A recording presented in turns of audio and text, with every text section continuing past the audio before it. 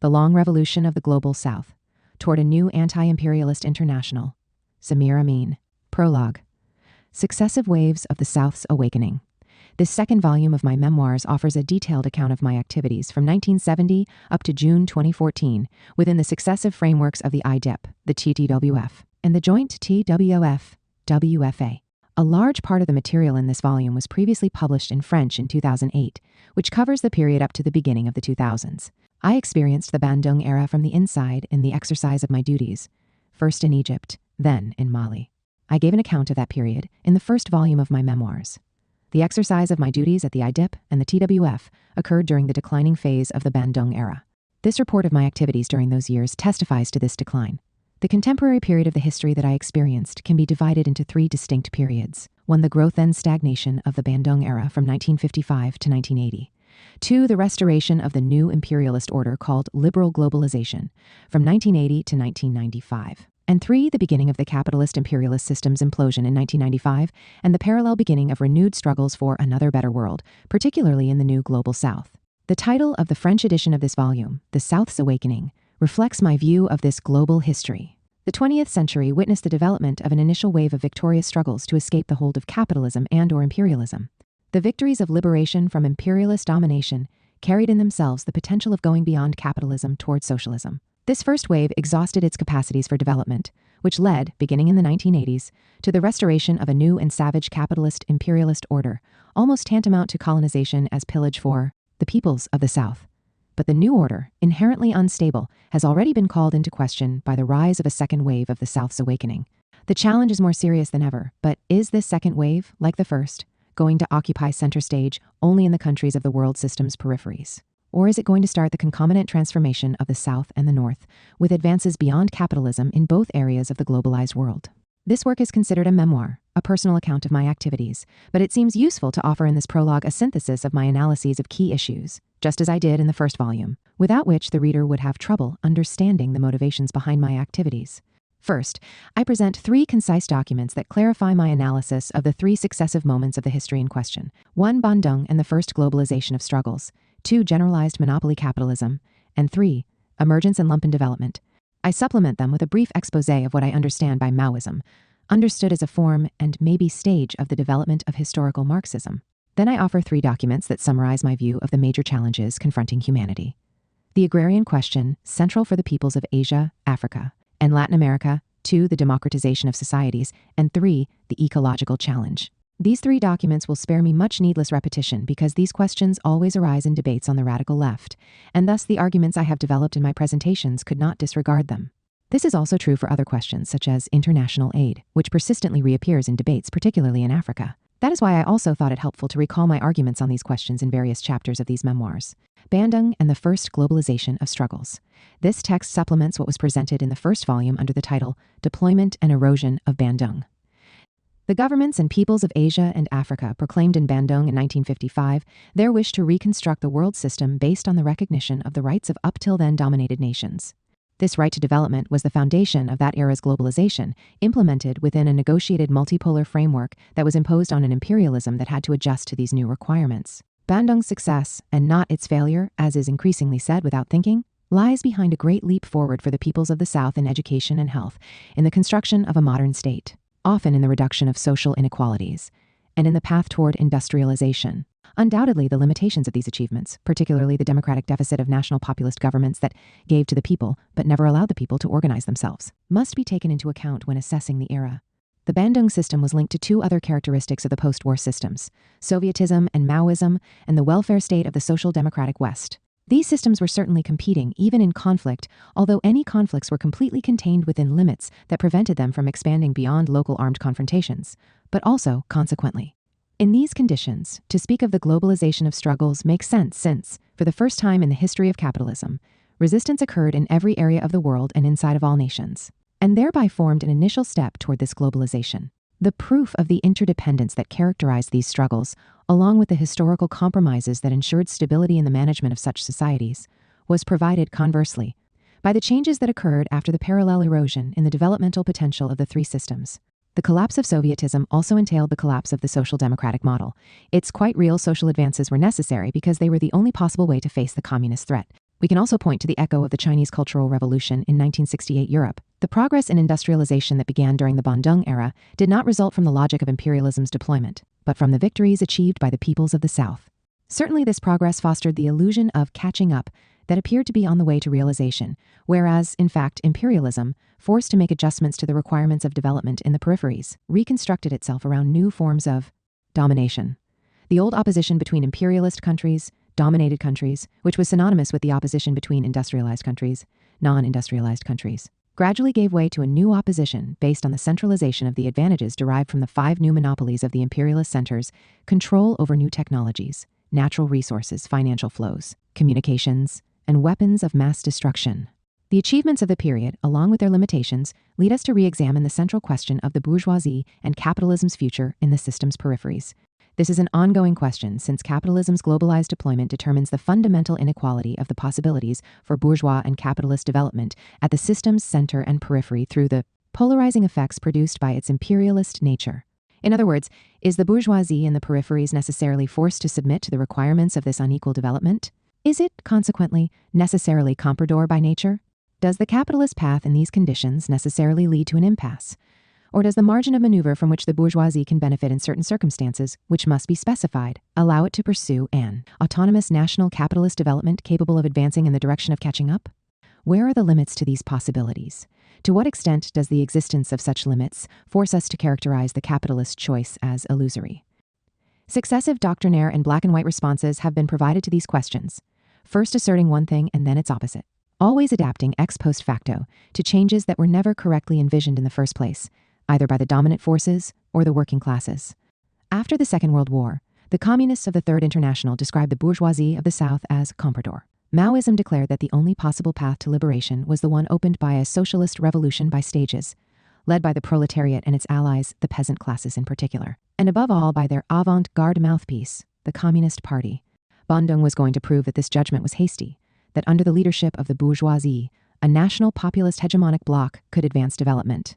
The page turned on the Bandung era with the neoliberal offensive of oligopolistic capital from the imperialist center, the triad of the United States, Western and Central Europe, Japan.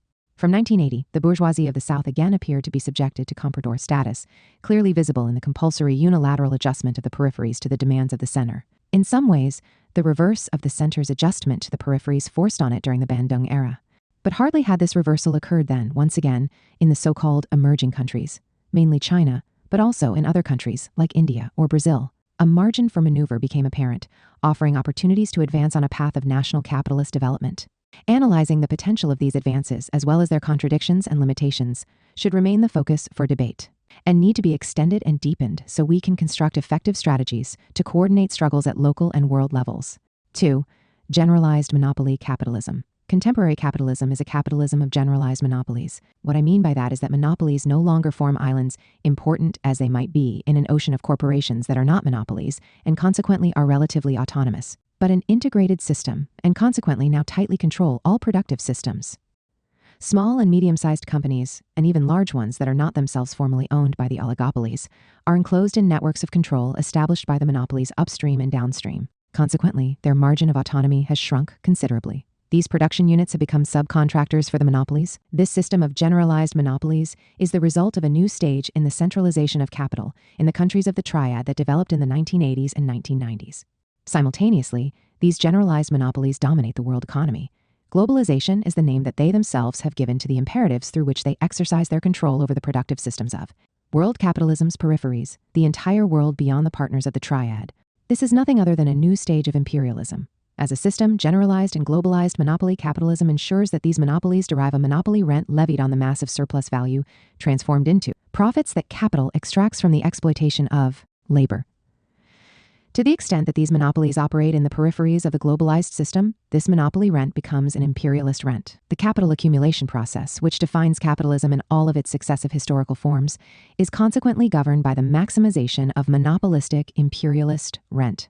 This displacement of the center of gravity of capital accumulation lies behind the continual pursuit of the concentration of incomes and fortunes, increasing monopoly rents, and captured mostly by the oligarchies, plutocracies that control the oligopolistic groups, to the detriment of labor incomes and even the revenues of non-monopolistic capital. In turn, this continually growing disequilibrium is itself the origin of the financialization of the economic system.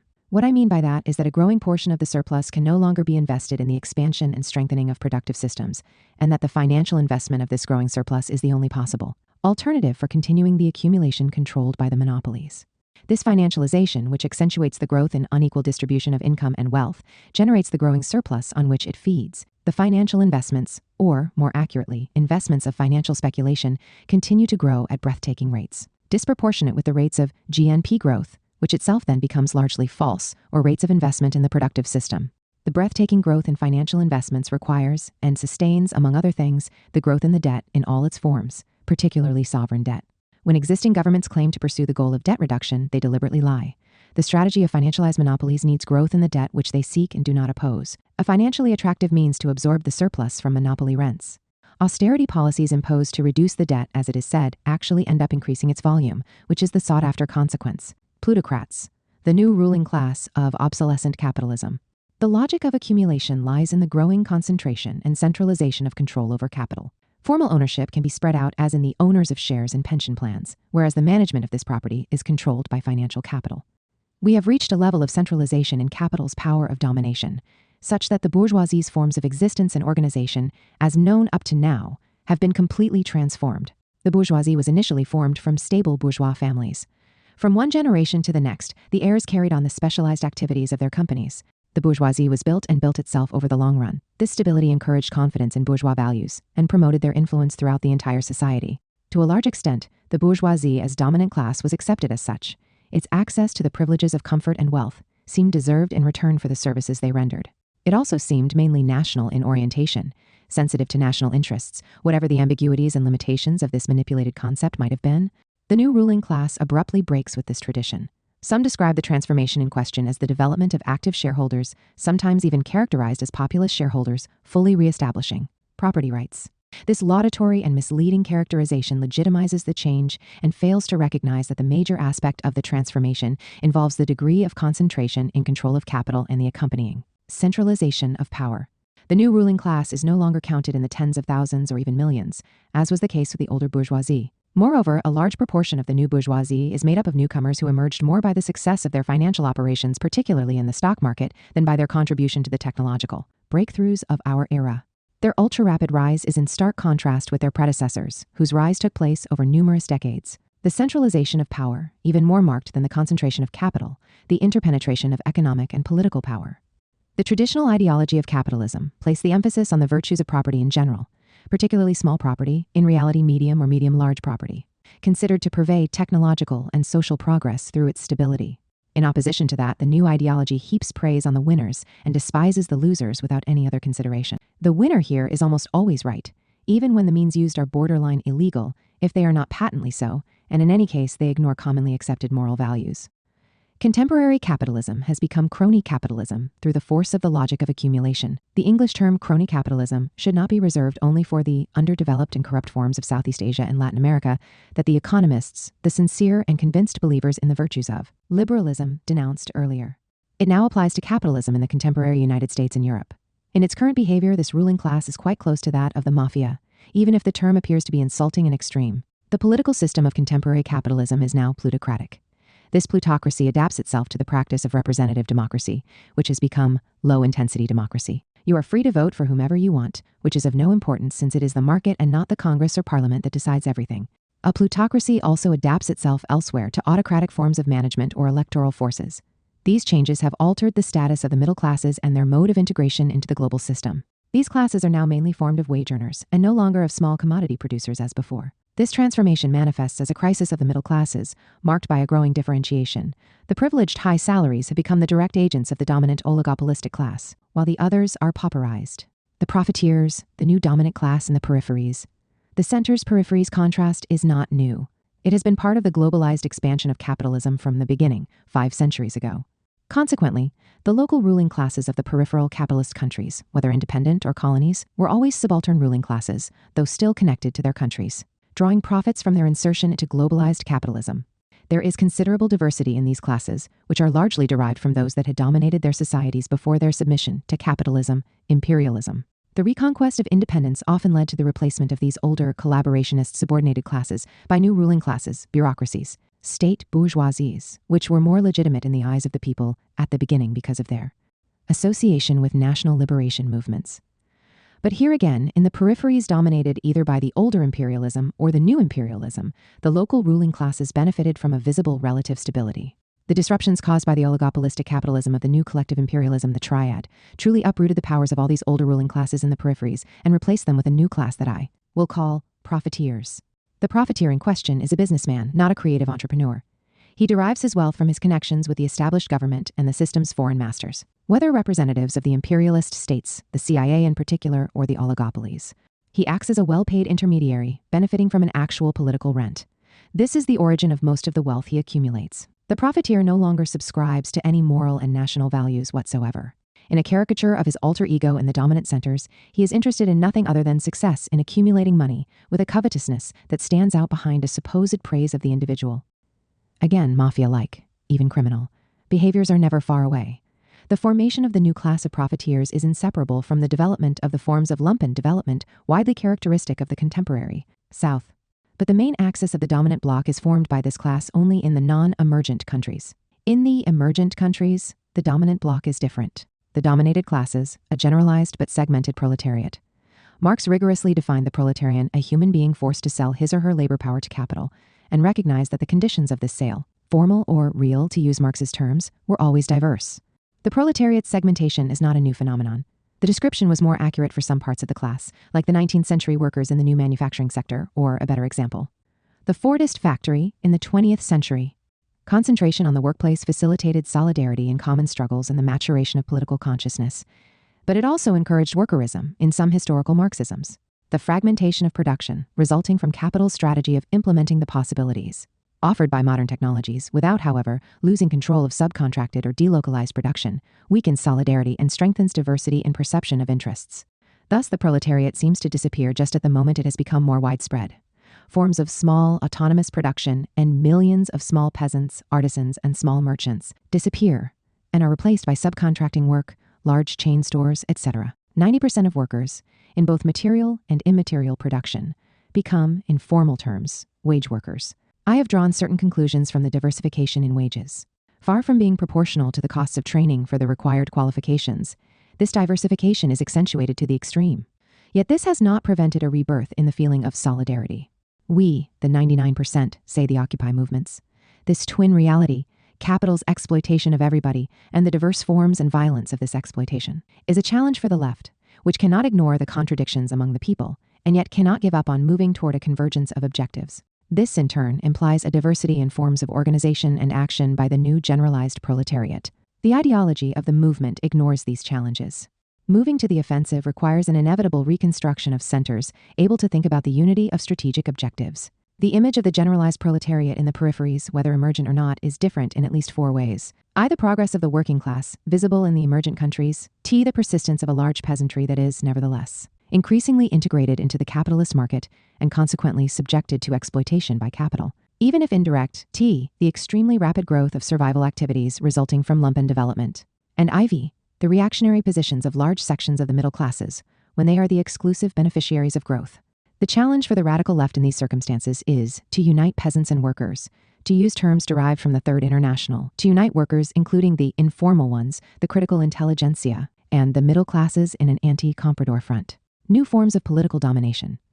Transformations in the economic base of the system and its accompanying class structures have changed the conditions for the exercise of power. Political domination is now expressed through a new style political class and a media clergy, both dedicated exclusively to serving the abstract capitalism of generalized monopolies. The ideology of the individual as king and the illusions of the movement that wants to transform the world, even change life, without posing the question of workers and peoples seizing power, would reinforce capital's new methods of exercising power.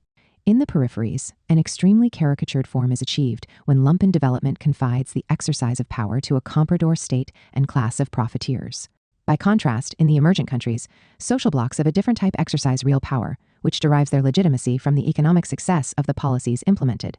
The illusion that emergence in globalized capitalism and by capitalist means will make it possible to catch up with the centers and the limitations, in fact, of what is possible in this context. And the concomitant social and political conflicts open the door to different possible developments, moving either toward the best in the direction of socialism or the worst failure and recompradorization. obsolescent capitalism and the end of bourgeois civilization. The characteristics of the new dominant classes described here are not passing conjunctural phenomena. They strictly correspond to the operational requirements of contemporary capitalism. Bourgeois civilization, like any civilization, cannot be reduced to the logic of the economic system's reproduction. It includes an ideological and moral component, praise for individual initiative certainly, but also honesty and respect for the law, even solidarity with the people, expressed at least at the national level. This value system ensured a certain stability to social reproduction as a whole and marked the world of political representations at its service. This value system is disappearing. Taking its place is a system without any values. Ignorance and vulgarity characterize a growing majority in this world of the dominants.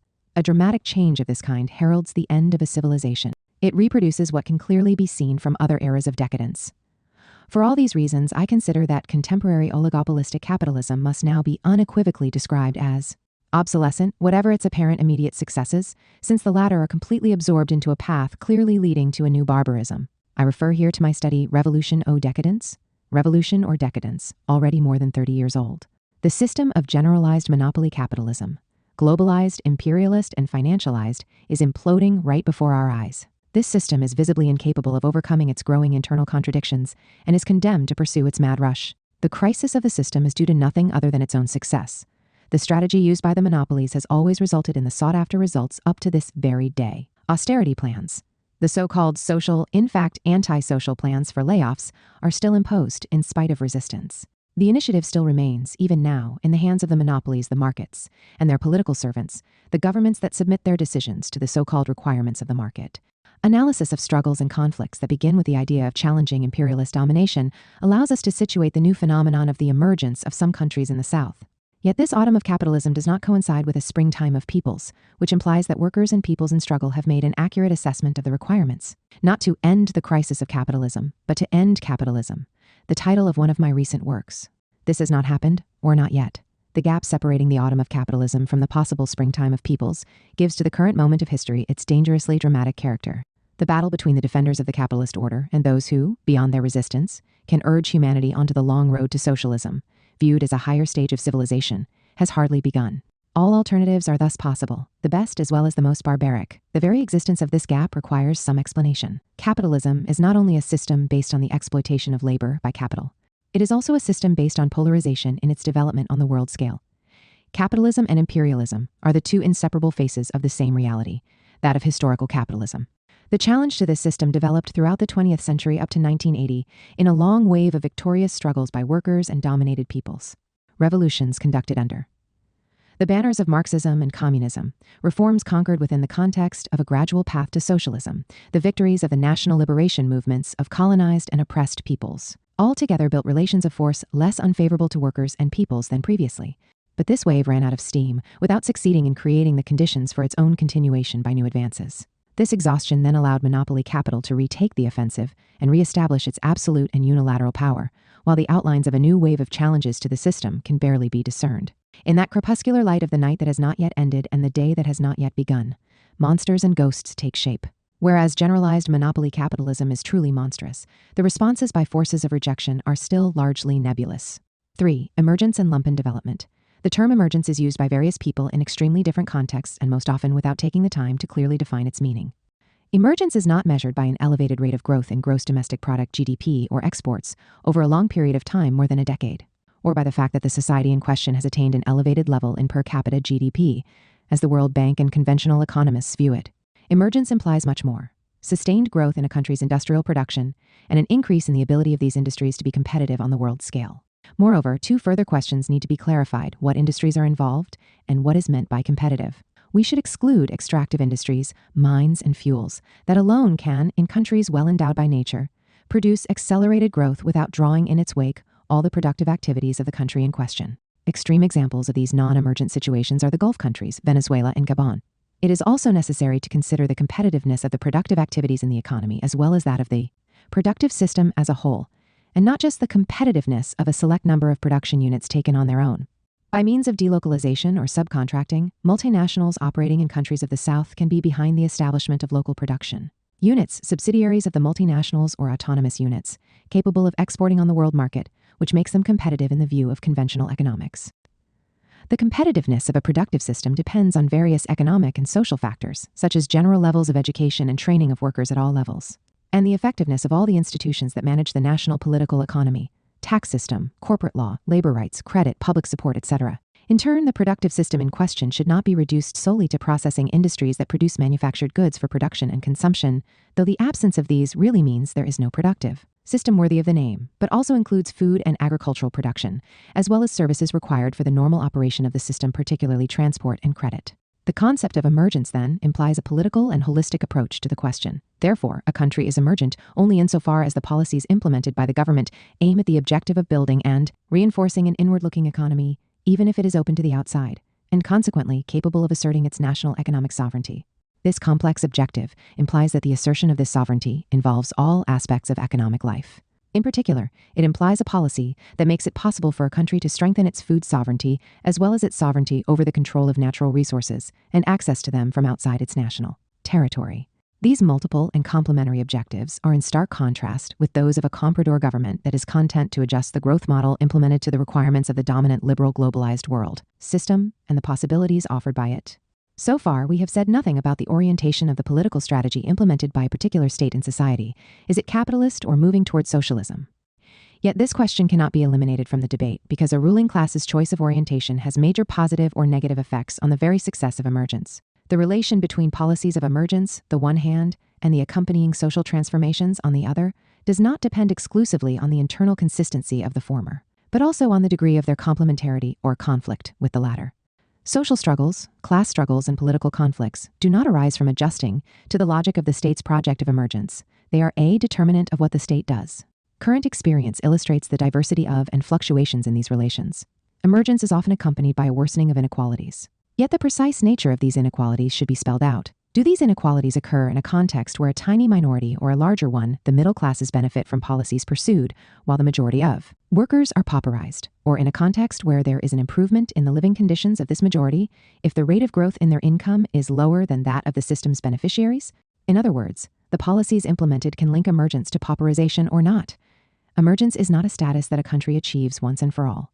It consists of successive steps. Earlier ones, if successful, would prepare the way for the following ones, or if not successful, would lead to an impasse. In the same way, the relation between the emergent economy and the world economy is itself in constant transformation and part of different overall possibilities, which could support social solidarity in the nation or weaken it.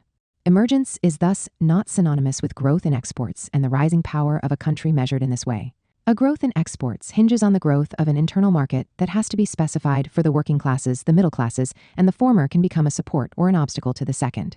A growth in exports can thus weaken or strengthen the relative autonomy of the emergent economy in its relations to the world system. Emergence is a political project, not only an economic one. An evaluation of its success is thus based on an examination of its capacity to reduce the way in which the dominant capitalist centers continue their domination. In spite of the economic successes of emergent countries, measured in the terms of conventional economics, for my part, I have defined these means in terms of control by the dominant powers of technological development, access to natural resources, the global financial and monetary system, means of information, and weapons of mass destruction. I also maintain the thesis that there is indeed a collective imperialism of the triad that intends to maintain, by any means, its privileged position in the domination of the world and prevent any emergent country from challenging this domination. I conclude from this that the ambitions of the emergent countries are in conflict with the strategic objectives of the imperialist triad, and the extent of the violence in this conflict is proportional to the degree of radicalness in the challenges from the emerging countries to the privileges of the center enumerated above. The economics of emergence also cannot be separated from the international policy of the countries in question. Do they align themselves with the triad's politico-military coalition? Do they, consequently, accept the strategies implemented by NATO, or do they attempt to counter them? An authentic project of emergence is the exact opposite of one that includes unilateral submission to the requirements of the globalized capitalism of the generalized monopolies, which can only result in what I call lumpen development.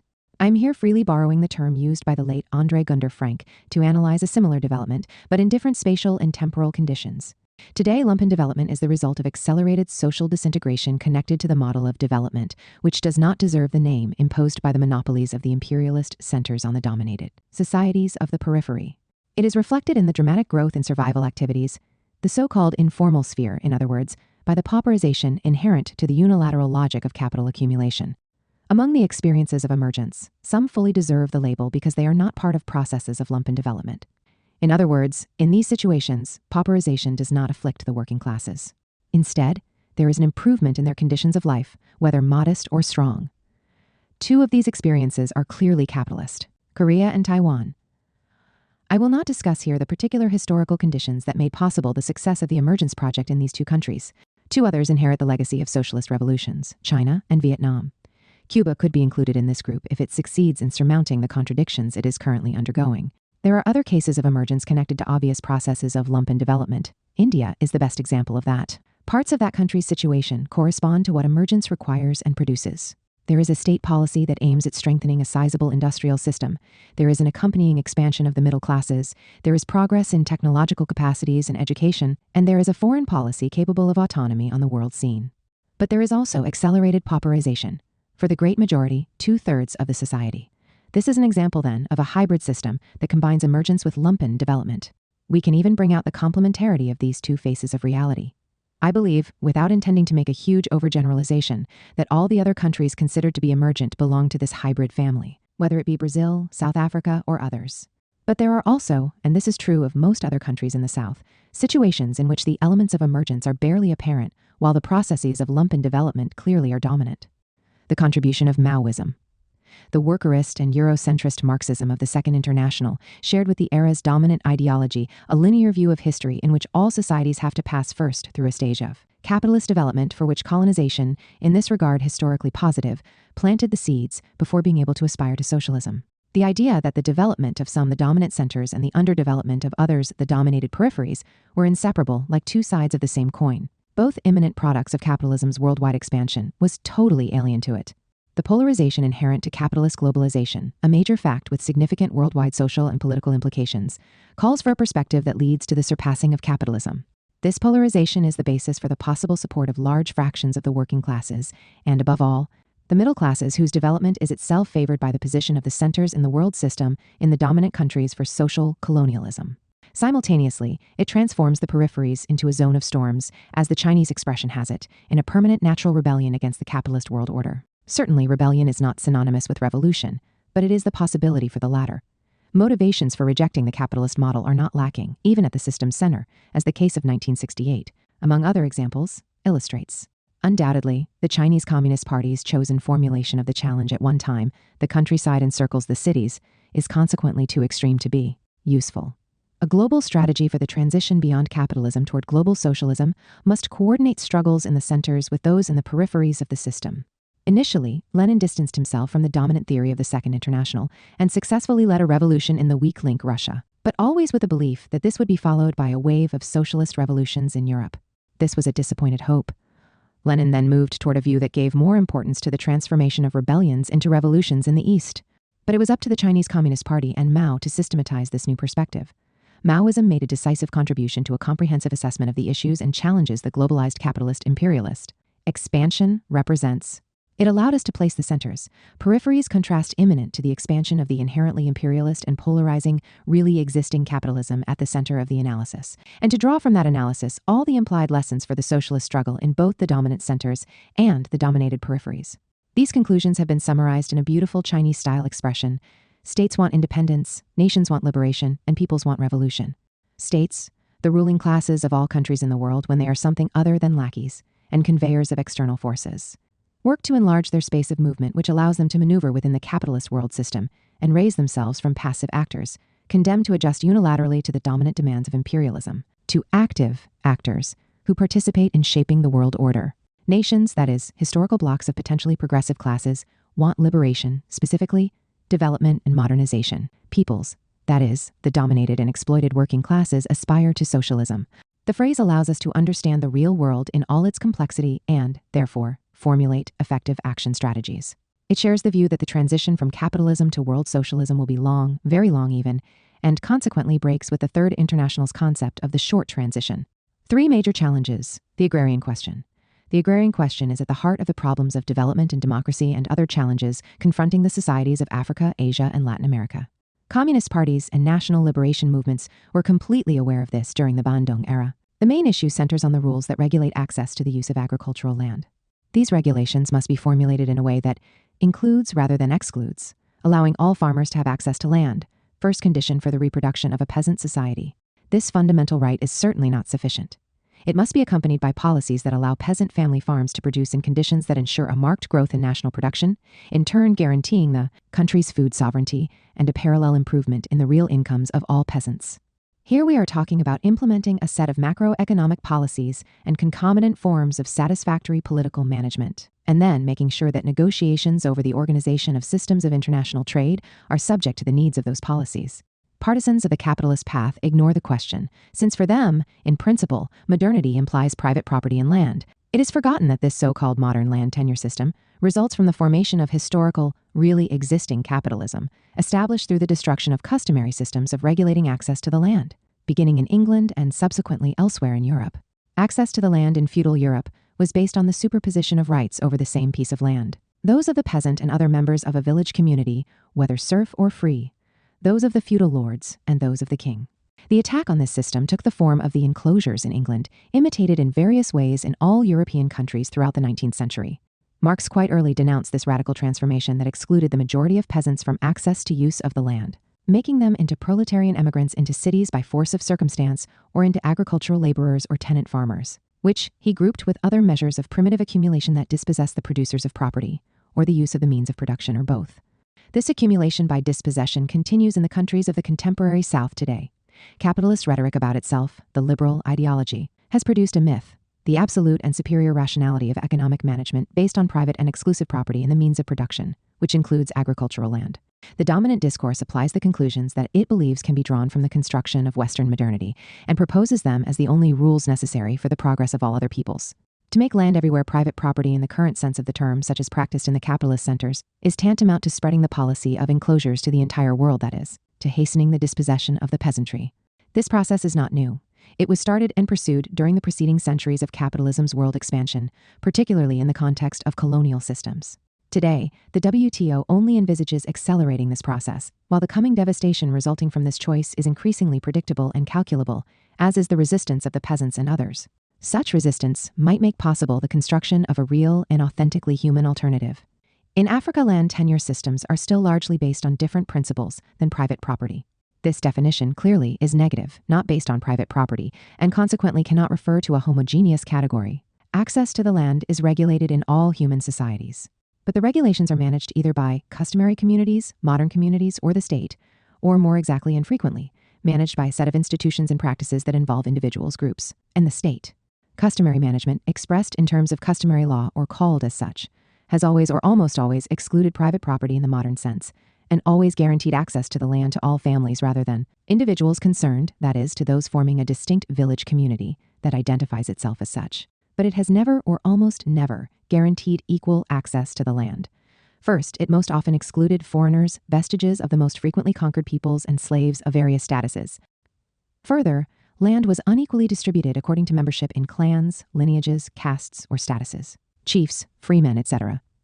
Thus, there is no reason to praise these customary rights unreasonably, as, unfortunately, a number of anti-imperialist nationalist ideologues do. Progress will certainly require that they be challenged. Customary management has never, or almost never, been carried out by independent villages. The latter have always been part of larger state bodies, stable or changing, strong or precarious, depending on circumstances, but rarely absent. The usage rights of communities and the families of which they are composed, then, have always been limited by the rights of a state, which collects a tribute. The reason why I call the huge family of pre-modern modes of production tributary. These complex forms of customary management, different from one country and time period to another in the best of cases, exist only in extremely degraded forms. Having been subject to the onslaught of the dominant processes of globalized capitalism for at least 2 centuries in Asia and Africa, and sometimes 5 in Latin America, India is probably one of the clearest examples.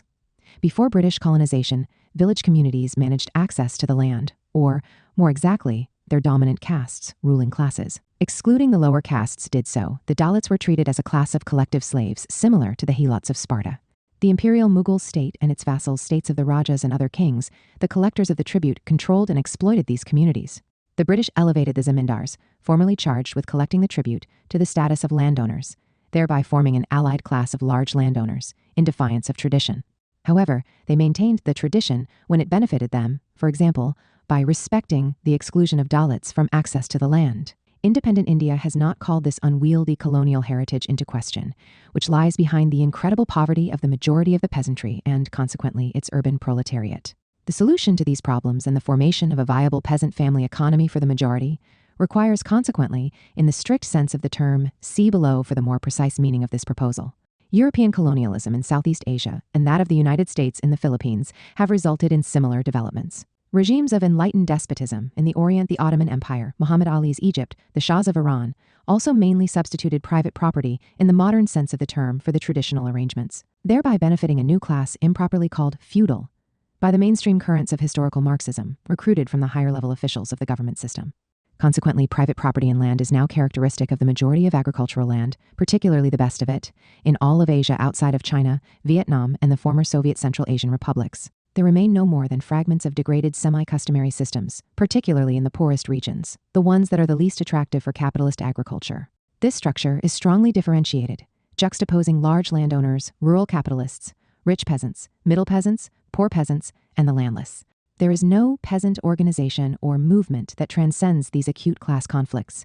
In Arab Africa, South Africa, Zimbabwe, and Kenya, the colonizers, except in Egypt, had granted to their settlers, or to the Boers in South Africa, modern private property, in general of the latifundia type. This heritage has certainly been eliminated in Algeria, but here the peasantry had practically disappeared, proletarianized, and turned into vagrants by the expansion of colonial lands, while in Morocco and Tunisia, the local bourgeoisie took over the land, which was also partly the case in Kenya. In Zimbabwe, the revolution underway has challenged the colonial heritage, benefiting, in part, new, medium-sized landowners of urban more than rural origin, and, in part, communities of poor peasants. South Africa is still not part of this trajectory. The fragments of the degraded semi-customary systems that still exist in the poor regions of Morocco, Berber Algeria, or in the Bantustans of South Africa are subject to the threat of private appropriation, encouraged by forces from both inside and outside of these societies. In all these situations, the character of peasant struggles, and possibly the organizations that lead them or join forces with them, should be carefully defined. Do these movements and demands represent rich peasants in conflict with the direction of particular state policies and the influence of the dominant world system on these policies? Or do they represent poor peasants and the landless? Can they form an alliance against the dominant so-called neoliberal system? Under what conditions and to what extent? Can the demands, whether expressed or not, of the poor peasants and the landless be overlooked?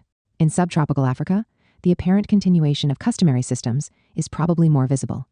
Here, the colonization model was different and referred to as a trading economy, economie de traite. Management of access to land was left to so-called customary authorities, yet still controlled by the colonial state via authentic traditional chiefs or false ones fabricated by the administration. The aim of such control was to force the peasants to produce, beyond their own subsistence needs, a quota of products specifically for export: peanuts, cotton, coffee, cacao. The preservation of a land tenure system that did not include private property was the result of colonization, since no land rent entered into the composition of the prices for the designated products. This system resulted in soil mismanagement, destroyed, sometimes permanently, by the extension of cultivation, as can be seen in the desertification of the groundnut growing areas of Senegal. Once more demonstrated that its inherent short-term rationality was well and truly behind an ecological disaster. The juxtaposition of subsistence food production and production for export also made it possible to pay peasants for their labor at rates close to zero. In these conditions, to speak of a customary land tenure system is to overdo it considerably. This is really a new system that preserves only the appearances of traditions, often the less valuable parts. China and Vietnam are unique examples of a system for managing access to land that is not founded on private property or on custom, but on a revolutionary new right unknown almost everywhere else. All peasants, defined as inhabitants of a village, have equal access to the land. I emphasize the term equal. This right is the greatest achievement of the Chinese and Vietnamese revolutions. In China, and even more in Vietnam, which was more thoroughly colonized, the old land tenure systems, those I have called tributary, were already quite eroded by capitalism. The old ruling classes of the imperial system of government largely monopolized agricultural land as private or almost private property, while capitalist development fostered the formation of new classes of rich peasants. Mao Zedong is the first, and probably the only one, followed by Chinese and Vietnamese communists, to have defined a strategy for agrarian revolution based on the mobilization of the majority of the poor, landless, and middle peasants. The victory of this revolution straightaway allowed the abolition of private land, replaced by state-owned land, and the organization of new forms of equal access to the land for all peasants. This organization has certainly passed through several successive phases, including one inspired by the Soviet model of production cooperatives. The limitations of the latter's achievements led the two countries to return to peasant family farms. Is this model viable? Can it produce continuous improvement in production without generating surplus rural labor? under what conditions, what state support policies are required, what forms of political management can meet the challenge. Ideally, the model implies parallel rights of the state as sole landowner on the one hand and of the usufructuary, the peasant family, on the other. The state guarantees equal distribution of village lands among all families. It prohibits any use other than family cultivation, such as renting out the land. It guarantees that the product of the investments made by the usufructuary returns to him, in the short term, through his ownership of all of the farm's production, freely marketable. Although the state guarantees it by its purchases at a minimum price, and in the long term, through the inheritance of the usufruct by the children who remain on the farm, the emigrant, when leaving the village, loses the right of access to the land, which returns to the basket of land for redistribution. Since this is certainly about rich soils, but also small, even tiny farms, the system is viable only as long as vertical investment, a well-organized green revolution, not the one pushed by agribusiness, without large-scale motorization, proves to be as effective in allowing an increase in production per rural farmer as horizontal investment, that is, expansion of the farm, supported by intensification of motorization. Has this ideal model ever been implemented? It was probably close to being implemented in China during the Deng Xiaoping era. It remains the case that, while it could produce a strong degree of equality within a village, it had never been able to avoid inequalities among communities, which were a function of soil quality, population densities, and proximity to urban markets. No system of redistribution, even via cooperatives and state marketing monopolies during the Soviet phase, was up to the challenge. What is certainly more serious is that the system itself is subject to internal and external pressures that erode its social scope and significance. Access to credit, under satisfactory conditions for the provision of inputs, is subject to all kinds of bargaining and interventions, both legal and illegal. Equal access to the land is not synonymous with equal access to better conditions of production. The popularization of market ideology encourages this erosion. The system tolerates, even legitimates once again, the leasing of land, tenant farming, and the use of wage labor. The rhetoric of the right, encouraged from the outside, repeats that it will be necessary to give to the peasants ownership of the land and to open the market in agricultural land. It is more than obvious that the rich peasants, even agribusiness, who aspire to increase their property, lie behind such views. This management system that regulates peasant access to the land has up till now been undertaken by the state and its ruling party. It is clearly possible to envision a system managed by actually elected village councils. That is probably necessary because there is not really any other way to mobilize the majority opinion and reduce the intrigues of a minority who might profit from a more pronounced capitalist development. The dictatorship of the party has been proven to be prone to sink into careerism, opportunism, even corruption. There are social struggles underway in the rural areas of China and Vietnam. They are just as prominent elsewhere in the world, but they are mainly defensive. That is, they are committed to defending the heritage of the revolution, the equal right for everyone to the land. Such defense is necessary insofar as this heritage is more threatened than it appears, in spite of repeated affirmations to the contrary by the two governments that state ownership of land will never be abolished in favor of private property. But this defense today requires recognition of the right to engage in such practices through organizing those who are concerned, that is, the peasants. Forms of organizing agricultural production and land tenure systems are too diverse throughout Asia and Africa to construct a single path for the peasant alternative that can work for everyone. Hence, agrarian reform should be understood as a redistribution of private property when it is considered to be too unequally distributed. This is not a matter of a reform of the land tenure system, since this system is still managed by the principle of ownership. Nevertheless, this reform is necessary both to satisfy the perfectly legitimate demand of the poor and landless peasants and to reduce the political and social power of large landowners. But where it has been implemented, in Asia and Africa, after the liberation from imperialist and colonial domination, it was accomplished by hegemonic non-revolutionary social forces, meaning that these reforms were not managed by the majority of poor and dominated classes, except in China and Vietnam. In the latter, there was not any agrarian reform in the strict sense of the term, but, as I have said, a suppression of private property in land, an affirmation of state property, and an implementation of the principle of equal access to land. Use for all peasants. Elsewhere, true reforms dispossessed only the large landowners to the ultimate benefit of middle, and even in the longer term rich peasants, while neglecting the interests of the poor and landless. That was the case in Egypt and other Arab countries. The reform underway in Zimbabwe could very well end up with similar results. Reform is still part of the required agenda in India, Southeast Asia, South Africa, and Kenya. Even where agrarian reform is an immediate and imperative requirement, it would still be an ambiguous progress because of its longer-term significance. It reinforces attachment to small property that becomes an obstacle to challenging a land tenure system based on private property. The history of Russia illustrates this. Changes begun after the abolition of serfdom and stimulated by the 1905 revolution, followed by Stolypin's policies, had already produced a demand for property that the 1917 revolution recognized through a radical agrarian reform. As is well known, the new small landowners were unenthusiastic about giving up their rights in favor of the unfortunate cooperatives organized in the 1930s. Another path to development based on peasant family farming, organized around generalized small property, perhaps might have been possible. It was not attempted. But what about regions other than China and Vietnam, where the land tenure system is not yet based on private property? Here we are talking about intertropical Africa. This is an old debate. Toward the end of the 19th century, in his correspondence with the Russian Narodniks, Vera Zasulich, among others, Marx dared to assert that the absence of private property can be an asset for the socialist revolution, allowing the leap to a system for managing access to the land other than the one governed by private property. But he did not specify what forms this new system should take, with the qualifier collective, as true as it is, being inadequate. 20 years later, Lenin concluded that this possibility no longer existed, eliminated by the penetration of capitalism and the accompanying spirit of private property. Is this judgment correct or not? I will not express an opinion on this question, for which my knowledge of Russia is insufficient. Still, it is the case that Lenin was not inclined to give critical importance to this question, having accepted Kautsky's view expressed in the agrarian question. Kautsky generalized the scope of the modern European capitalist model and concluded that the peasantry was destined to disappear due to capitalist expansion itself.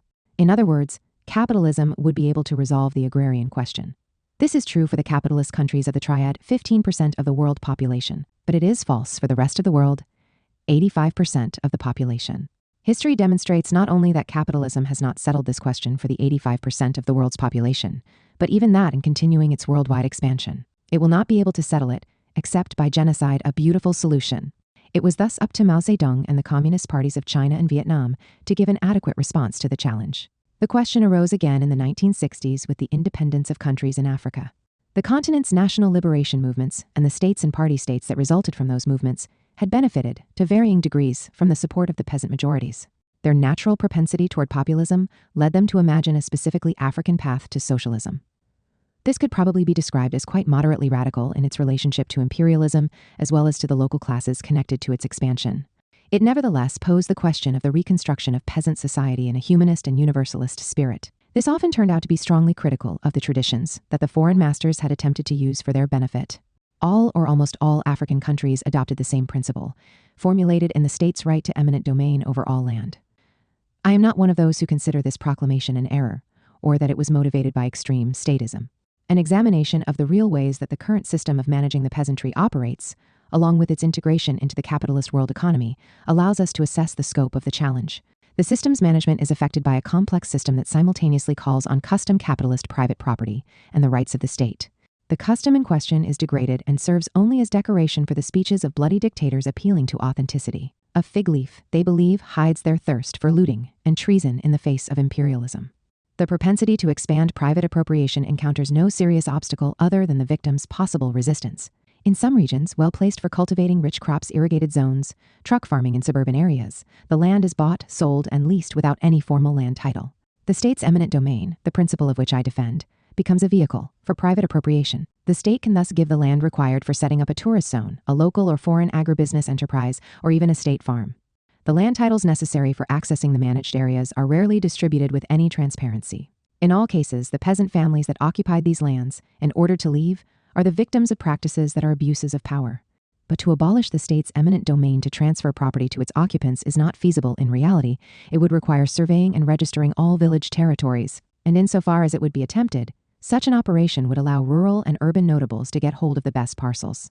The correct response to the challenges of managing a land tenure system, not based on private property or at least one not dominated by it, requires reform of the state and its active involvement in establishing a modernized, economically effective, and, to avoid, or at least reduce inequalities, democratic system to manage access to land.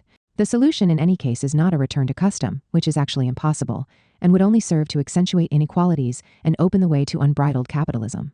We cannot say that any of the African states have ever attempted to follow the path recommended here. Mali, the Sudanese Union, following its independence in September 1961, initiated what has been quite incorrectly called collectivization.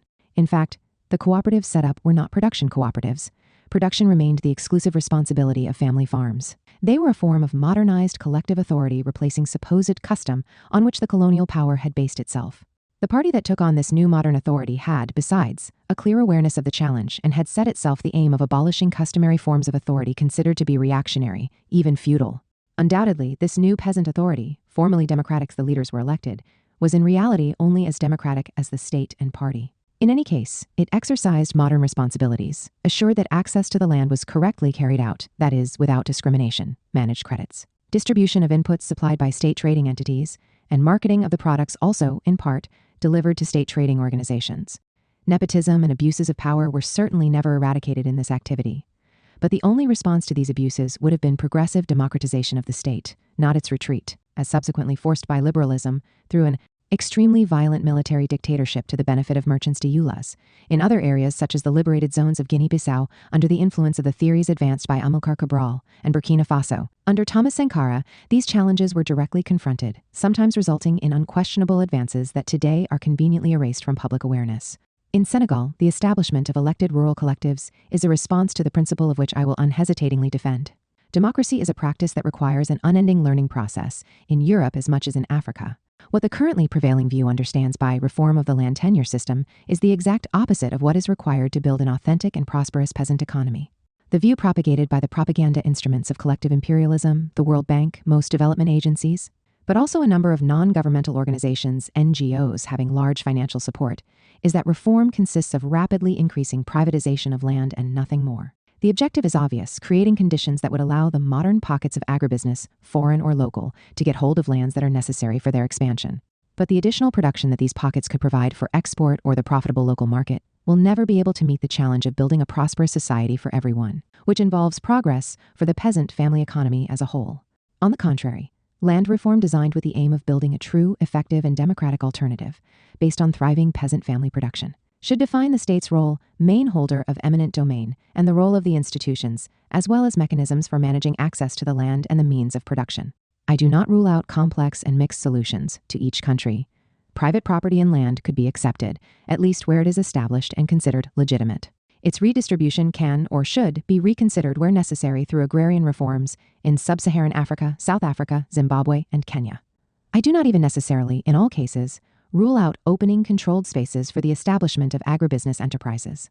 But the main point lies elsewhere, in the modernization of peasant family production and the democratization in the process of managing its integration into the national economy and into globalization. I do not have a blueprint to propose here. I am satisfied highlighting some of the large problems that such a reform raises. The democratic question is the main focus of the response to the challenge we are examining. This is a complex and difficult question that cannot be reduced to the insipid rhetoric of good governance and multi-party elections. The question includes an undeniable cultural aspect. Democracy pushes for the abolition of customs that are hostile to it, prejudices about social hierarchies, and above all, the treatment of women.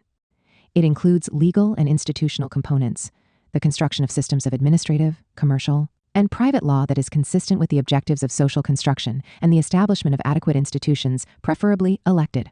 But above all, when all is said and done, the progress of democracy will depend on the social power of its defenders. The organization of peasant movements is, in this sense, absolutely irreplaceable. It is only insofar as the peasantry is able to speak for itself that advances in the direction of what is called participatory democracy, as opposed to reducing the problem to the dimensions of representative democracy, will open up. The question of relations between men and women is a no less essential dimension of the democratic challenge. When we speak of the peasant family farm, we are obviously referring to the family, which up to now, and almost everywhere, has been characterized by the structural submission of women and the over-exploitation of their labor power. A democratic transformation will not happen in these conditions without women's organized movements. Attention should also be focused on the question of migrations. Customary rights generally exclude foreigners, that is, all those who do not belong to the clans, lineages, and families that make up a village community from rights to the land, or restrict access to it. Migrations caused by colonial and post-colonial development have sometimes taken on dimensions that shake up the idea of the ethnic homogeneity of particular regions affected by such migration. The emigrants, whether originally from outside a particular state, like the Burkinabe in Côte d'Ivoire, or, although formally citizens of the same state, of an ethnic origin foreign to the regions where they settled. Like the Hausa in the Nigerian state of Plateau, see their rights to the land they have cultivated challenged by narrow-minded and chauvinistic political movements which benefit from external support. To defeat such communitarianisms ideologically and politically, and to unequivocally condemn the paracultural rhetoric underlying them, has become one of the imperative conditions for authentic democratic advances. All of the preceding analyses and proposals only concern the status of property and regulations for access to the land. These questions are a major focus in debates on the future of agricultural and food production, peasant societies, and the individuals making up those societies. But they do not deal with all dimensions of the challenge. Access to the land falls short of any potential for social change if the peasant beneficiary is not able to access the necessary means of production under acceptable conditions: credit, seeds, inputs, access to markets. National policies and international negotiations that focus on defining the frameworks in which prices and incomes are determined are another component of the peasant question. I will limit myself here to outlining two major conclusions and proposals I have reached. We cannot accept treating agricultural and food production and the land as ordinary commodities, and consequently, accept the necessity of including them in the globalized liberalization promoted by the dominant powers, the United States and the European Union, and multinational capital. The agenda of the WTO, which is a direct descendant of the GATT since 1995, must purely and simply be rejected. We must seek to convince public opinion in Asia and Africa, beginning with peasant organizations, but also all social and political forces that defend the interests of the working classes and the nation, particularly the requirements of its food sovereignty, and all those who have not given up a development project worthy of the name. That the negotiations conducted within the framework of the WTO agenda will result in catastrophe for the peoples of Asia and Africa. These simply threaten to ruin more than 2.5 billion peasants of the two continents, offering them no alternative other than migration into shantytowns and imprisonment in concentration camps, the construction of which has already been anticipated for these potential migrants. We cannot accept the maneuvering of the major imperialist powers, the United States and Europe, that work together within the WTO in their attack on the peoples of the South. We should be aware that these powers, who unilaterally attempt to impose liberal provisions on the countries of the South, always make sure to exclude themselves from such provisions by maneuvers that can only be described as systematic cheating.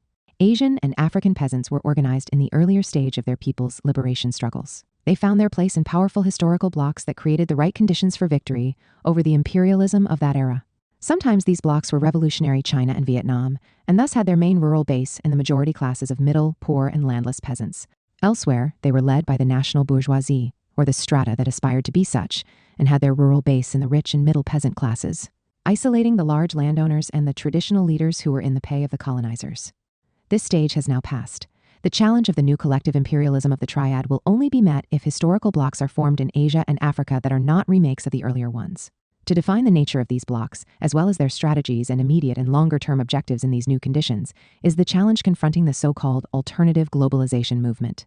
This challenge is much more serious than what a large number of these movements involved in current struggles could imagine. New peasant organizations exist in Asia and Africa that drive current struggles. Often, when political systems make the formation of formal organizations impossible, social struggles in the country are conducted by movements without leaders, or at least obvious ones. These activities and programs, when they exist, need to be analyzed more. What peasant social forces do they represent? Whose interests do they defend? Is it the majority of peasants? Or is it minorities who aspire to find their place in the expansion of globalized capitalism? We should avoid quick responses to these complex and difficult questions. We should beware of condemning some organizations and movements because they do not mobilize the peasant majorities around radical programs. This would amount to ignoring the requirements for organizing broad alliances and formulating a strategy of stages. But we should also beware of subscribing to the rhetoric of naive alter-globalization, which often sets the tone in forums and encourages the illusion that the world is moving in the right direction solely because social movements exist. This rhetoric, it is true, emanates more from numerous NGOs, of good intentions perhaps, than from peasant and worker organizations. 2. Electoral democracy or democratization of societies. There is no authentic democracy without social progress. Democracy is both a requirement in itself and a means for the working classes to assert their rights and demands. Democracy in the general sense involves recognition of the legitimacy of different views of the relations between the individual and society, and the concomitant legitimacy of diverse interests and the institutions necessary to promote their implementation. As such, it is an imperative condition for human emancipation. We cannot imagine such emancipation without a concomitant emancipation of the mind. Democracy provides maximum opportunities for creativity in all areas. But democracy, in the more specific sense of a set of institutions that define and control its practices, is also a means either to facilitate or hinder the advancement of the people's, the working popular class's interests. In this latter sense, we should then carefully distinguish the means of popular democracy from those of democracy reserved to the privileged. To describe democracy as popular could be taken for a pleonasm, since demos means people in Greek. But the pleonasm is necessary, because the democracy that the dominant ideology offers to us was designed and constructed to serve the privileged and not to promote the power of the popular classes. An authentic democracy is inseparable from social progress. That means it must combine the requirements for liberty with the no less important requirements for equality. These two values are not necessarily spontaneously complementary, but often in conflict, when liberty is combined with property, which is placed on equal footing and sanctified by the economic system. It reduces the space for realizing demands for equality. The property in question is that of a minority. In our era, it belongs to large financial oligopolies. In these conditions, the combination of liberty and property establishes the real power of a plutocracy, reducing democracy to ritual practices without any real significance. However, equality, or at least a certain amount of less inequality, can be, and often was in contemporary history, guaranteed by the government without great tolerance for the exercise of citizen freedoms. Combining liberty and equality is the essence of the challenge that confronts us today. The institutional democracy that the dominant ideology offers us is an obstacle to authentic democratic progress. Advances in democracy have always been produced by popular struggles, and such advances have always been more prominent in revolutionary periods. Democracy as we know it was not, and still is not, designed to encourage the expression of grassroots demands, but rather sets up obstacles that are difficult to overcome.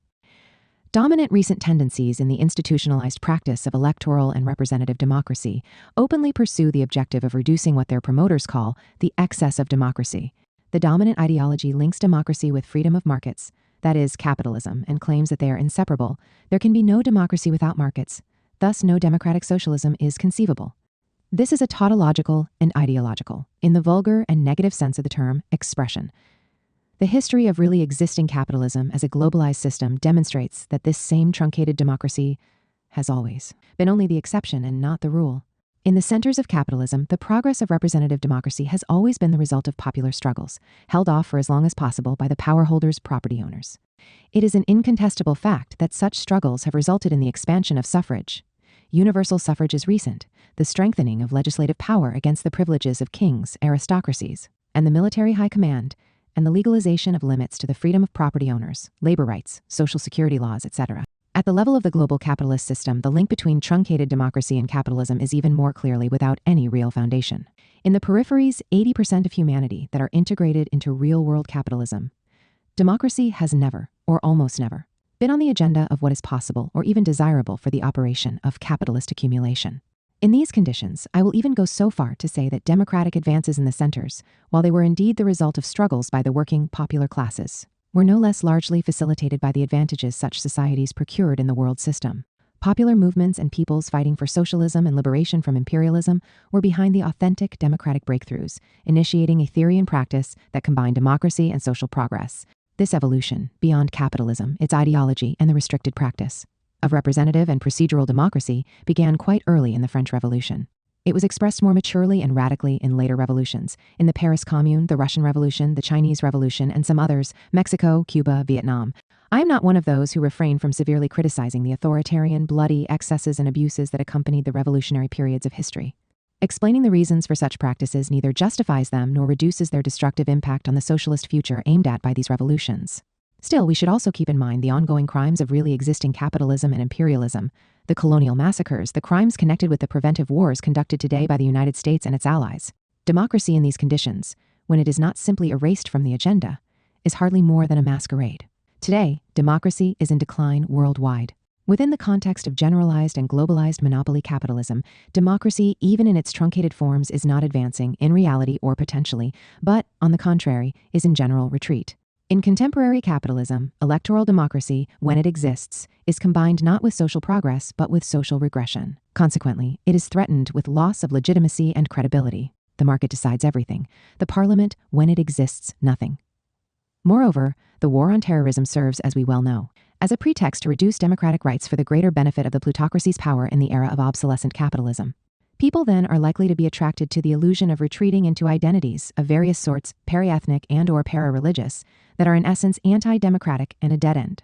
In the countries of the capitalist imperialist center, the working popular classes, and even most of the middle classes, at least potentially, certainly aspire to a more real democracy, more equality, and more solidarity and social security, job security, retirement systems, etc. It is not certain that the ideology of cutthroat competition will be accepted indefinitely. But are the peoples of the North disposed to give up the significant advantages accruing to them through plundering the entire world, which implies maintaining the peoples of the South in underdevelopment? The ecological concern for sustainable development should lead to a serious reconsideration of these advantages. For this very reason, it has to be said that the manifestation of this concern seldom exceeds the expression of pious wishes. Here, subservience to the democratic farce is internalized by a self-described postmodernist discourse that, quite simply, refuses to recognize the extent of such destructive effects. The main thing lies elsewhere, it is said. What do elections matter in civil society, where individuals have become what the liberal virus claims they are, the subjects of history, whereas they are indeed not that at all. But the democratic farce does not work in the system's peripheries. Here, in the zone of storms, the established order does not benefit from sufficient legitimacy to allow a stabilization of the society. The persistence of backward-looking aspirations does not result from the tenacious backwardness of the peoples involved, the usual rhetoric on the subject, but from an ineffective response to a real challenge. All peoples and nations of the peripheries have not only been subjected to the fierce economic exploitation of imperialist capital, they have also, consequently, been subjected just as much to cultural aggression. The dignity of their cultures, languages, customs, and history has been denied with the greatest contempt. It is not surprising that these victims of external and internal colonialism, Native Americans, naturally link their social and political liberation with the restoration of their national dignity. But these legitimate aspirations, in turn, lead them to look exclusively to the past, hoping to find there the answers to the questions of today and tomorrow. There is a real risk of seeing the people's movement of awakening and liberation trap itself into tragic impasses when the backward-looking approach is taken as the central axis of the sought-after renewal. This confusion, among other causes, lies behind the religious renewal. By that I mean the resurgence of conservative and reactionary religious and para-religious interpretations that are communitarianist and ritualistic. Here monotheism quite easily is wedded to moneytheism. I obviously exclude from my judgment religious interpretations that rely on their spiritual sense to justify taking the side of those social forces fighting for freedom. But the former interpretations are dominant, and the latter are in the minority and often marginalized. Other no less reactionary ideological approaches compensate in the same way for the emptiness created by the liberal virus. Nationalisms and ethnic or para-ethnic communitarianism are good examples. In the countries of the periphery, the challenge can be taken up only if, during a long transition period, centuries long, the political systems of popular democracy successfully combine three objectives. I maintain and strengthen national independence in a multipolar international system based on the principle of negotiated globalization. T. Accelerate the development of productive forces without which it is futile to speak about eradicating poverty and building a balanced multipolar world. And T. Affirm the growing place of socialist values, particularly equality. This challenge involves 3/4 of humanity. Democracy is not a ready-made formula that simply needs to be adopted. Its realization is a continuous process, which is why I prefer the term democratization. The proposed formula, a multi-party system in elections, turns into farce and runs a serious risk that the struggle for democracy will lose legitimacy. Accepting this solution as less bad would trap the unsuspecting in a demoralizing impasse.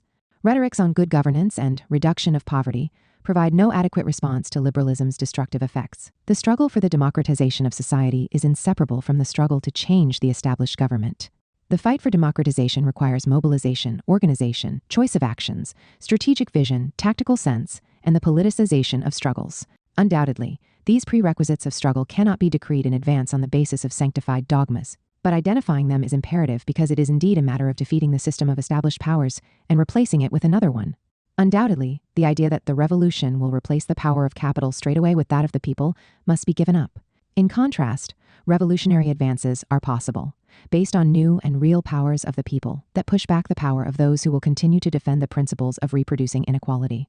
Abandoning the question of power is tantamount to throwing the baby out with the bathwater. Believing that society can be transformed without destroying, even if gradually, the established system of power displays the most extreme naivete. So long as the established powers remain what they are, far from being dispossessed by social change, they are capable of co-opting it and integrating it into the strengthening, not weakening, of capital's power. The sad diversion of ecologism, which has become a new field for capital's expansion, bears witness to that. Evading the question of power is to place social movements in a situation that does not allow them to move on the offensive, and instead restricts them to maintaining a defensive posture and resisting the offensives of those who hold power. In sum, it is to cede the initiative to the enemy. The movement towards socialism throughout the world, in both North and South, will invent new forms of authentic democracy. Advances must, at each stage of the struggle, include their adequate political and legal institutionalization. The reader will find examples in Appendix 2 and Chapter 7. Audacity, more audacity. 3. Ecology and Marxism. The ecological question arises in almost all debates. This is understandable given that the scale of ecological disasters is now clearly visible. Yet these debates rarely get beyond confusion. Only a minority of movements understands that a response to the challenge demands leaving behind the logic of capitalist accumulation. The established powers quickly understood the danger and expended major, supposedly scientific efforts, which in reality are purely ideological propaganda, to demonstrate that a green capitalism was possible. I talked about this in my analyses of the question of sustainable development. I also, in contrast, contended that the works of Mathis Wackernagel and William Rees, to which I referred, illustrate the possibility of calculating. I emphasize the word calculating, that is, a quantified measure use values, on the condition of breaking away from capitalism. Francois Hautart's book dissects the hoax of green capitalism. John Bellamy Foster has given a masterful analysis of Marx as an ecologist. For these reasons, I believe it might be useful to the reader of my memoirs to know what my viewpoint is on these questions, one that I have tirelessly advocated in many debates. The text that follows is drawn from my book, The Law of Worldwide Value. The viewpoint of the dominant currents in environmentalism, particularly in the fundamentalist variety, is certainly not that of Marxism, although both rightly denounce the destructive effects of development. Environmentalism attributes these destructive effects to the Eurocentric and Promethean philosophy characteristic of modernity, in which the human being is not part of nature, but claims to subject the latter to the satisfactions of its needs. This thesis entails a fatal culturalist corollary. It inspires a call to follow another philosophy that emphasizes humanity's belonging to nature, its mother. With that in mind, supposedly alternative and better philosophies, such as one derived from a particular interpretation of Hinduism, are praised in opposition to so-called Western philosophy. This is ill-considered praise, which ignores the fact that Hindu society was not, and is not, different from so-called Western societies, neither concerning the use of violence. Hindu society is anything but as non-violent as it claims to be, nor the subjection of nature to exploitation. Marx develops his analysis on a completely different terrain. He attributes the destructive character of capital accumulation to capitalism's logic of rationality, which is governed exclusively by the pursuit of immediate profit, short-term profitability. He demonstrates that and draws the explicit conclusions in Volume 1 of Capital. These two methods of interpreting history and reality lead to different judgments on what must be done to meet the challenge. The destructive effects of development. Environmentalists are led to condemn progress and thereby join the postmodernists in viewing scientific discoveries and technological advances negatively. This condemnation leads in turn to a method of envisaging what the future might be, which is, at the very least, not very realistic. Thus, projections are made in which a particular natural resource will be exhausted, fossil fuels, for example, and then the validity of these, fatally alarmist conclusions, is generalized by the assertion that the planet's resources are not infinite, which is certainly correct in principle, but not necessarily in terms of what can be deduced from it. Thus, possible future scientific discoveries that might counter a particular alarmist conclusion are ignored. Of course, the distant future remains unknown, and there will never be any guarantee that progress will always make it possible to find solutions to unknown future challenges. Science is not a substitute for the belief in eternity, religious or philosophical. In this context, situating the debate on the nature of the challenges and the ways to deal with them would lead us nowhere. On the contrary, by placing the debate on the terrain cleared by Marx, the analysis of capitalism, we are able to advance in analyzing the challenges. Yes, there will still be scientific discoveries in the future on the basis of which technologies for controlling the riches of nature might be derived. But what can be asserted without fear of contradiction is that as long as the logic of capitalism forces society to exercise its choices on the basis of short-term profitability, which is implied by the valorization of capital, the technologies that will be implemented to exploit new scientific advances will be chosen only if they are profitable in the short term. Consequently, this implies that such technologies will carry an increasingly higher risk of being environmentally destructive. It is only when humanity has designed a way of managing society based on prioritizing use values instead of the exchange values associated with the valorization of capital that the conditions for a better management of the relations between humanity and nature will come together. I do say better management and not perfect management. The latter implies the elimination of the limitations to which all human thought and action are subject. The early critique of Eurocentrism that I advanced, taken up in the second and expanded edition of my book Eurocentrism, continues the work started by Marx as a counterpoint to the culturalist, postmodernist, and supposedly environmentalist discourse. Environmentalist choice to debate these questions in a flawed theoretical context traps them, not only in theoretical, but above all in political impasses. This choice allows the dominant forces of capital to manipulate all the political proposals that result from it. It is well known that alarmism allows the societies of the imperialist triad to preserve their privilege of exclusive access to the planet's resources and prevent the peoples of the peripheries from being able to deal with the requirements of their development, whether for good or bad. It is ineffective to respond to anti-alarmist views by pointing to the incontestable fact that they are themselves mere fabrications of the lobbies, for example, the automobile lobby. The world of capital always operates in this way. The lobbies that defend particular interests of segments of capital endlessly confront one another and will continue to do so. Lobbies for energy-intensive choices now oppose lobbies for green capitalism. Environmentalists will only be able to get out of this labyrinth if they understand that they must become Marxists. The Arab world, nationalism, political Islam, and the predicted Arab revolutions. I am prefacing this chapter on the Arab world with 5 introductory documents. 1. The contemporary Arab world's historical trajectory. 2. The failure of the Nahda. 3. Modernity, democracy, secularism, and Islam. 4. The deployment of the United States military project. And 5. The Palestinian question.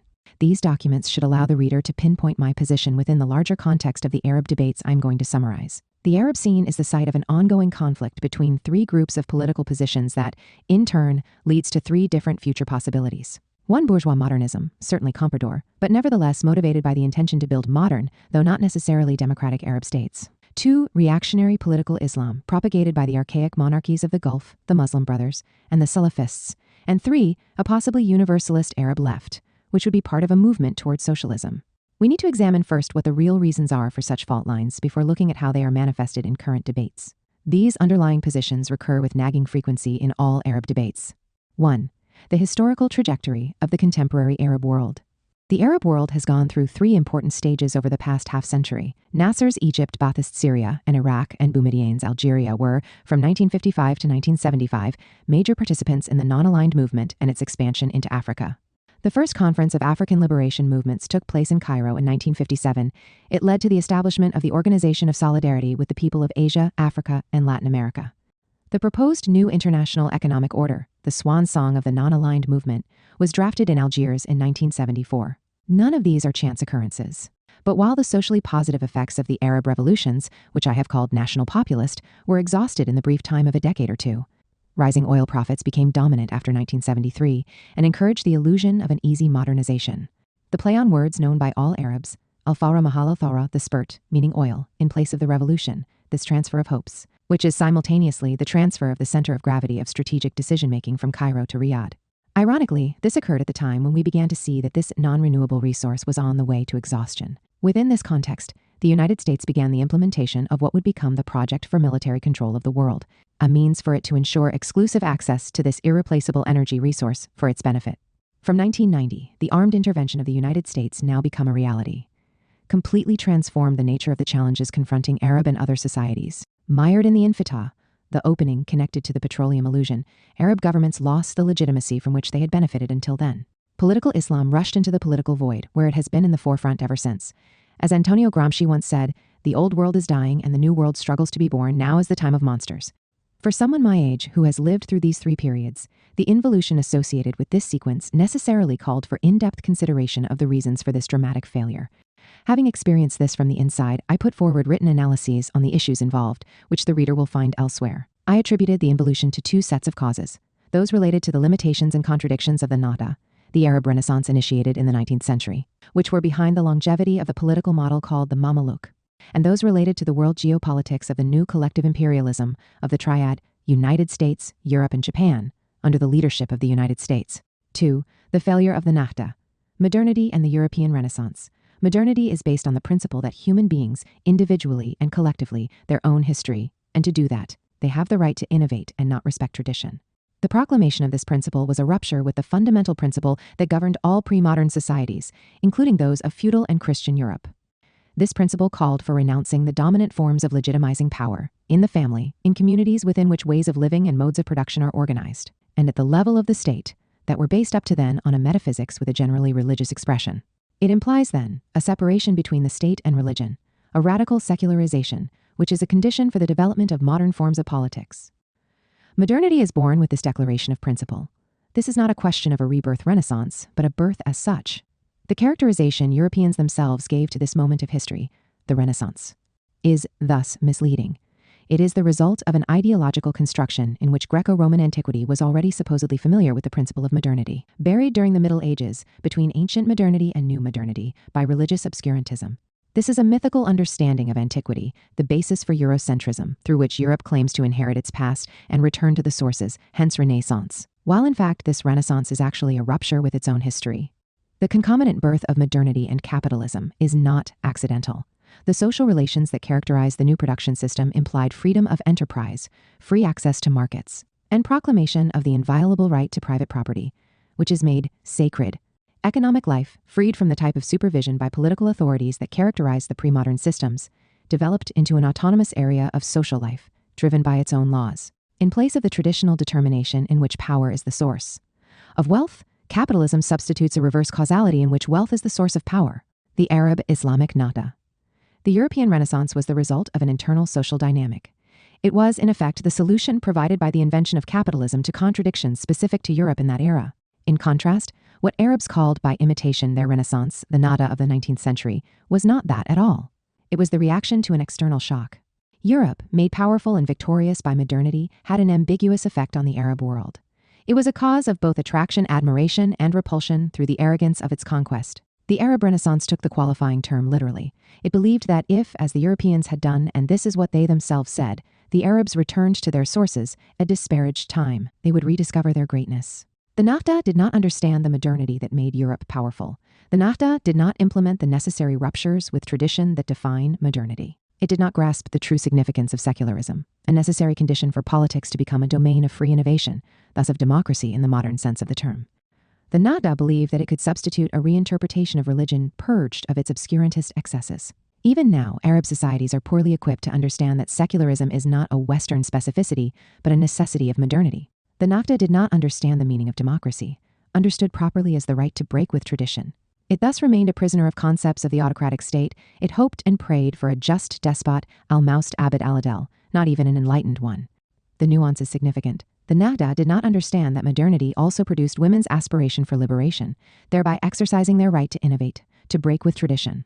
It reduced modernity to the immediate appearance of what it produces, technological progress.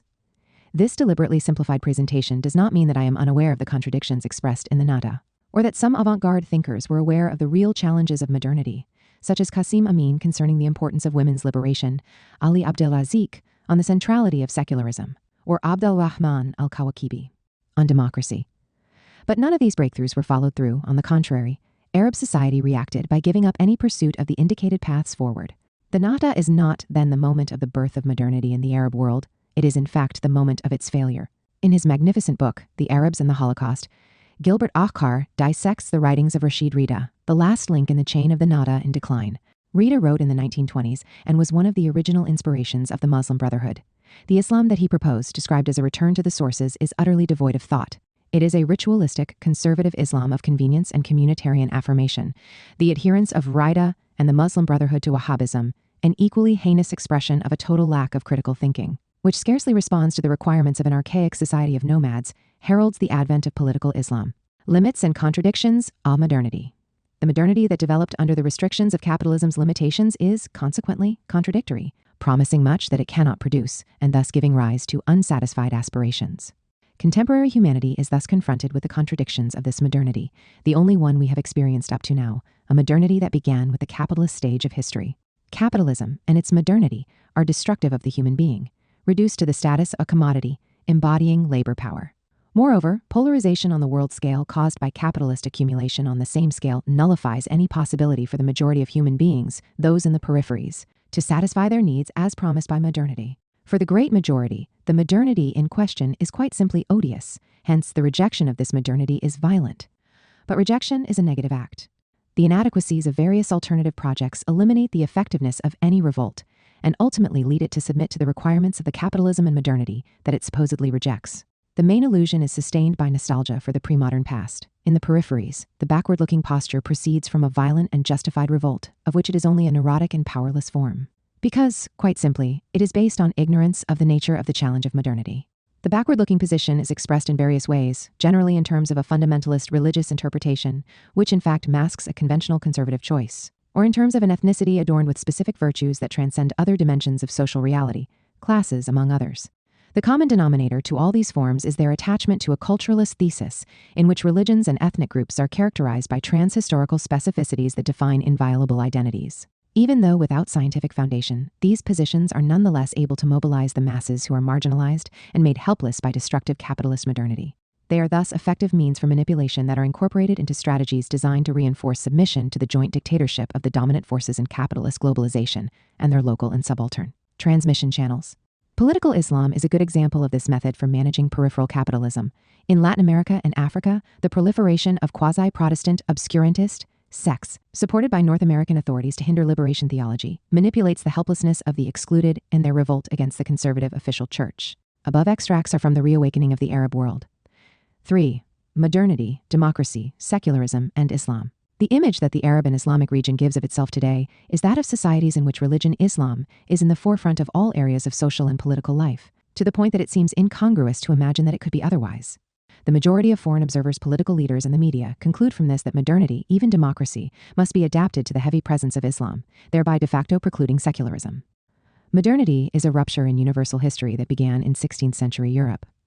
Modernity proclaims that the human being is responsible for his or her own history, individually and collectively, and consequently breaks with the dominant pre-modern ideologies.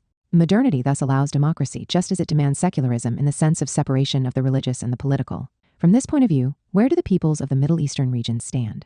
The image of crowds of bearded men prostrating themselves, as well as cohorts of veiled women, can and does inspire hasty conclusions about the intensity of the religious commitment being expressed. The social pressures exerted to obtain the result are rarely mentioned. The women have not chosen the veil, it has been imposed on them with prior violence. Absence from prayer almost always costs the person in question work, sometimes even that person's life. Western culturalist friends, who call for respect for the diversity of beliefs, rarely inquire into the procedures implemented by governments to present an image that suits them. There are certainly religious extremists fou de Dieu. Are there proportionately more of them than the Spanish Catholics who paraded Easter, or the innumerable fanatics in the United States who listen to televangelists?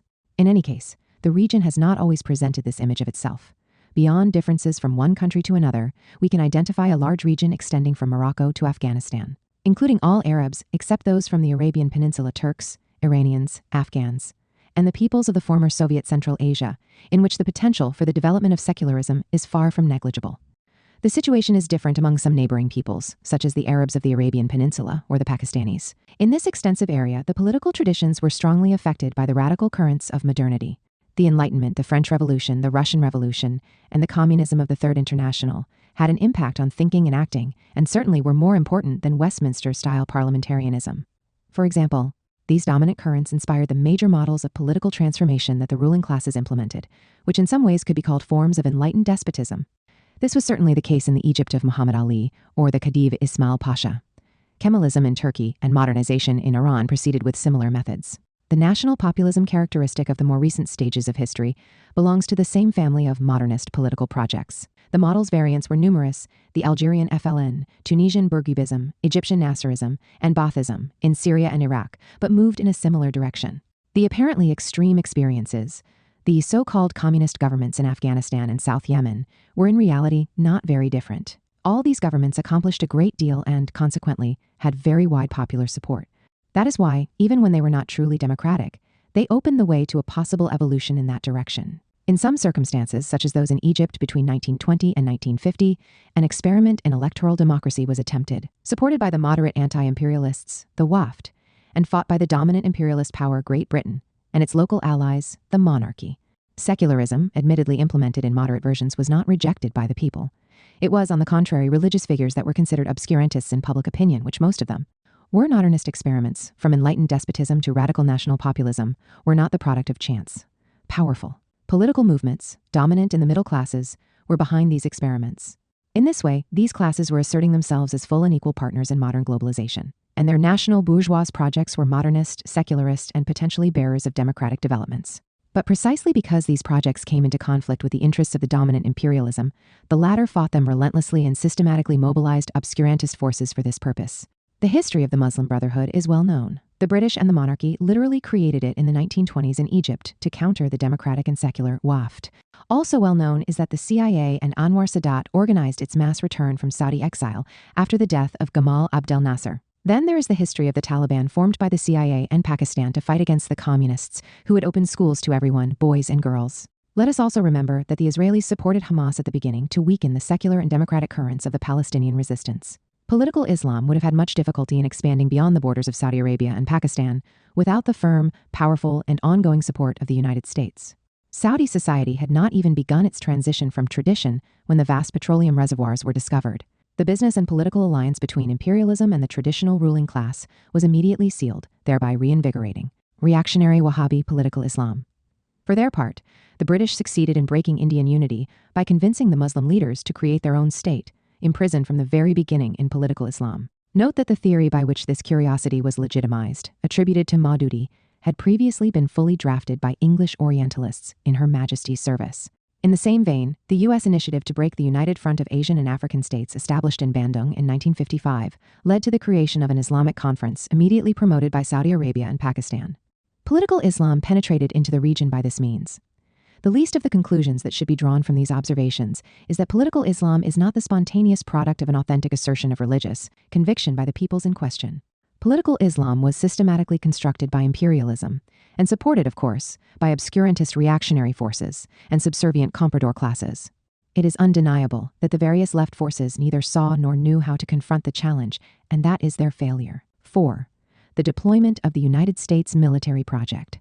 The United States project, supported to varying degrees by its subaltern European and Japanese allies, is to establish its military control over the entire world, what I have called the extension of the Monroe Doctrine to the planet. With that in mind, the Middle East was chosen as the region for the first strike, for at least 4 reasons. It harbors the world's most abundant petroleum resources, and its direct control by the armed forces of the United States would give Washington a privileged position, placing their allies, Europe and Japan, and its potential rivals, China, in the uncomfortable position of dependence on the United States for their energy supplies. It is located at the center of the Old World and facilitates the exercise of a permanent military threat against China, India, and Russia. The region is going through a period of weakness and confusion that allows the aggressor to achieve an easy victory. At least in the short term, imperialism has an unconditional ally in the region with nuclear weapons, Israel. The developing attack has placed certain countries on the front line: Afghanistan, Iraq, Palestine, and Iran. The first 3 have been destroyed, and Iran is threatened with being so.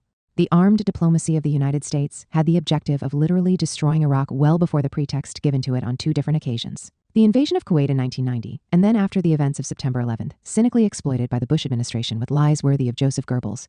Repeat a lie often enough, and it becomes the truth. The reason for that is quite simple, and has nothing to do with any appeals for the liberation of the Iraqi people from Saddam Hussein's bloody dictatorship, which was real enough. Iraq possesses a large portion of the best petroleum resources in the world. What is more, Iraq had succeeded in forming a scientific and technical force that, due to its critical mass, is capable of sustaining a consistent national project. This danger had to be eliminated by a preventive war that the United States gave itself the right to wage when and where it decided, without the least respect for international law. Beyond this blatantly obvious observation, several serious questions need to be examined. Why has Washington's plan so easily appeared to be a dazzling success? What new situation has been created that now confronts the Iraqi nation? 2. What responses have the different components of the Iraqi people given to this challenge? And 4. And what solutions can Iraqi Arab and international democratic and progressive forces promote? Saddam Hussein's defeat was predictable. Faced with an enemy whose main advantage lies in its capacity to carry out genocide by aerial bombardment with impunity, pending the use of nuclear weapons, the people have only one possibly effective response: resist the invader on the ground. The Saddam regime had worked to eliminate all means of defense available to the people through the systematic destruction of all organizations. All political parties, beginning with the Communist Party that had made the history of modern Iraq, including the Ba'ath Party itself, which had been one of the major participants in this history. What should be surprising in these conditions is not that the Iraqi people allowed its country to be invaded without a fight, or even that certain behaviors, such as its apparent participation in elections organized by the invaders or the explosion of fratricidal conflicts between Kurds, Sunni Arabs, and Shia Arabs, seem to indicate that the defeat was possibly accepted, which is what Washington had hoped would happen, but that the resistance on the ground has strengthened every day, despite all the serious weaknesses that have been evident. That this resistance has already made it impossible to establish a regime of lackeys capable of maintaining the appearance of order, such that the failure of Washington's project has already been demonstrated. Nevertheless, a new situation has been created by the foreign military occupation. The Iraqi nation is truly threatened because Washington, incapable of maintaining its control over the country and pillaging its petroleum resources, which is its #1 objective, through a government that is national in appearance only, can pursue its project only by breaking up the country. The breakup of the country into at least 3 states: Kurd, Sunni Arab, and Shia Arab, was perhaps Washington's original objective. In line with Israel, the archives will reveal the truth of this in the future. It is still the case today that the Civil War is the card Washington plays to legitimize the continuation of its occupation. A permanent occupation was and remains the objective. That is the only way for Washington to guarantee its control of the oil. Certainly, no one should believe Washington's declarations of intent, of the type, "We will leave the country as soon as order has been restored." Remember that the British never said that their occupation of Egypt beginning in 1882 was ever anything other than provisional. It lasted until 1956. In the meantime, of course, every day, the United States destroys by all means, including the most criminal, a little more of the country, its schools, factories, and scientific capacities. The response of the Iraqi people to the challenge does not seem to be, at least in the short term, equal to the seriousness of the situation. That is the least one can say. What are the reasons for this? The dominant Western media keeps repeating ad nauseum that Iraq is an artificial country, and that the oppressive domination of Saddam's Sunni regime over the Shias and Kurds is at the origin of the inevitable civil war, which only the continuation of the foreign occupation might be able to avert. The resistance, in this view, is thus limited to a few pro-Saddam Islamist currents of the Sunni triangle. It is difficult to believe that so many falsehoods can be assembled at one time. After the First World War, the British colonialists had great difficulty in overcoming the Iraqi people's resistance. Consistent with their imperial tradition, the British fabricated an imported monarchy and a landowning class to support their power, just as they gave a privileged position to Sunni Islam. But despite their constant efforts, the British failed. The Communist Party and the Ba'ath Party made up the main organized political forces that defeated the power of the Sunni monarchy, detested by everyone: Sunni, Shia, and Kurd. The violent competition between these two forces, which took center stage between 1958 and 1963, ended in a victory by the Ba'ath Party, hailed at the time as a relief by the Western powers. Yet the communist project could potentially have led in a democratic direction. That was not true of the Ba'ath. A nationalist party, pan-Arab and favorable to Arab unity in principle, it admired the Prussian model for constructing German unity. It recruited in the modernist, secular petite bourgeoisie and was hostile to obscurantist expressions of religion. As could be predicted, in power it evolved into a dictatorship. Its statism was only partly anti-imperialist because, depending on the conjuncture and circumstances, a compromise could be accepted with the dominant imperialism in the region, that of the United States. This deal encouraged the megalomaniacal excesses of the leader, who imagined that Washington would agree to make him its main ally in the region.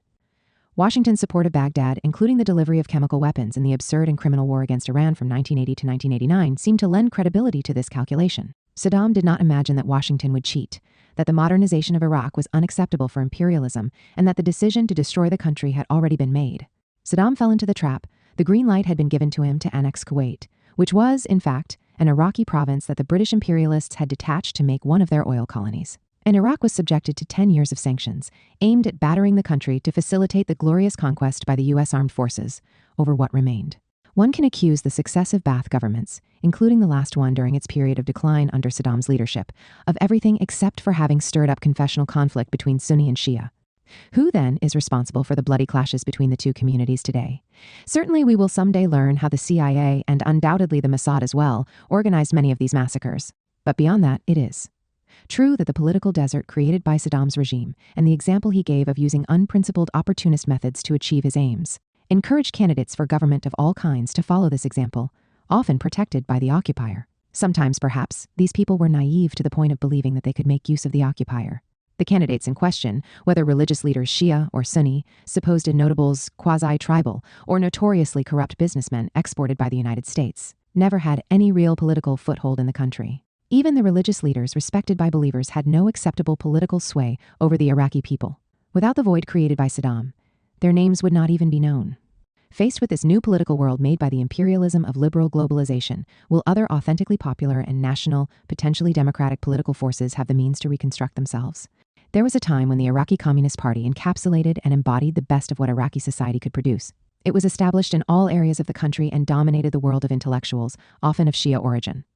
I note that Shiism above all produces revolutionaries and religious leaders, rarely bureaucrats or compradors. The Communist Party was genuinely popular and anti-imperialist, not really inclined to demagogy, and potentially democratic. Is it now called to disappear from history once and for all, after the massacre of thousands of its best militants by the Ba'athist dictatorship, the collapse of the Soviet Union, for which it was not prepared, and the behavior of some of its intellectuals who believed that it was acceptable to return from exile as appendages of the U.S. armed forces? Unfortunately, this is not impossible, but not inevitable. Far from it. The Kurdish question is a real one, in Iraq as well as Iran and Turkey. But on this subject also, it should be remembered that the Western powers have always cynically acted with double standards. Repression of Kurdish demands in Iraq and Iran has never reached the level of continual police and military violence as in Turkey. Neither Iran nor Iraq has ever gone as far as denying the very existence of the Kurds. Yet, as a NATO member, Turkey should always be pardoned. NATO, you will recall, is an organization of democratic nations, or so the media constantly reminds us. The eminent Democrat Salazar was one of the founding members, and the Greek colonels and Turkish generals were unconditional supporters of democracy. Iraqi popular fronts were formed around the communist and the Ba'ath parties in the best moments of its stormy history. Whenever such fronts exercised power, they always found common ground with the main Kurdish parties, which were always, moreover, their allies. The anti-Shia and anti-Kurd excesses of Saddam's regime were certainly real. Bombardments of the Basra region by Saddam's army after its 1990 defeat in Kuwait and use of gas against the Kurds. Such abuses came as a response to Washington's armed diplomatic maneuvers, which had mobilized sorcerers' apprentices pressured to seize the occasion. Nevertheless, Saddam's reactions were criminal and stupid, since the success of Washington's appeals was quite limited. But should we expect anything else from dictators like Saddam? The power of the resistance to the foreign occupation, unexpected in these conditions, would seem to be a miracle. This is not really the case because the basic reality is that the Iraqi people as a whole, Arab and Kurd, Sunni and Shia, detest the occupiers and are quite well aware of its daily crimes, assassinations, bombings, massacres, torture. We should then be able to envisage a united national resistance front, call it whatever you like, proclaiming itself as such, publicizing the list of organizations and parties that constitute it and their common program. Up until now, this has not been the case, mostly because of the destruction of the social and political fabric caused by the successive dictatorships of Saddam and the occupiers. But whatever the reasons, this weakness is a serious impediment that facilitates divide and rule policies, encourages the opportunists to become collaborators, and generates confusion about the objectives of the liberation. Who will succeed in overcoming these barriers? The communists should be well placed to do so. Already militants, on the ground, are differentiating themselves from the leaders, that is, the only ones known to the dominant media, who, not knowing which way the wind is blowing, attempt to give a semblance of legitimacy to their support for the collaborationist government by pretending to complement it with armed resistance. But many other political forces could, in the circumstances, take decisive action toward forming such a united front. It remains the case that, despite its weaknesses, the Iraqi people's resistance has already defeated politically, if not yet militarily, Washington's project. This is precisely what worries the Atlanticists in the European Union, faithful allies of the United States. The subaltern associates of the United States today fear the latter's defeat, because that would strengthen the capacity of peoples in the South to force globalized transnational capital from the imperialist triad to respect the interests of the nations and peoples of Asia, Africa, and Latin America. The Iraqi resistance has made proposals that would make it possible to get out of the impasse and assist the United States to withdraw from the trap. It proposes formation of a transitional administration with the support of the UN Security Council, i.e. immediate cessation of resistance activities, as well as military and police operations by occupation forces, the withdrawal of all foreign military and civilian authorities within 6 months. The details of these proposals were published in the January 2006 issue of the prestigious Arab journal Al-Mustaqbal Al-Arabi, published in Beirut. The European media treated this message with absolute silence. Such a response is clear proof of the solidarity of the imperialist partners. Democratic and progressive forces in Europe have the duty to dissociate themselves from this imperialist policy and support the proposals of the Iraqi resistance. Leaving the Iraqi people to confront its enemy alone is not an acceptable option. It reinforces the dangerous idea that there is nothing to expect from the West and its peoples, and consequently encourages unacceptable, even criminal, excesses in the activities of certain resistance movements. The sooner the foreign occupation troops leave the country, and the stronger the support from democratic forces in Europe and throughout the world to the Iraqi people, the greater will be the possibilities for a better future for this martyred people. The longer the occupation lasts, the more dismal the future that follows its inevitable end. 5. The Palestinian question. The Palestinian people have, since the Balfour Declaration during the First World War, been the victim of a colonization project by a foreign people that has treated it like white settler colonialists in the United States, treated Redskins. This is true whether one cares to acknowledge it or pretends to be ignorant of it. This project has always been supported unconditionally by the dominant imperialist power in the region, yesterday Great Britain, today the United States, because the alien state established with that support can only ever be the ally, also unconditional, of the interventions required for the continual submission of the Arab Middle East to imperialist capitalism. This is completely obvious for all peoples of Africa and Asia. Consequently, the affirmation and defense of Palestinian rights spontaneously unite the peoples on these two continents. However, in Europe, the Palestinian question causes division, resulting from the confusions fostered by Zionist ideology, which is often met with favorable support. Today, more than ever, in conjunction with the deployment of the American Greater Middle East Project, the rights of the Palestinian people have been abolished. Yet the PLO had accepted the Oslo and Madrid plans and the roadmap designed by Washington. It is Israel that has openly disowned its signature and continues to implement an even more ambitious expansion plan.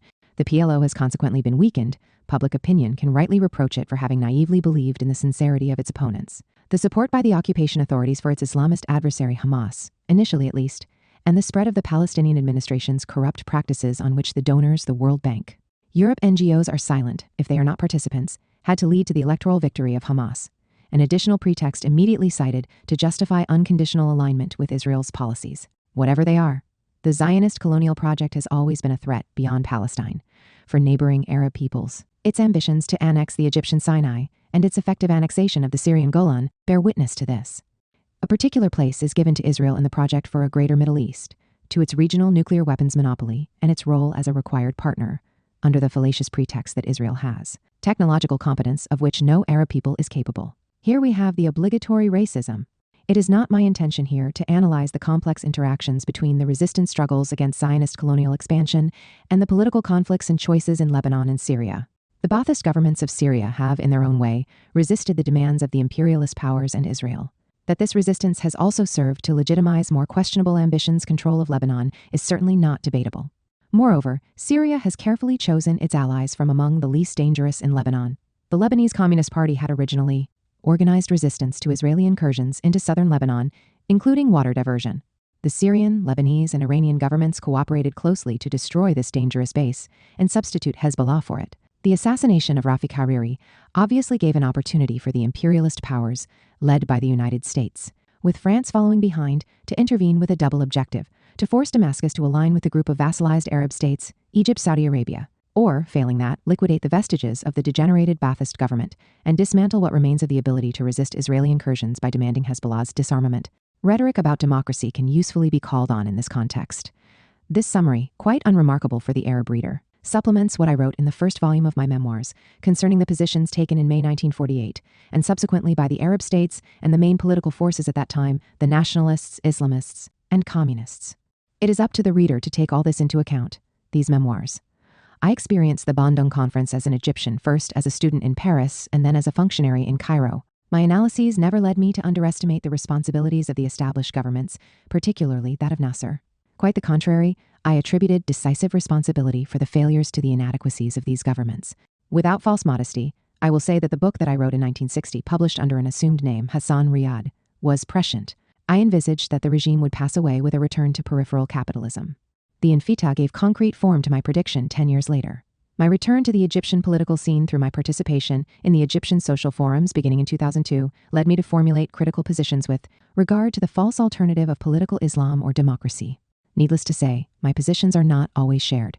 Today, political conflicts in Egypt and in the region as a whole involve three sets of forces: those that claim to adhere to the nationalist past but are in reality only the degraded and corrupt inheritors of the bureaucracies from the national-populist era, those that follow political Islam, and those that are attempting to form around democratic demands compatible with liberal economic management. None of these forces is acceptable to a left concerned about the interests of the working classes and the nation. In fact, the interests of the comprador classes associated with the imperialist system are expressed through these three tendencies. U.S. diplomacy works to keep these three irons in the fire, hoping to benefit from their conflicts, attempting to become involved in these conflicts by allying with one or another of these forces, choosing the established governments to avoid the worst political Islam, or seeking to ally with the latter to get rid of the governments, is destined to fail. The left must assert itself by becoming involved in struggles to defend I, the economic and social interests of the working classes, T, democracy, and T, the assertion of national sovereignty. What is more, all these struggles should be viewed as inseparable. The greater Middle East region is now central in the conflict between the imperialist hegemon and the peoples of the entire world. To defeat the project of Washington's establishment is the condition for the possibility of successful advances in any region of the world. Otherwise, all these advances will remain extremely vulnerable. This does not mean that the importance of struggles conducted in other areas of the world, Europe, Latin America, elsewhere, can be underestimated. It only means that they should be placed within a global perspective that contributes to Washington's defeat in the region it has chosen for its criminal first strike. Consequently, the insistence that I place on continuing debates within the Arab left, in particular its Marxist wing, goes without saying. In Egypt in the 1950s, I was in favor of Arab unity, like all my communist comrades, without being a nationalist, in the Arabic sense of Qaumi. Without accepting its stupidity, Arabness flows through the blood of Arabs. Without sharing the superficial but common opinion that the division of the Arab world into distinct states was mainly, if not exclusively, the result of imperialist plots, etc. Rather, we simply thought that liberation and social progress required in our time the construction of large entities, and that the unity of language and culture offered to Arabs a historical opportunity that should be.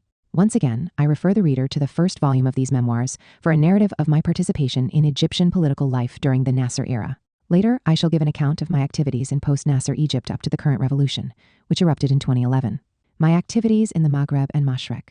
I began my discoveries of the Arab world beyond Egypt with the countries of the Maghreb, which very few Arabs from the Mashreq knew at that time. Within the context of my teaching at the IDEP, I gave myself the objective of closely studying the three experiences of Algeria, Morocco, and Tunisia, still in the initial stages of their development in the middle of the 1960s. Tunisia and Morocco. It was, I believe, in 1963 that the first opportunity arose to visit the Maghreb. The Plan administration in Tunisia wanted to establish a new framework for its national accounts. It confided this task to two experts, a Syrian statistician, Nazat Chalak, and me, recommended by Sif. We fulfilled our mission, properly I believe, in stays of 15 days that, for me, were spread over several months. Hussein Zal and other colleagues at the plan assisted us with great effectiveness, friendship, and Arab hospitality. Shalak was a very talented statistician who was able to uncover the contradictions and absurdities in the figures submitted by various people. Having a good sense of humor, he said to me one day, "They cheat everyone, but not to the same extent. The president will have to decide by decree the proportion of compulsory cheating for all services." We pushed the fund to the point of including this proposal in our final report. That report was very well received, and its reception reassured us about the Tunisian administrator's sense of humor. My stays in Tunis allowed me to meet many intellectuals, professors, and political leaders of the Tunisian left. These same intellectuals with well-established reputations later led teams in the TWF. Students also asked me from time to time to give them a lecture, a request I never refused, but I did not meet the big leaders of the Desturian system, those of the Bourguibist camp, or those of the Ben Salahist and Ben Yusufist camps. I met Ben Salah much later, after his release from prison. I only knew of the system's internal contradictions through their interpretation by the left opposition. Obviously, I visited Tunisia subsequently on numerous occasions, and I followed its change of direction, the failure of its attempted insertion into the international system via a strategy of welcoming outsourcing operations in free trade zones and the rise of fundamentalist Islam. Tunisian society remains, despite everything, one of the least backward in the Arab and Muslim world in an important area, the status of women. In the long term, I believe this advantage is decisive.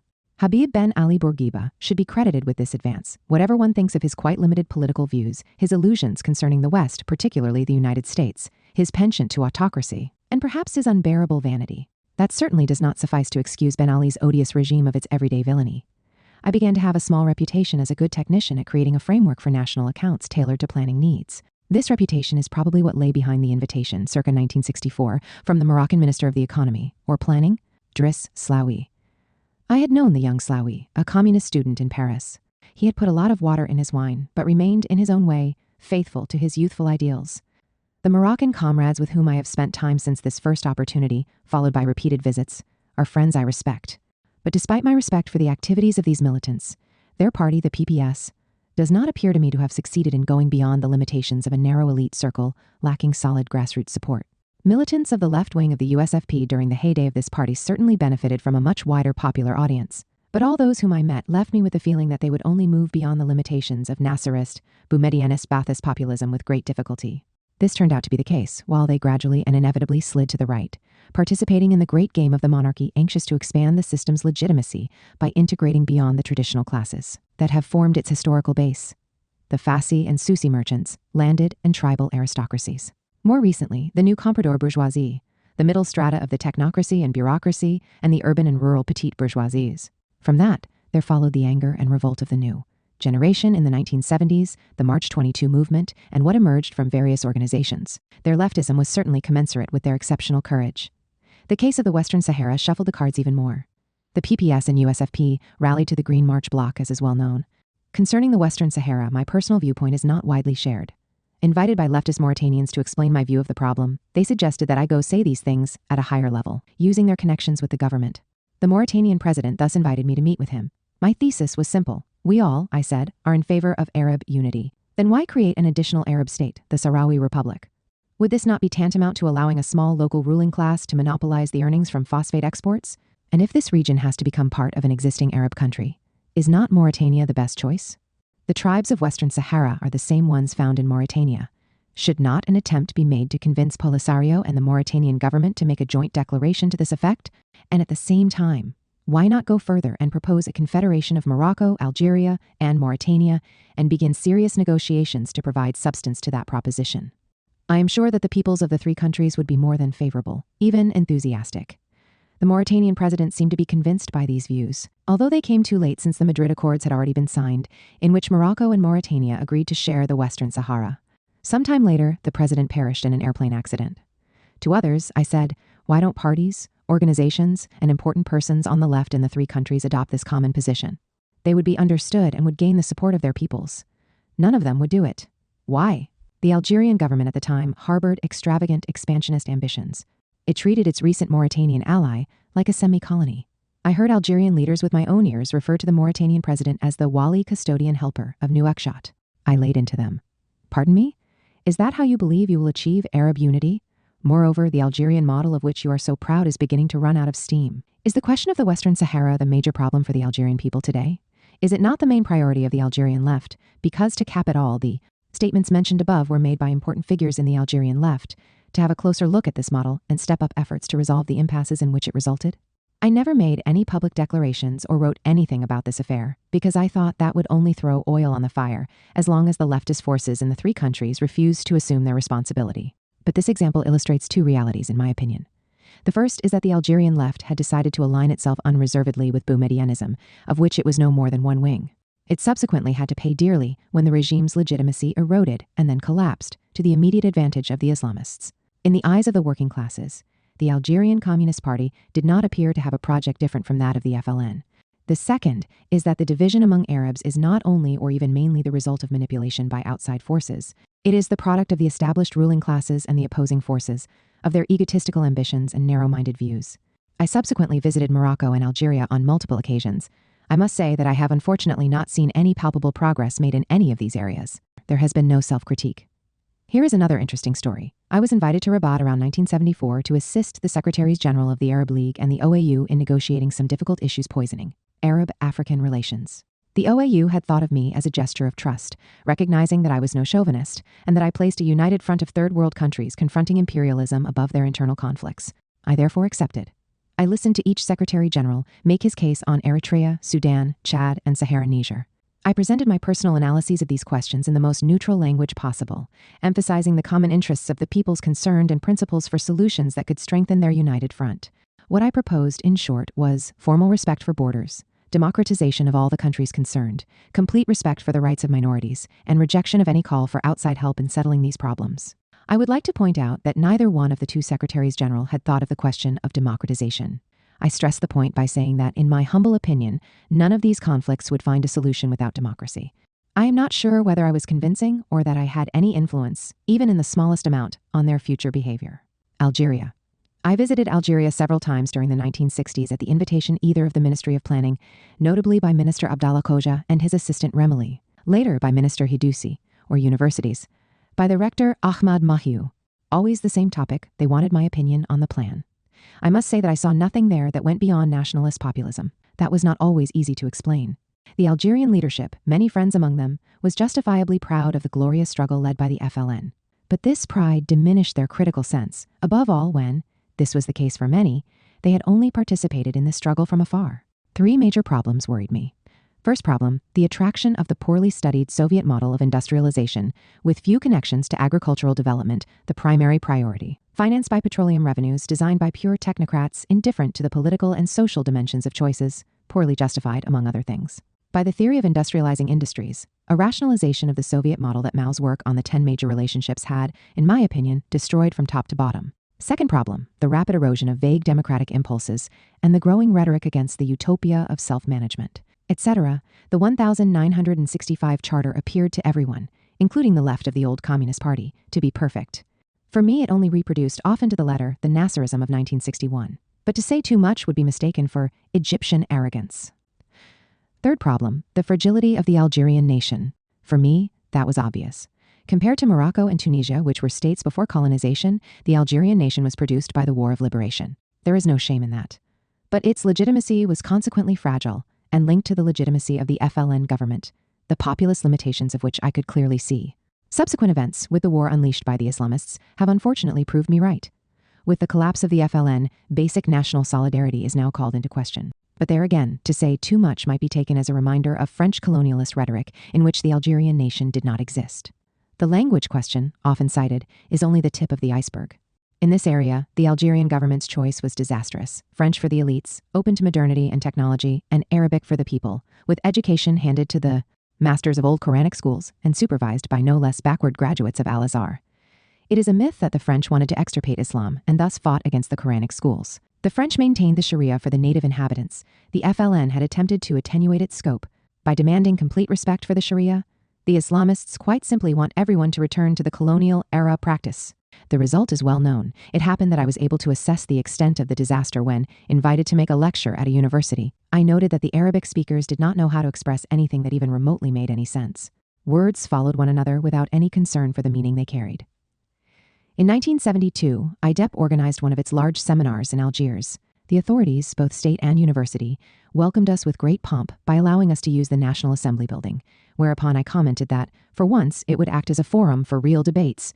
Following this seminar, President Houari Boumediene received me.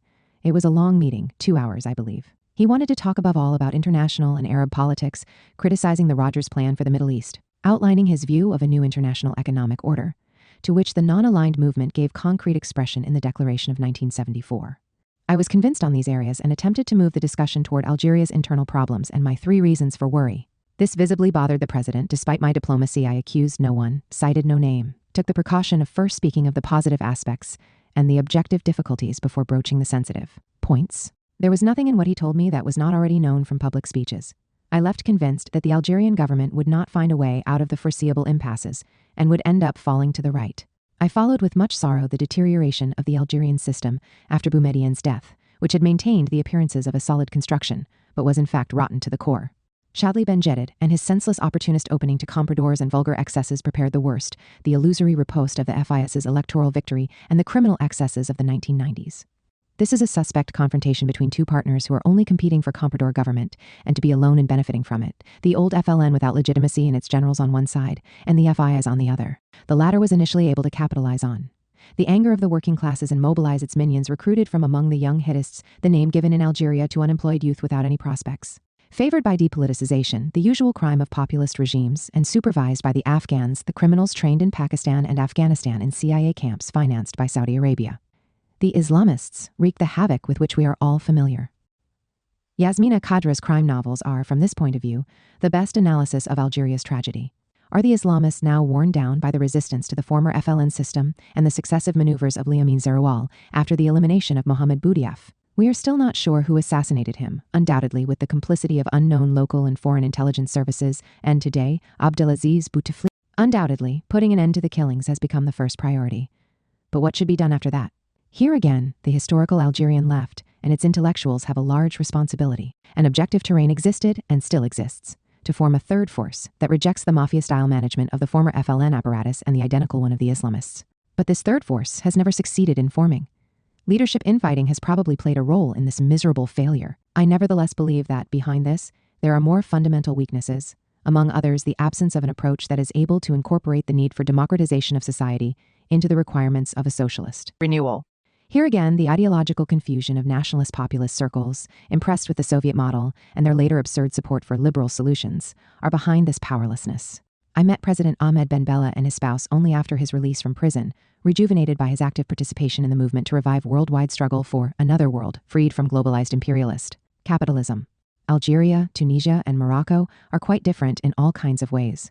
And yet, the 3 systems do converge in a certain way. At least, that was the conclusion of the book I wrote based on my Maghrebi experiences. Mauritania. I particularly like the Sahara. Its expanses are more varied than those who do not know it imagine it to be, the aridity of its climate and the elegance, pride, and hospitality of its peoples. I am lucky that my wife Isabel shares these tastes. We thus never passed up the opportunity to travel through these spaces in Mauritania, Algeria, Niger, and Egypt. Our first travels through the Great Desert led us from St. Louis in Senegal to Otter and Chinguetti in the north of Mauritania. There we became acquainted with this chimerical people, as one of their finest sons, Abdelvedud Oud Sheikh, sociologist and friend, describes them. Invited on several occasions by teachers and students in this country, I came to appreciate their lively intelligence and generous hospitality. I carefully preserved the beautiful chests and boubous that were given to me on these occasions. I verified the accuracy of what Kai had written on these astonishing tribes.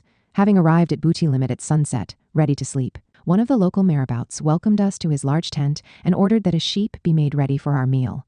Obviously, that meant that the barbecued sheep would not be ready until 2 o'clock in the morning. But of course, it was impossible to refuse the gesture of hospitality. While waiting, stretched out on the carpets, we attempted to sleep a little. A Moor woman, who saw to our needs, woke me up by pinching my big toe to ask me this astonishing question. In good Hassaniya Arabic, "You know the world, can you tell me how it is?" I no longer know what I tried to splutter in an attempt to satisfy her curiosity unsuccessfully. In the Moor tribes, there is strict monogamy. The Quran is not interpreted as authorizing polygamy since the condition of equal affection is impossible, and it is the women who are literate and who transmit knowledge and poetry, while the illiterate men, except for the marabouts, are only there to wield the sword. At Mederdra, we stopped to drink tea at an administrative camp. The man who prepared it did not have the demeanor of a servant. He was dignified and elegant. Isabel asked him straight out if he were a servant.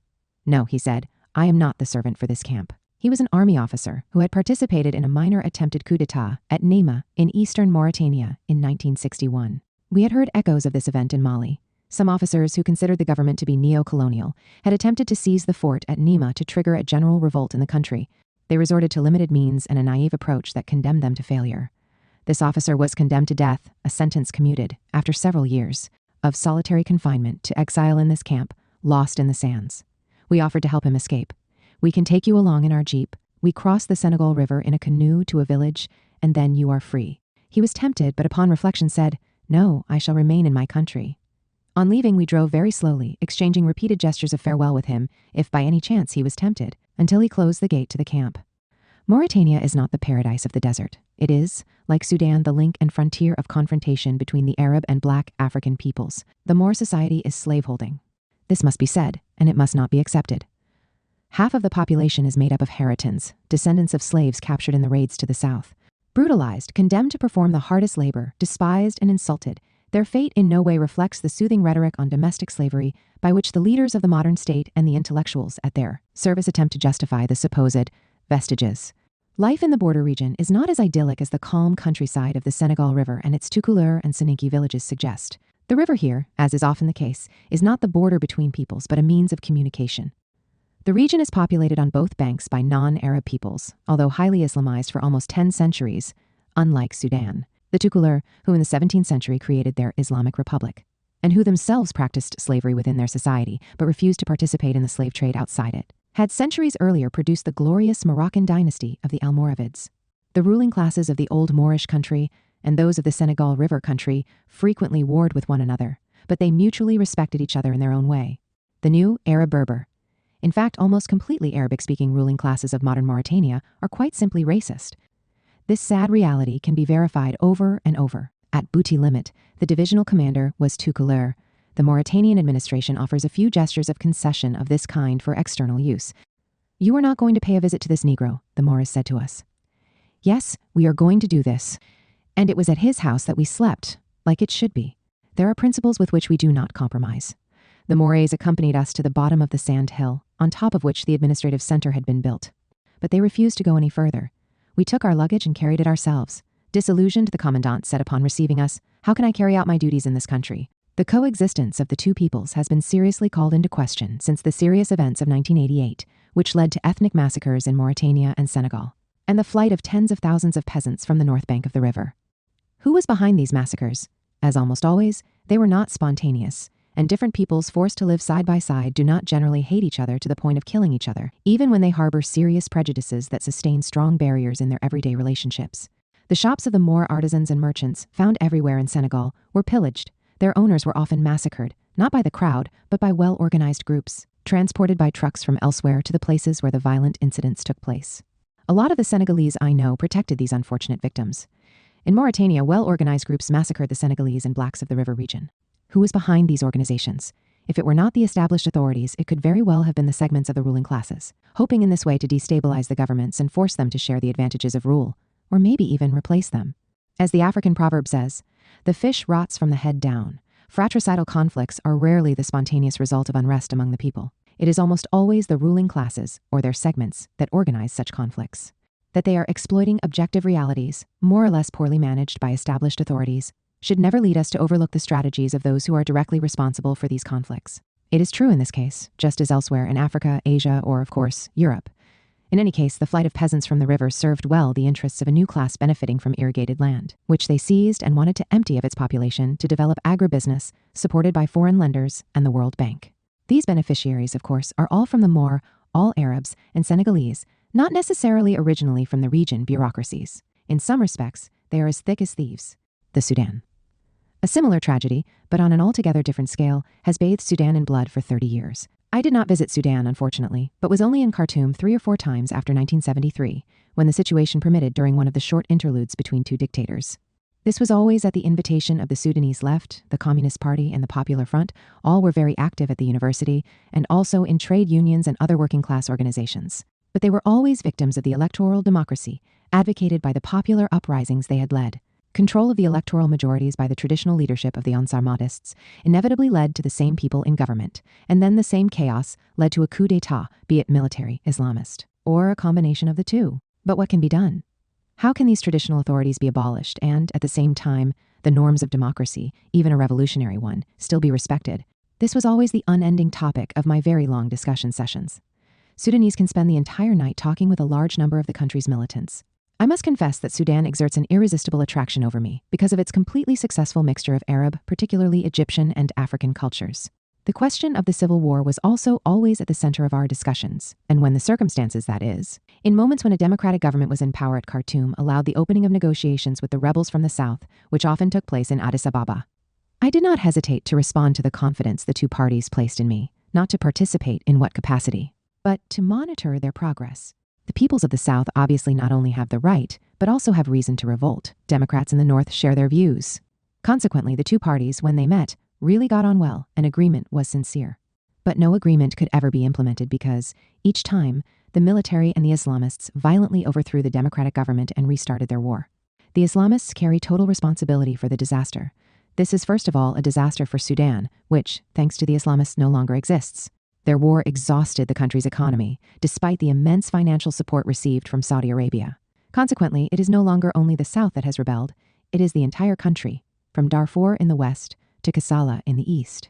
But what is important to these idiotic fanatics is that they can prohibit beer in Khartoum, cut off the hands of small thieves but not the biggest ones, impose the veil on young girls, etc. Their leader, Hassan al-Turabi, which the Western media are pleased to present as an intellectual, belongs rather to the group of government criminals. It is amusing to note that his name in Arabic, if a short a is substituted for the pronunciation of the long a, means gravedigger. That is what he is called in Sudan. Sudan's destruction suits the dominant powers in the world and regional systems quite well. For the United States, Sudan is too large. In fact, for Washington, all countries in the world are too large, except for the United States.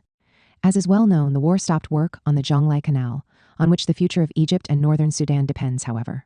I am perfectly aware that some environmental movements condemn in principle all major infrastructure projects. In the first volume of my memoirs, I said what I thought of these simplifications concerning the Aswan High Dam, the Gulf countries. I also know quite well the countries of the Arab Mashriq. I do not have much to say about the Gulf, which I visited in 1971 and 1974. Kuwait and the Emirates are not nations or even countries. I see them rather as supermarkets. In Kuwait, I met only Egyptians, Palestinians, Syrians, and Lebanese. The native inhabitants pay, but do not work. One day in Dubai, I got the crazy idea to stroll through the city before the meeting I was to attend. Upon entering a telephone store, I saw perhaps 3,000 models, a figure provided by the Indian owner, proud of his den, displayed on 5 rows of shelving in the 100 square meters of the shop. I had neither the need nor desire to buy anything. Later I was told, no, you don't go into a store in that manner. You go with a precise list of everything you want to buy. Model X, Type Y, color, etc. Obviously, you will find it. The cities of the Gulf are, of course, places where you die of boredom. Despite the complete stupidity of these U.S. protectorates of the Gulf, there are, all the same, Bedouins capable of making a critical assessment of the situation. What is the future? The few intellectuals from the region deserve admiration for their courage. It is said that things are changing and praise for Dubai's success is making headlines. Looking a little closer, I was not convinced. Certainly there are lively business activities, choice of the city as headquarters for multinational corporations freed, consequently, from any control. Tourism for the rich. For me, the place is too boring to be worth the trouble. Skyscrapers and luxury villas. But there is nothing to indicate any inventive capacity. Dubai remains an opulent relay for a globalization shaped by others. Bahrain is certainly more interesting. This Arab-Persian bazaar has an ancient history, and while the vestiges of the Carmatian Revolution, a Muslim millenarian communism, have disappeared, perhaps it has left mental traces that can explain the active political life that characterizes the country, which is quite exceptional in the region. I was never curious to visit Saudi Arabia, which is the height of horror for me. I know that this country, which presumes to give moral lessons to the entire world, imports half 50% of the world's production of pornography. The French sociologist Jean-Louis Boutillier, a friend of great humor, told me about how evenings are spent there, in groups of men and separately women seated before 5 porn movies playing at the same time. I'll pass over the rest. The south of the Arabian Peninsula is quite different. True societies are found there. En route to Karachi in 1975, we made a stop for 3 days in Muscat. It was a difficult but amusing entry into the country. The Dhofar War was in full swing, and the Sultanate's English police had undoubtedly made up long lists of undesirable Arabs. The police officer seized my passport, called his supervisor, and told me to wait, while waiting for them to make their decision after many calls to the Interior Ministry. No doubt I explained to Isabel that if they wanted to turn us back, they had a good pretext. Isabel had no visa on her French passport, as an Egyptiani did not need one, in principle. I explained to her that she should keep silent about her feminism, remain seated, keep her head covered with a scarf for the occasion, look at her toes, not utter a sound, and refrain from answering anyone who came to speak to her. The cop returned and said, "Go, everything is fine." I thought for a moment, do I take out Isabel's passport? Then I had a brilliant idea. I took out my identity card, and in the part called Observations, I wrote in Arabic in this order, Shantatan wa zawja, 2 suitcases and 1 wife. I got Isabel's attention with a psst and summoned her with my finger. She rose, picked up the 2 suitcases, and without lifting her head, followed me with small steps, staying behind me as I walked with my head held high. We left the airport, got into a taxi, and then burst out laughing. We fooled them! Yemen. I am not familiar with the former South Yemen, although I have met many political figures of the exceptional left in which we had invested much hope, and that I discussed in rereading the post-war period. Nevertheless, I know North Yemen quite well, having been invited on 2 occasions, after the end of the war and the Egyptian intervention, by the rector of Sana'a University, Abdel Aziz al-Makaleh. Everyone knows the superb architecture of Yemeni cities, its mountainous countryside, similar to that of Ethiopia, and even the custom of chewing khat. I was invited every day to participate in interesting and intelligent afternoon gatherings. A meeting sometimes brought together men only, or sometimes exclusively women, or even a mixed group. And I was assured that there was nothing exceptional or modern in that. One of the invitees would make a, sometimes lengthy, presentation on a subject that was then freely discussed by the others while chewing khat for 3 or 4 hours. I was invited to begin the discussions with a presentation on important topics, such as what is socialism, imperialism today, the Arab nation, and its problems. I must say that the quite lively discussions revealed unexpected levels of knowledge and thought. Fahima Sharafuddin, who had been invited at the same time as I was, and some other leftist Arab intellectuals, such as the Syrian Issam al-Zaim, who worked at that time in Sana'a, confirmed my conclusions.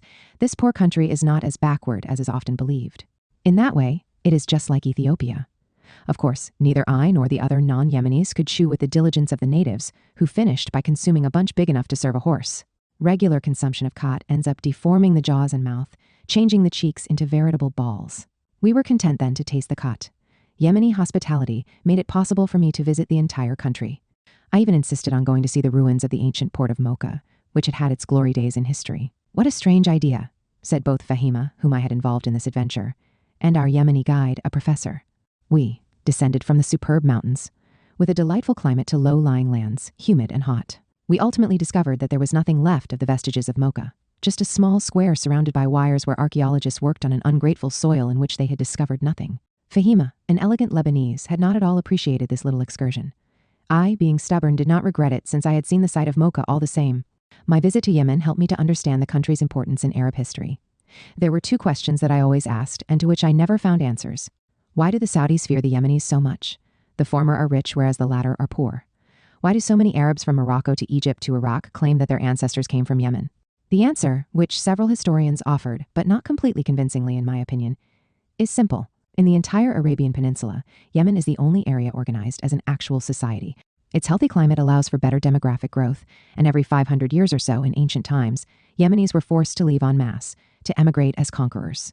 They formed Ethiopia, which shares its language with the ancient Semitic languages of southern Arabia. They provided the largest Arab armies of Islam. The Saudis fear them.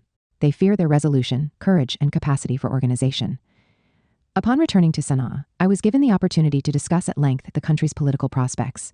Yemeni leaders were strongly critical of the Egyptian intervention, with good arguments, unfortunately. The problem was not only the well-known arrogance of petite bourgeois officers, contemptuous toward this illiterate people and busy making money by any means to furnish their Cairo apartment, but also, beyond that, the incoherence of Nasser's strategy. Not knowing which way to go in relations with the Saudis, the product of a mixture of authentic, progressive intentions, useless and absurd expansionist aims, and poor quality execution. Yemenis, at least those I met, certainly did not come to anti-Egyptian conclusions. On the contrary, they remained admirers of Egypt and Nasser and supporters of Arab unity, but they thought they would not have done any worse, acting alone. I believe they were right, knowing that what they did could only be a beginning of modernization, and hardly more. But were they aware of these limitations? It is difficult to say. The imitation of Muammar Gaddafi's populist model through the General People's Congress worried me. There were words, many words, quickly described as socialist. The progressives among these leaders and militants from the North counted a lot on the support that unity with the South would provide. Subsequent developments proved that the weaknesses of the South's progressive political forces largely quashed these hopes. Iraq, Lebanon, Syria, and Jordan. I was only in Iraq once, in Baghdad, which I did not leave, to participate in a pan-Arab meeting. That was at the beginning of the Saddam dictatorship in 1980. We spoke freely about the problems on the meeting's agenda, with some prudence as to the vocabulary used. At the back of the hall, 4 Iraqi participants with bushy mustaches. I never, or almost never, saw Iraqi men without a mustache. The exceptions stood out, sweated and labored, to take complete notes of everything that was said. Quite figurative characters, as my friend the Brazilian painter Tiberio would say. I asked to speak. I see that our brothers, the Iraqi participants, are extremely serious and anxious to derive the maximum benefit from our discussions. Why not facilitate their task by installing a recording device, and then we can offer them the tapes? They will then have the possibility of calmly reflecting on exactly everything that we have said. Loud laughter. The proposal was adopted. Beyond this good joke, the atmosphere was terrible, and each day the newspapers reported arrests, sentences, etc. The country was being terrorized. I invented a rather grim nocta. Every morning, the radio announces the hanging of 25 people, 5 communists, 5 errant Baathists, 5 bourgeois liberals, 5 Islamists, and 5 with no opinion whatsoever. This way, no one will feel secure. My cousin, Mansour Fahmy, who had been a consul in Baghdad and who had a good Egyptian sense of humor and knew how to imitate the local accent to perfection, told me he made this up. Of course, how a Baathist culture festival unfolded. There was a long table with 15 identical mustachioed men. The first stands up and reads his cultural address. Very brief, one sentence in fact. In May, we killed 50,000. The second stood in turn. In July, we killed 100,000, etc. The last stood, in August, we killed everyone. That's the end. No one can do better. The festival ended. However, Iraq is full of intellectuals of the highest value, and tens of thousands of militants with uncommon courage. Those whom I was able to see dared to speak, in a low voice, only away from their homes, outside and away from any building. What I heard from them testified quite simply to the sheer horror of the Iraqi Baathist political system. Is it then any wonder that most of these admirable intellectuals ended up choosing exile?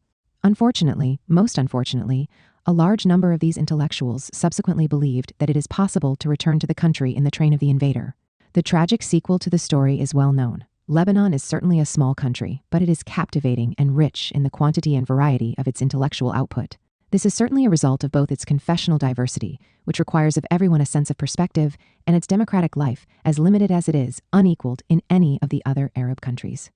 I visited Lebanon on several occasions during the Civil War, which bathed the country in blood for 10 years beginning in 1975, at the invitation of the bloc of democratic and national forces.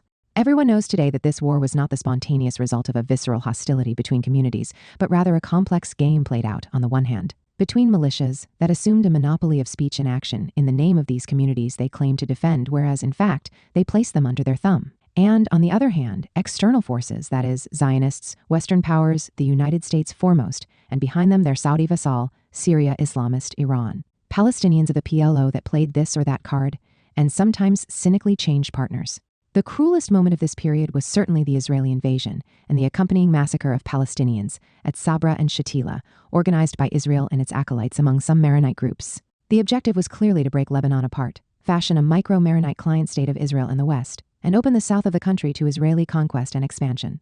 This plan was defeated, first, it must be said, by the Lebanese people themselves, giving a big lesson to the Arab world and the Palestinians. The Lebanese civilians did not flee before the Israeli army and fought them by resisting in the occupied territories, a resistance called terrorist, unfortunately, by the dominant media infused with Israeli views. The later Intifada of Palestine learned from this earlier experience of popular resistance. Syrian diplomacy also played, with keen intelligence, a decisive role in defeating these plans. This is so whether or not one is favorable to the government in Damascus. In the course of frequent visits to the south of the country, I could see with my own eyes the incredible arrogance of the Israeli occupation forces. They committed daily provocations, such as flights over Beirut and random bombings here and there, but the Western public was, and still is, never informed. The media are not allowed to criticize the Zionist state in any way. Beirut and Lebanon during the war provided convincing evidence of the exceptional qualities of the Lebanese people, and particularly of its democratic and more or less socialist political segments, in other words, the left. Beirut was a city cut in half, subjected to bombardments by the militias of the two camps and from the Israeli Air Force, yet it still lived, and did so intensely. Neither water nor electricity was distributed by public services, but there was water and electricity everywhere, supplied through the self-organization of city districts, installation of small generators, the mobilization of water trucks, etc. In Beirut, political and intellectual life continued as if nothing were going on. I gave lectures and held workshops in places where the noise of heavy gunfire could be clearly heard. When the noise from the gunfire got worse, but only then, we decided to go further away and continue the discussion. Militants from the other side of the front line did not hesitate to attend these discussions. In the mountains, the superb countryside that dominates Beirut, Jumblatt's Socialist Party also organized meetings and debates, with my assistance and that of others, some directly about Lebanese or Arab problems, others of a more general nature, the development of world capitalism, the crisis of national and socialist systems, Marxist theory, and the like. I have fond memories of these splendid places, and the Ottoman palace of Deir el-Ahmar. In Beirut and elsewhere, one could only admire the Lebanese passion to live. Damaged homes were immediately reconstructed, without waiting. A comparison clearly comes to mind. A manuscript given to a publisher in Beirut was published at the promised time, whereas in Cairo, this was not the case, and it was better printed in Beirut, without mistakes and misprints. When peace returned, it was possible for me to visit in calm all regions of this small country, the Cedars of God Forest, the Bekaa Valley, Tripoli, and Saida. As always, there were lively conferences. Of course, the political and social system that forms the basis on which peace was reestablished in Lebanon is far from meeting the expectations of the democratic and progressive forces that form the only solid foundation for this peace. The flourishing real estate speculation, which profits from the capital's reconstruction, will lead to the disappearance of its magnificent historical center, the Place des Canons and the Ottoman buildings close by, of which I, like all those who are familiar with them, have a fond memory. But the city, as ordinary as its so-called modern urbanization might become, remains fascinating. The cafe life, which I have always loved, is certainly one of the most pleasant manifestations of Lebanese sociability.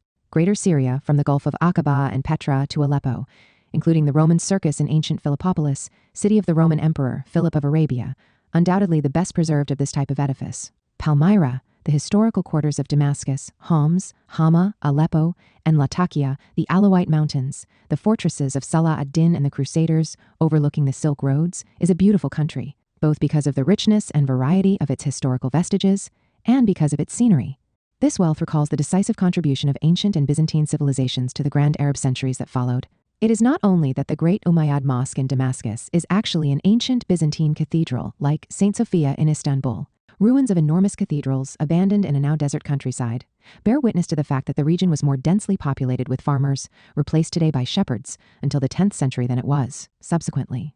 The ruins of Palmyra testify to the importance of trade along the Silk Road, dating back to antiquity. Consequently, it is easy to see influences from the East, from Iran and India in the work of Syrian artisans. Invited to a cultural week in Damascus, I was struck, but not surprised, by the uncompromising democratic and secular speeches of a large number of high-quality intellectuals.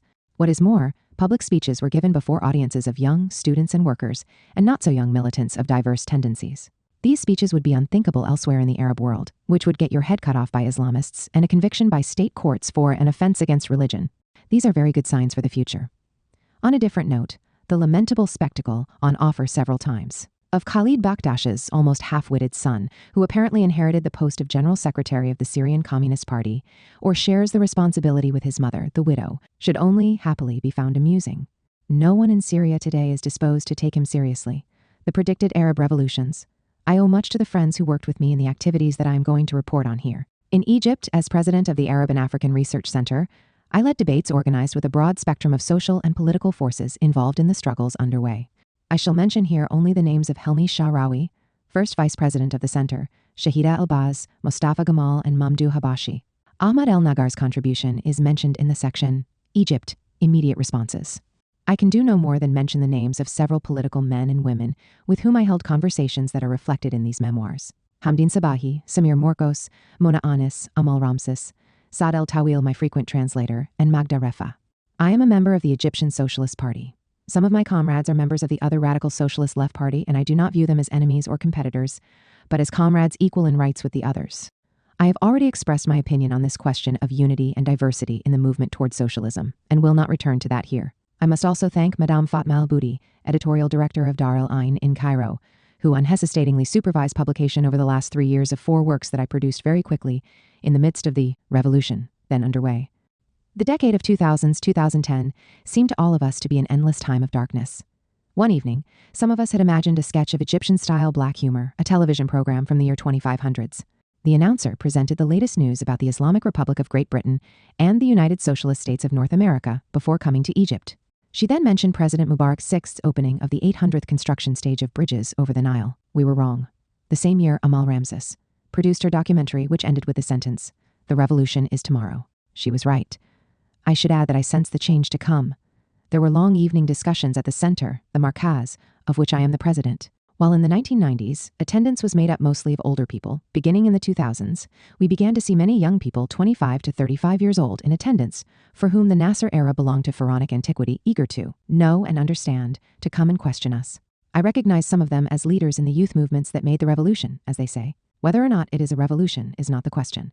An inscription found on walls in Cairo. The revolution has not changed the system, but it has changed the people, perfectly captures the transformation of the country, conducive to possible progress in the end. In Algeria, we, the Third World Forum networks, benefited from exemplary political and financial support, without which I do not know how we would have been able to organize the roundtables we arranged for the World Social Forums in Dakar 2011 and Tunis 2013, and to prepare for Tunis 2015. Most observers considered these roundtables to be of great interest. Here I would like to thank the Algerian Minister of Foreign Affairs, the Algerian Ambassador at Dakar, Mr. Abderrahmane Benguera, and Madame Khalida Toumi, Minister of Culture. The list of our collaborators in Algiers is too long to recall here. It begins with our major correspondents, Samia Zanati and Karim Chik, editions Epic, with whom I acknowledge my warm personal friendship here. The Arab world entered into a period of turbulence beginning in 2011, which was a bit too quickly called the Arab Spring. I refer the reader to my book on these revolutions. The strategic objective of the imperialist powers is to destroy the very existence of the state in the countries of the region because they could, with the possible radicalization of popular movements, threaten the established regional and world order. The support given by these powers, the United States followed by Europe, to reactionary political Islam is the means to obtain this result. The programmed destruction of the Iraqi state begun in 2003, and the decomposition of post-Gaddafi Libya are tragic examples. In Sudan, the bloody dictatorships of Ghaffar Nimeiri, who became crazy over God, and his successor, Omar al-Bashir, as well as the systematization of crime in the name of religion by Tarabi, produced what should have been predicted and feared, the breakup of the country, the independence of the South, and separatism in Darfur and the East. Egypt aborted emergence. Egypt was the first country in the periphery of globalized capitalism that attempted to emerge. At the beginning of the 19th century, well before Japan and China, Muhammad Ali had designed and implemented a renovation project for Egypt and its immediate neighbors in the Arab Mashriq. This wide-ranging experiment took place over the first two-thirds of the 19th century and only ran out of steam during the second half of the reign of Khedive Ismail in the 1870s. An analysis of its failure must include an examination of the violence of the external aggression perpetrated by Great Britain, the major power of central industrial capitalism at that time. Twice, in 1840, then in the 1870s, with seizure of control over the finances of Khedive Egypt, which ended with the military occupation in 1882. England relentlessly pursued its objective: prevent the emergence of a modern Egypt. Undoubtedly, this Egyptian project had limitations, ones that were characteristic of the era since it was obviously a project of emergence in and through capitalism, unlike the second Egyptian attempt. It is also true that the social contradictions inherent in this project, just like the political, ideological, and cultural concepts that underlie it, played a part in this failure. It remains the case that, absent imperialist aggression, these contradictions could probably have been overcome, as the Japanese example suggests. Defeated, for nearly 40 years, Egypt was forced to be a dominated periphery. Its economic, political, and social structures were reshaped to serve the model of capitalist imperialist accumulation dominant in that era. The regression imposed on the country affected not only its productive system, but also its political and social structures. There was a systematic attempt to reinforce backward-looking and reactionary ideological and cultural conceptions, useful for maintaining the country's subordinate status. Egypt, its people, its elites, the nation it represents, never accepted this status.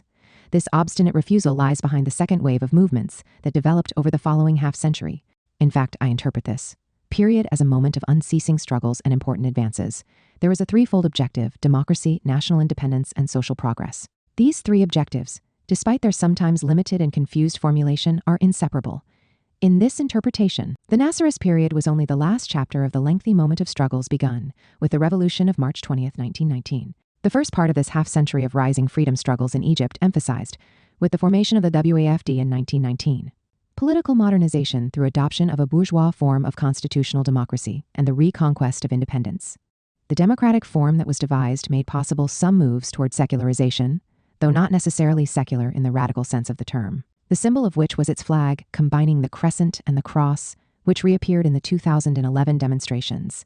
Normal elections not only allowed Copts to be elected by Muslim majorities, but even more, it allowed these same Copts to occupy very high posts in the state without that causing the least problem. The British, with the active support of the reactionary bloc, made up of the monarchy, large landowners, and rich peasants, worked to push back the democratic advances of Waftist Egypt. The dictatorship of Ismail Sedki Pasha in the 1930s, with the abolition of the democratic 1923 constitution, came up against the student movement, which was the spearhead of the anti-imperialist struggles in that era. It is not by accident if, to reduce the danger, the British Embassy and the Royal Palace actively worked together to create the Muslim Brotherhood. Inspired by Islamist thought in its backward-looking Wahhabi Salafist version formulated by Rashid Rida, the most reactionary, anti-democratic and anti-social progressist version of the new political Islam. The Second World War, by necessity, was a sort of parenthesis.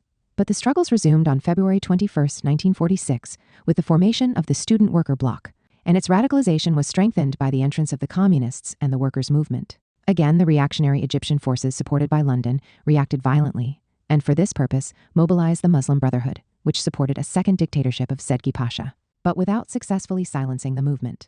The WAFD returned to the government, and its abrogation of the 1936 Anglo-Egyptian Treaty and the beginning of guerrilla action in the still-occupied Suez Canal zone were only defeated by the 1951 Cairo Fire, an operation in which the Muslim Brotherhood was deeply involved. The first coup d'etat of the Free Officers, but above all the second one that started Nasser's control, crowned this period of continual struggles, according to some, or put an end to it, according to others. Nasserism replaced the interpretation that I offer of the Egyptian awakening with an ideological discourse that essentially eliminates the entire history of the years 1919-52.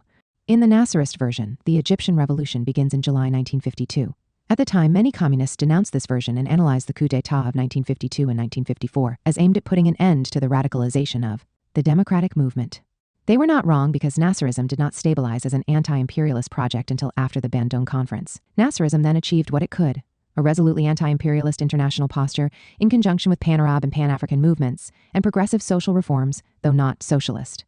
The whole thing was organized from above, not only without democracy, by prohibiting the working classes from organizing by themselves and for themselves, but also by abolishing any form of political life. Political Islam filled the void created. The project exhausted its potential in a brief time, the 10 years from 1955 to 1965. The stagnation offered to imperialism, now led by the United States, the occasion to break the movement, which for this purpose mobilized its regional military instrument, Israel. The 1967 defeat marks the end of this half-century of fluctuating struggles. The retreat was led by Nasser himself, opting for concessions to the right, the Infitah, or the opening to capitalist globalization rather than radicalization, for which students, among others, fought. The student movement commanded center stage in 1970, a little before Nasser's death, then continued after. Sadat, followed by Hosni Mubarak, pushed this move to the right even more and integrated the Muslim Brotherhood into their new autocratic system. Nasser's Egypt had established an economic and social system that can certainly be criticized, but it was coherent. Nasser had bet on industrialization as a way of getting out of the colonial international specialization that restricted the country to exporting cotton. This system provided for a redistribution of income favorable to the expanding middle classes without impoverishing the working classes. Sadat and Mubarak worked to dismantle the Egyptian productive system, for which they substituted a totally incoherent system based exclusively on creating conditions for the profitability of companies that are, for the most part, only subcontractors of imperialist monopolies. This policy resulted in an incredible increase in inequality and unemployment that affected a majority of youth. This situation was explosive. It exploded. During the Bandung and non-alignment period, 1955 to 1970-75, some Arab countries were at the forefront of struggles for national liberation and social progress. These governments, Nasser, the FLN, the Baathists, were not democratic in the Western sense of the term. They were one-party states, or in the sense that I give to the term, which implies power exercised by the working classes themselves. But they were nonetheless perfectly legitimate because of their important achievements, gigantic progress in education, which allowed upward mobility, children of the working classes moving into the expanding middle classes, and in health, agrarian reforms, and guaranteed employment, at least for all graduates at all levels. Combined with anti-imperialist policies of independence, these achievements strengthened the governments in question, despite the continual hostility of the imperialist powers and military aggression perpetrated through Israel. But after having achieved what they could in 2 decades through the means they gave themselves, reforms implemented from above, without ever making it possible for the working classes to organize themselves by themselves, these governments reached a dead end. The hour of imperialism's counteroffensive had arrived. To preserve their power, the ruling classes then accepted being subject to the new demands of so-called neoliberalism, uncontrolled opening to the outside, privatizations, etc. Consequently, everything they had accomplished was lost in a few years. The rapid erosion of their legitimacy led these governments to resort to increased police repression, supported by Washington. The period of decline also covered a period of almost a half-century. Egypt, subject to the requirements of globalized liberalism and the strategies of the United States, no longer existed as an active regional and international participant. In the region, the major allies of the United States, Saudi Arabia, Israel, and Turkey, were in the forefront. Israel could then move forward with its plan of expanding colonization of occupied Palestine, with the tacit complicity of Egypt and the Gulf countries. Depoliticization was decisive in the rise of political Islam. This depoliticization is certainly not confined to Nasserist and post-Nasserist Egypt. It was the dominant practice in all the national popular experiments of the First Awakening of the South, and even in the historical socialisms after the initial phase of revolutionary ferment had quieted down. It is responsible for the later disaster. The question of democratic politicization is, then, the core challenge in the Arab world as elsewhere. Our era is not one of democratic advances, but, on the contrary, of setbacks and decline. The extreme centralization of capital and the generalized monopolies allows and demands unconditional as well as total submission of political authority to its orders. Instead of affirming the presence of active citizens capable of formulating projects for an alternative society, so-called postmodernist ideology privileges a depoliticized individual, a passive spectator of the political scene who merely participates in elections, if that have no significance and lead to no real change, political alternation, a consumer modeled by the system, who wrongly thinks of him or herself as a free individual. The apparent stability of the regime, praised by Washington, was based on a monstrous police machine that committed criminal abuses daily. The imperialist powers claimed that this regime protected Egypt from the Islamist alternative. That is actually a huge lie. In fact, the regime had completely integrated reactionary political Islam into its power system by conceding to it management of education, justice, and major media, particularly television. The only authorized speech was that which the mosques gave to the Salafists, thereby making it seem that they formed the opposition. The cynical duplicity of the rhetoric emanating from the U.S. establishment, and on this plane Obama was no different than Bush, serves its objectives perfectly. In fact, support for political Islam eliminates the capacities of a society to face the challenges of the modern world. It lies behind the catastrophic decline in education and research. While the occasional denunciation of abuses for which it is responsible, murders of cops, for example, serves to justify Washington's military interventions in pursuit of its so-called war against terrorism, the regime could appear tolerable, so long as the safety valve of mass migration of the poor and middle classes to the petroleum-exporting countries continued. The end of this system, Asian immigrants replacing those from the Arab countries, led to a rebirth of resistance. Worker strikes in 2007, the largest in Africa for 50 years, the stubborn resistance of small peasants threatened with expropriation by agrarian capitalism, and the organization of middle-class protest groups in favor of democracy, the Kafaya and April 6 movements, all heralded the inevitable explosion anticipated in Egypt, even if it surprised foreign observers. We have now entered into a new phase of rising struggles for emancipation. We must analyze their direction and chances for development. Egypt entered a new phase of its history in 2011. The analysis that I have proposed of the various elements involved in the active democratic, popular, and national movement, as well as the strategies of the local reactionary opponent and its external allies, should allow us to examine diverse possible paths to social transformation and determine whether they are promising or dead ends. In conclusion, I note that at this point in time, nothing allows us to say that Egypt is embarked on the path of emergence. But the fight will continue, and will, perhaps, allow for an exit from the impasse and the reinvention of an appropriate path of emergence. Crony capitalism, comprador state, and lumpen development, the case of Egypt. The Nasserist project of constructing a national development state had produced a model of state capitalism that Sadat was committed to dismantle. State-owned assets were thus sold. To whom? To crony businessmen and those close to the government, senior officers, high government officials, and rich merchants, who returned from exile in the Gulf countries, equipped with handsome fortunes, in addition to political and financial support from the Muslim Brotherhood. But these assets were also sold to Gulf Arabs and foreign companies in the United States and Europe. At what prices? At ridiculous prices disproportionate to the real value of the assets in question. In this way, the new Egyptian and foreign owning class was formed, which fully deserves the label crony capitalist. Rasmalia al-Mahasib, the Egyptian term, is understood by everyone. Property granted to the army transformed the nature of the responsibilities that it carried out in some segments of the productive system, the army factories, which it managed as a state institution. These management powers became the powers of private owners. What is more, during the course of the privatizations, the most powerful officers also acquired ownership of many other state assets, commercial chains and suburban land and housing estates in particular. The fortunes in question were made by acquiring already existing assets, with no more than negligible additions to productive capacity. Foreign capital investment, Arab and others, which as a matter of fact is quite modest, should be viewed within this context. The whole operation culminated in the establishment of the private monopolistic groups that now dominate the Egyptian economy. The monopoly of the new crony capitalists has been systematically reinforced by the almost exclusive access enjoyed by these billionaires to bank credit, notably for the purchase of the assets in question, to the detriment of granting credit to small and medium producers. These monopolies were also strengthened by colossal state subsidies, granted for the consumption of oil, natural gas, and electricity by the factories taken over from the state's cement, iron and aluminum metallurgy, textiles, and others. The free markets allowed these companies to raise their prices to match those of competing imports. The logic that underlies the public subsidies that compensated for the lower prices charged by the state sector was broken, and super profits were accrued to the private monopolies. Real wages for the large majority of unskilled and medium-skilled workers deteriorated through the operation of the laws of the market for free labor and the ferocious repression of union and other forms of collective action. Wages are now far below what they are in other countries of the South, with a comparable rate of per capita GDP. The super profits of the private monopolies and pauperization go hand in hand and result in a continual increase in the unequal distribution of income. The taxation system, which rejected the very principle of progressive taxation, systematically reinforced inequality. Light taxation for the rich and corporations, praised by the World Bank because it supposedly supports investment, quite simply ended up as an increase in super profits. These policies also made it impossible to reduce both the public deficit and the foreign trade. Deficit, they entailed a continuous deterioration in the value of the Egyptian pound and led to growing internal indebtedness of extreme proportions. This, in turn, provided an excuse for the IMF to demand still more respect for the principles of liberalism. Immediate responses. Activists responsible for formulating a joint program responding to the immediate requirements undertook a considerable amount of high-quality work for more than a year. The following text owes much to the work of Ahmad El-Nagar, to whom I had the pleasure of awarding the Samir Amin Prize in 2011.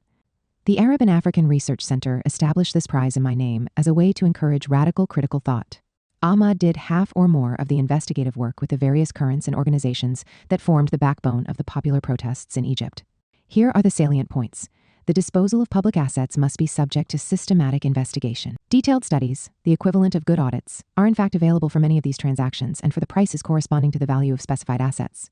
Given that the purchasers of these assets did not pay these prices, ownership of these acquired assets must be legally transferred, following a court-ordered audit to public limited companies, with the state as a shareholder equal to the difference between the actual value of the assets and the prices paid by the buyers. The principle should be applicable to everyone, whether these buyers are Egyptian, Arab, or foreigners. The law must set the minimum wage at the level of 1,200 lira per month, or 155 euros at the current exchange rate, the equivalent purchasing power of 400 euros. This rate is lower than in many countries with a GDP per capita comparable to that of Egypt. The minimum wage must be linked to a sliding scale, and the trade unions made responsible for monitoring its implementation. It will be applied to all activities of the public and private sectors, given that the beneficiaries of freedom of pricing, that is, the private sector that dominates the Egyptian economy, have already decided to set their prices closer to those of competing imports. The measure can be implemented and will only have the effect of reducing the margins of monopoly rents. This readjustment does not threaten the balance of public accounts, bearing in mind the savings and the new tax legislation proposed below. Adopting a maximum wage set at 15 times the minimum wage will reinforce the proposals made by the movements involved.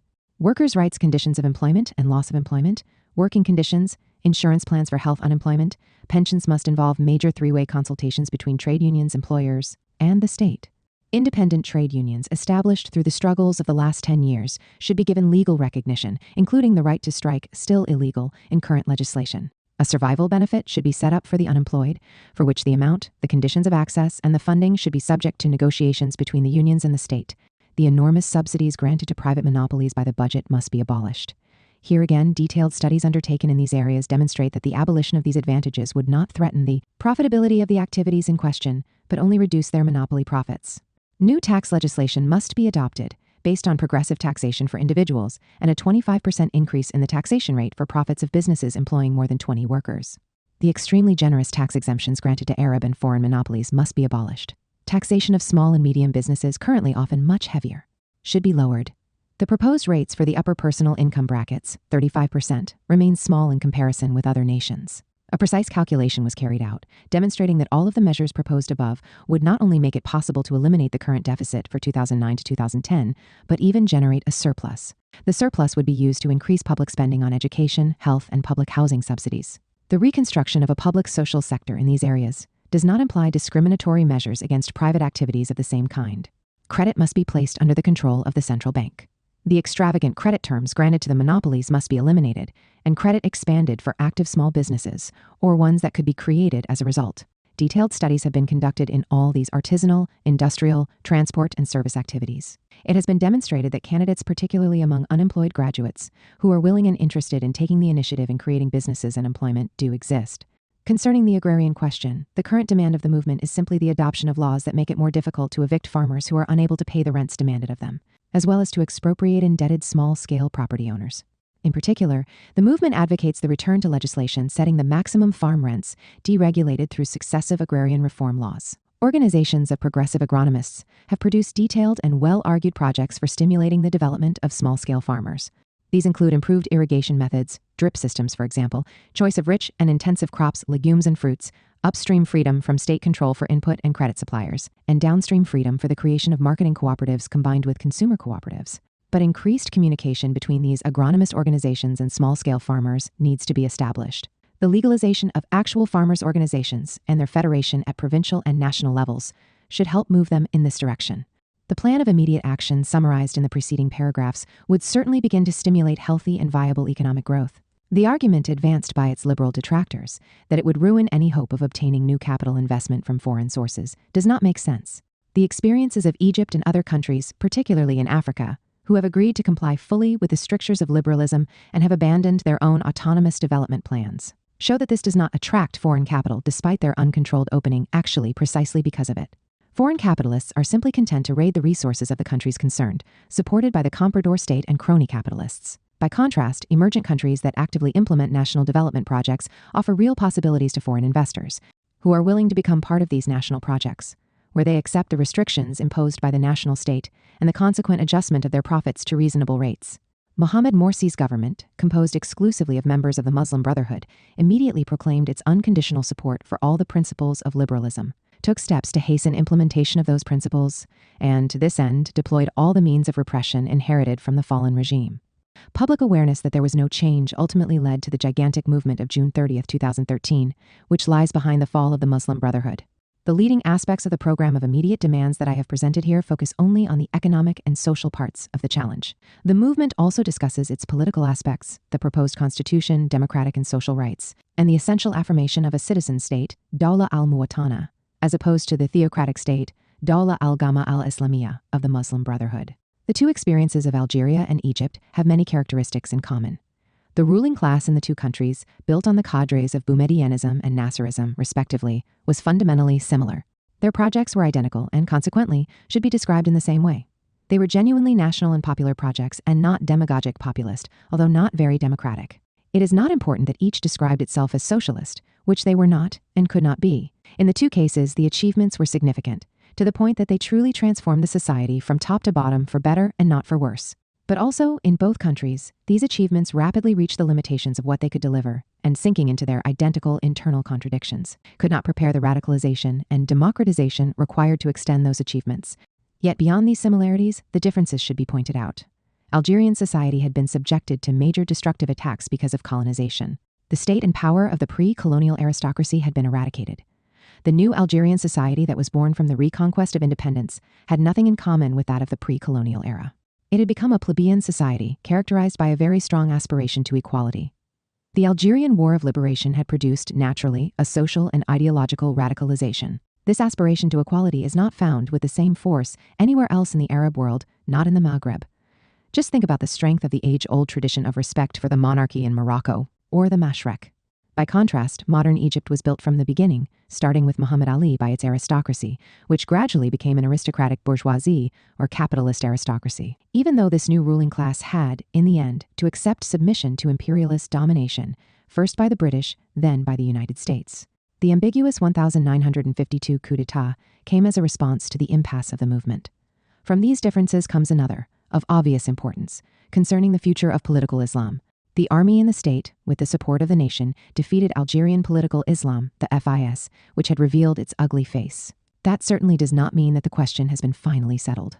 Benjedid, Boumedienne's successor, pursued an extreme neoliberal path similar to Sadat and Mubarak's Infitah. Widespread privatizations throughout the national economy, participation of senior officers in pillaging state assets, dismantling national control of the petroleum sector, uncontrolled opening to multinational corporations, and corruption.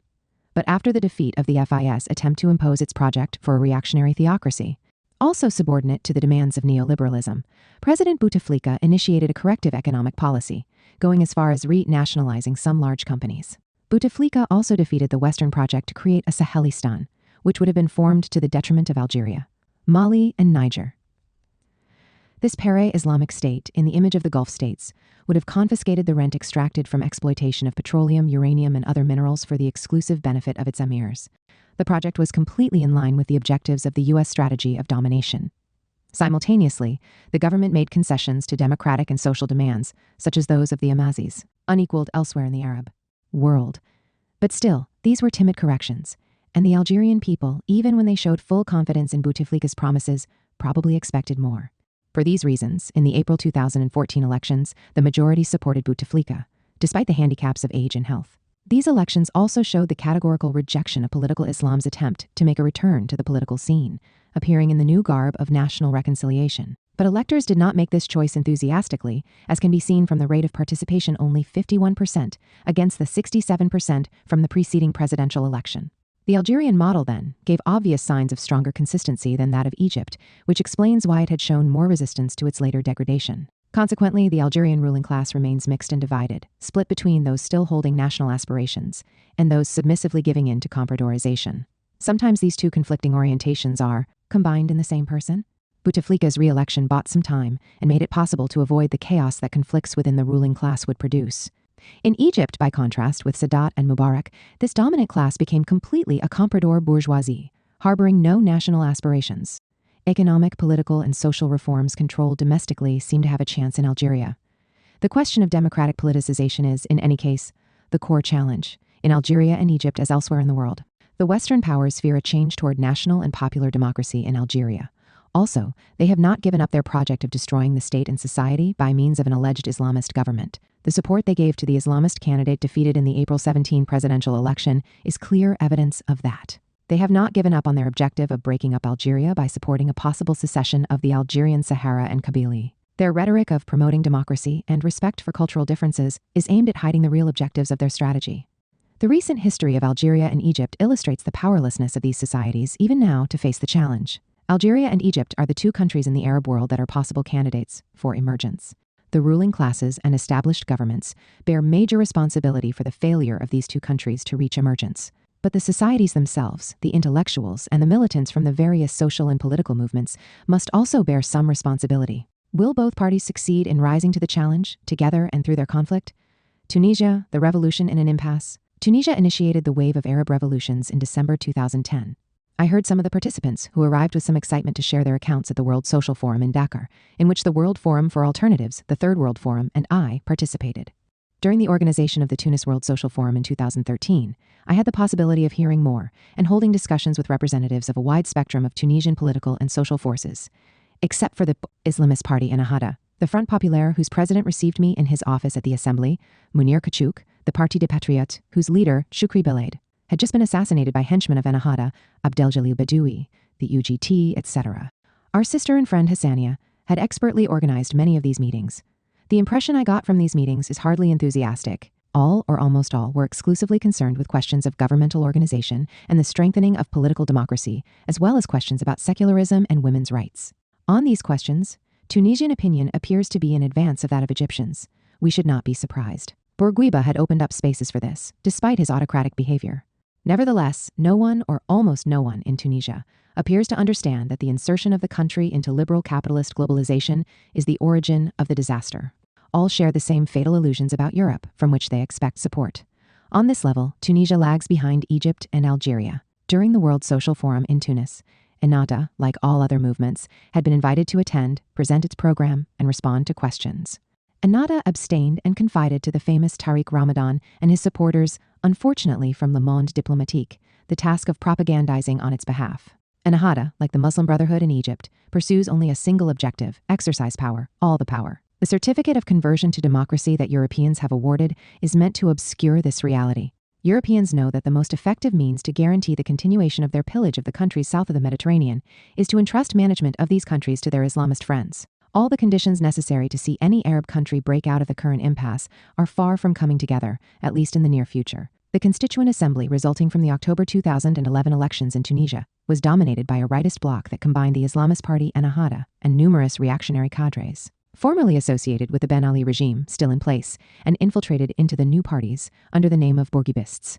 Both unconditionally support the market economy such as it is, a system of dependent and subaltern capitalism. France and the United States do not ask for more. Everything changes so that nothing will change. Two changes are nevertheless on the agenda. Positive, a political but non-social democracy, that is, low-intensity democracy, that will tolerate a diversity of opinions, respect human rights more, and end the police repression perpetrated by the preceding regime. Negative, a probable decline in women's rights. This is, in other words, a return to a multi-party bourguibism with an Islamic coloration. The Western powers' plan, based on the power of the comprador reactionary bloc, will put an end to this transition.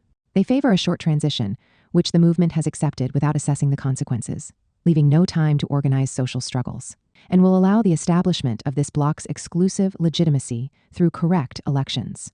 The Tunisian movement was largely uninterested in the economic policy of the former regime, concentrating its critiques on the corruption of the president and his family. Most of the opposition, even on the left, did not question the basic direction of the mode of development implemented by Bourguiba and Ben Ali.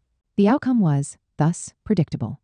President Monsef Marzouki had been a human rights campaigner, and thus a victim of repression, but he seemed unable to make the connection between the poverty of his people and the choice of a liberal economic policy by the state, which he did not question. Curiously, he took the initiative to organize. In Tunis, in February 2012, an international conference on Syria that provided grist to the mills of the Western interventionists. It remains the case that sometimes the same causes produce the same results. What will the working classes think and do when they see the continual deterioration in their social conditions? With the accompanying unemployment and job instability, not to mention the probable additional deterioration caused by the general crisis of capitalist globalization? It is too soon to say. But one should not persist in ignoring that only the rapid formation of a radical left that goes beyond the demand for proper elections can make possible a resumption of struggles for a change worthy of the name. This radical left has the responsibility to formulate a strategy for the democratization of society that would go beyond the simple holding of proper elections, combine this democratization with social progress, which implies giving up the current development model and strengthen its initiatives by adopting a clearly anti-imperialist and independent international position. It is not the imperialist monopolies and their international servants, the World Bank, the IMF, the WTO, the European Union, that will help the countries of the South get out of the impasses they face. None of these fundamental questions seems to be of concern to the major political participants. Everything happened as if the ultimate objective of the revolution had been to obtain elections rapidly. This is to think that power finds its sole source of legitimacy in the voting booth. But there is another, higher legitimacy, undertaking struggles for social progress and the real democratization of society. These two types of legitimacy are likely to have serious confrontations in the future. Libya, a country erased from the world map. Libya never truly existed as a nation. It is a geographical region that separates the Maghreb and the Mashreq. The boundary between these two Arab regions runs exactly through the middle of Libya. Cyrenaica was historically Greek and Hellenistic, and then it became part of the Mashreq. Tripolitania was Latin and became part of the Maghreb. Consequently, there has always been a basis for regionalism in the country. I saved the British atlas used at school by my father in 1913. The region from Kufra to Tibesti was under the rule of the Khedive of Egypt. In 1911, Italy seized Ottoman. Libya, which in actuality was only the coastal band. In 1915, to reward Rome for joining the Entente, the British ceded the Saharan regions of Cyrenaica to Italy. Gaddafi was never anything more than a buffoon whose empty thinking is reflected in his famous Green Book. Acting in a still archaic society, Gaddafi could allow himself to adopt various positions without any real significance, nationalist and socialist one day, then liberal the next. He made the latter choice to please the West.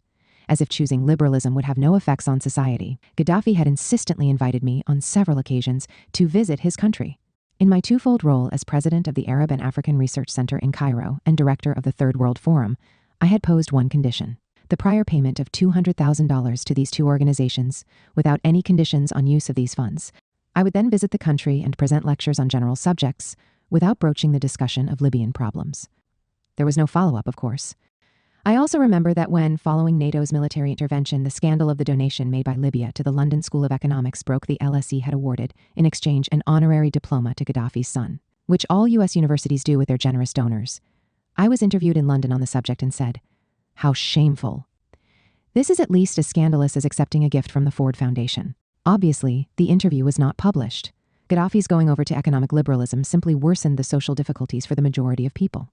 The very large redistribution of the oil revenues gave way to its confiscation by the regime's supporters and Gaddafi's family. The conditions were thus created that led to the explosion we all know, immediately taken advantage of by political Islam and regionalist forces in the country. It is in this context that the National Transitional Council (NTC) was formed in Benghazi. The president of this council was none other than Mustafa Mohammed Abdul Jalil, the president of the Libyan Appeals Court who confirmed the death sentence of the 5 Bulgarian nurses. He was rewarded and named Minister of Justice in 2007, a post he held until February 2011. For this reason, Bulgarian Prime Minister Boyko Borisov refused to recognize the NTC. The United States and European countries did not accede to this view. There were perhaps some more or less confused Democrats on this council, but above all there were Islamists, the worst among them, in fact, and regionalists.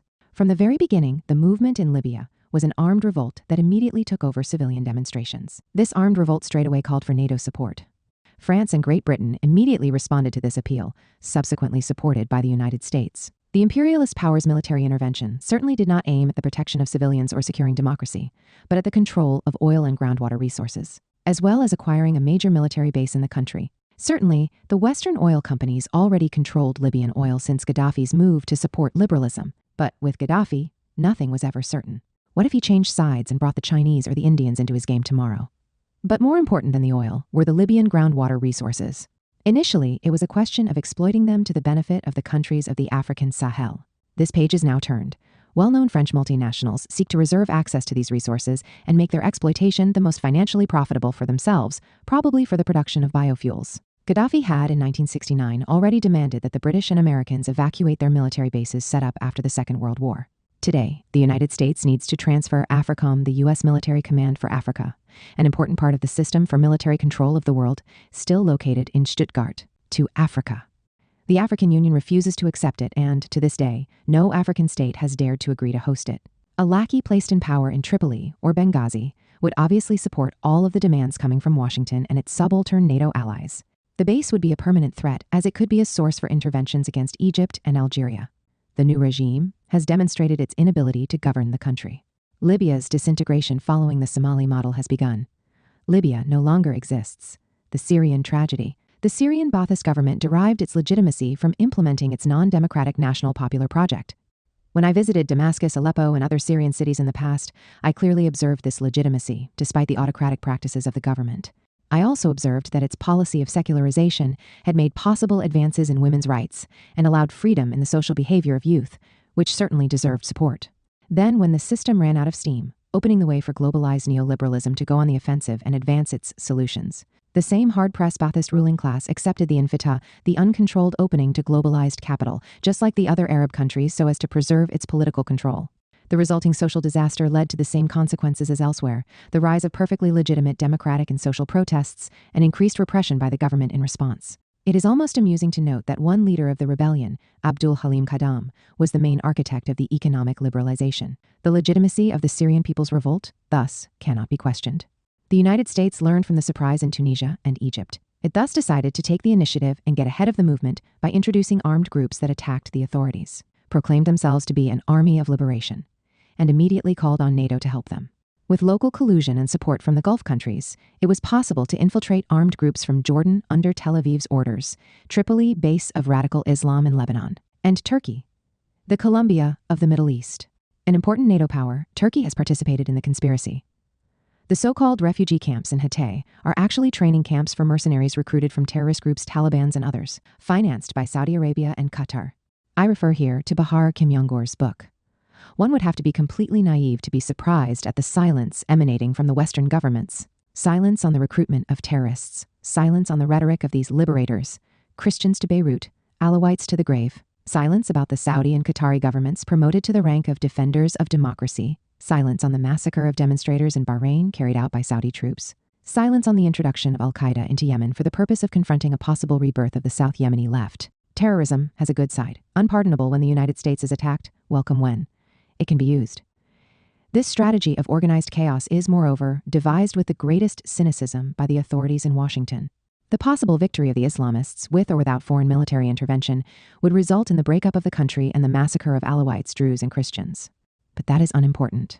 The objective of Washington and its allies is not to liberate Syria from its dictator, but to destroy the country, just as the aim was not to liberate Iraq from Hussein and Libya from Gaddafi, but to destroy these countries.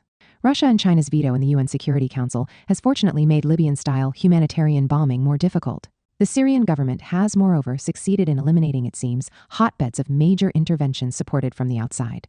It remains the case that the introduction of groups in the pay of foreign powers put the democratic and social movement in an awkward position. The movement, diffuse and unorganized, refused to support the so-called liberation committees, obviously manipulated by the imperialist powers, while also refusing to support the government's repression. To respond to the terrorism of imperialism's agents by state terror is not an effective response to the challenge. The solution calls for substantial reforms benefiting popular and democratic forces that exist and refuse to serve the Muslim Brotherhood.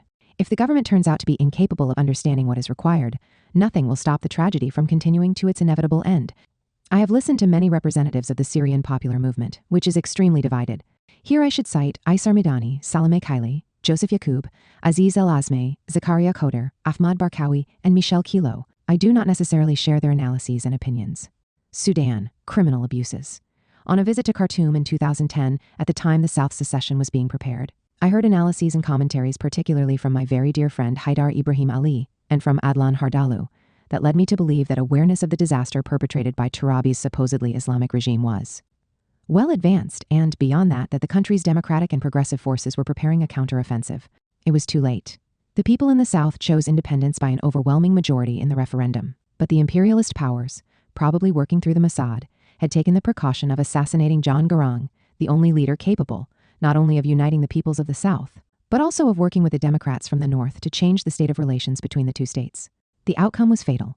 The South has become another Central African republic given over to conflicts among mediocre local potentates for control of the country and has descended into civil war.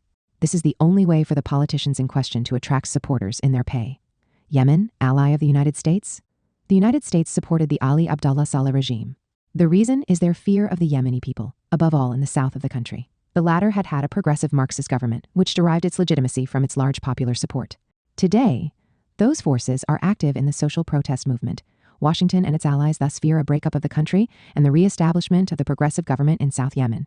Consequently, in allowing al-Qaeda, largely controlled by the United States, to occupy the cities of the South with U.S. support, the Yemeni regime wants to create fear among the progressive forces so that they can be pressured to accept the continuation of Saleh in power. The friendships that I have maintained with a large number of leaders from the former South Yemen have provided me with some insights into the nature of the issues facing this country. African socialisms, colonial disasters, and glimmers of hope. Independent Africa was divided into two camps from 1960 to 1963.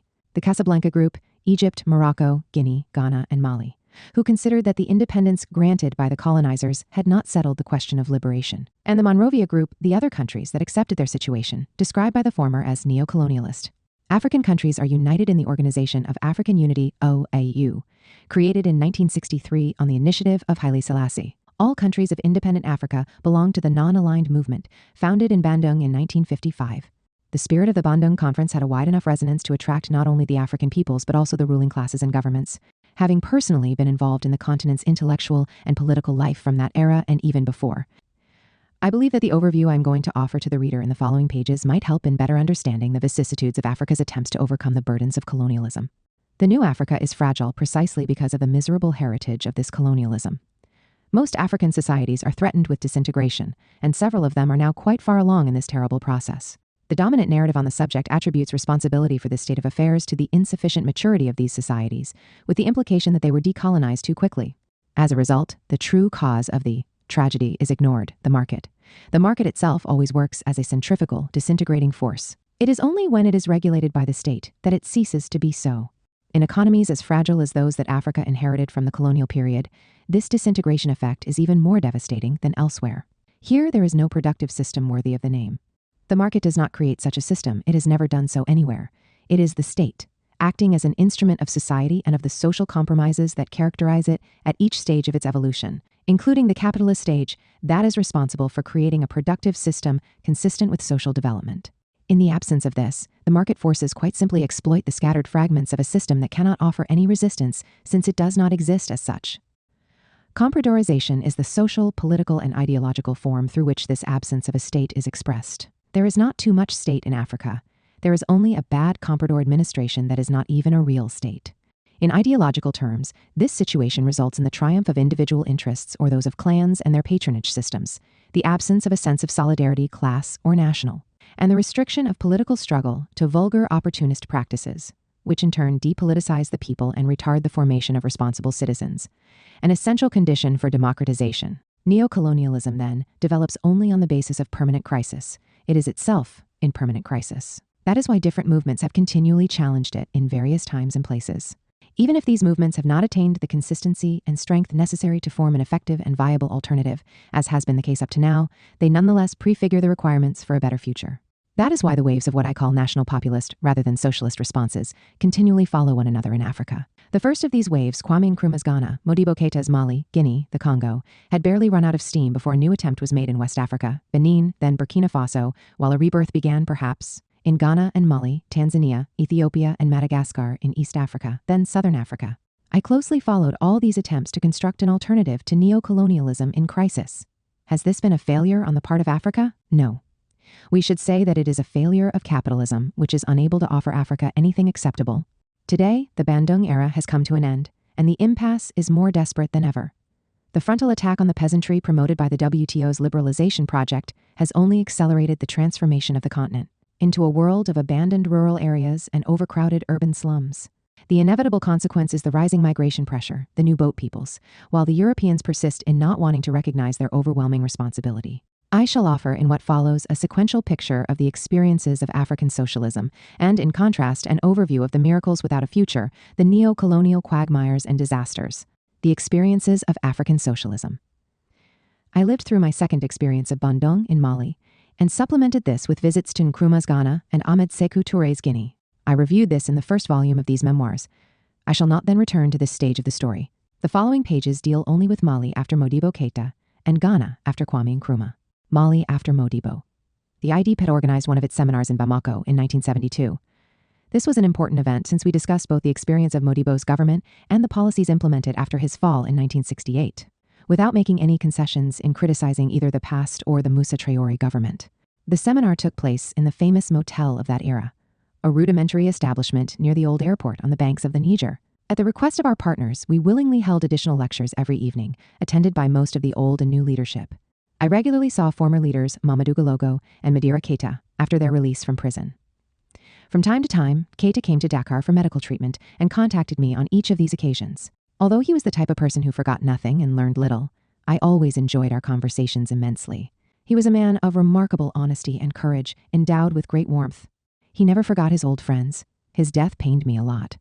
He is the uncle of Ibrahima Keita, one of the leaders of the youth revolt against the dictatorship, who became prime minister in the Conakry government. One day, Ibrahima said to me in the presence of Madira, "My uncle asks me why I'm not a member of the Union Sudanese, but rather a supporter of Adima, the new democratic movement. I believe he thinks that the Union Sudanese genes are indestructible." Beyond the older generation, I became acquainted with the new generation of militants from Adima, CNID, and the feminist movement Aminata Traoré, and with many other youth who were mobilized during this time. This generation was certainly more promising than the young cadres of the first wave from the early 1960s, whom I criticized rather severely on the whole. Amadou Toumani Touré, who was the astute and open, democratic-minded soldier who oversaw a remarkable transition and who received me after the fall of Moussa Traoré, convinced me that the Marxist education given to the army during the Modibo era, despite all of its outrageous dogmatic simplifications, had some good effects, since it produced a military corps that did not behave with the usual savagery found in most Third World armies.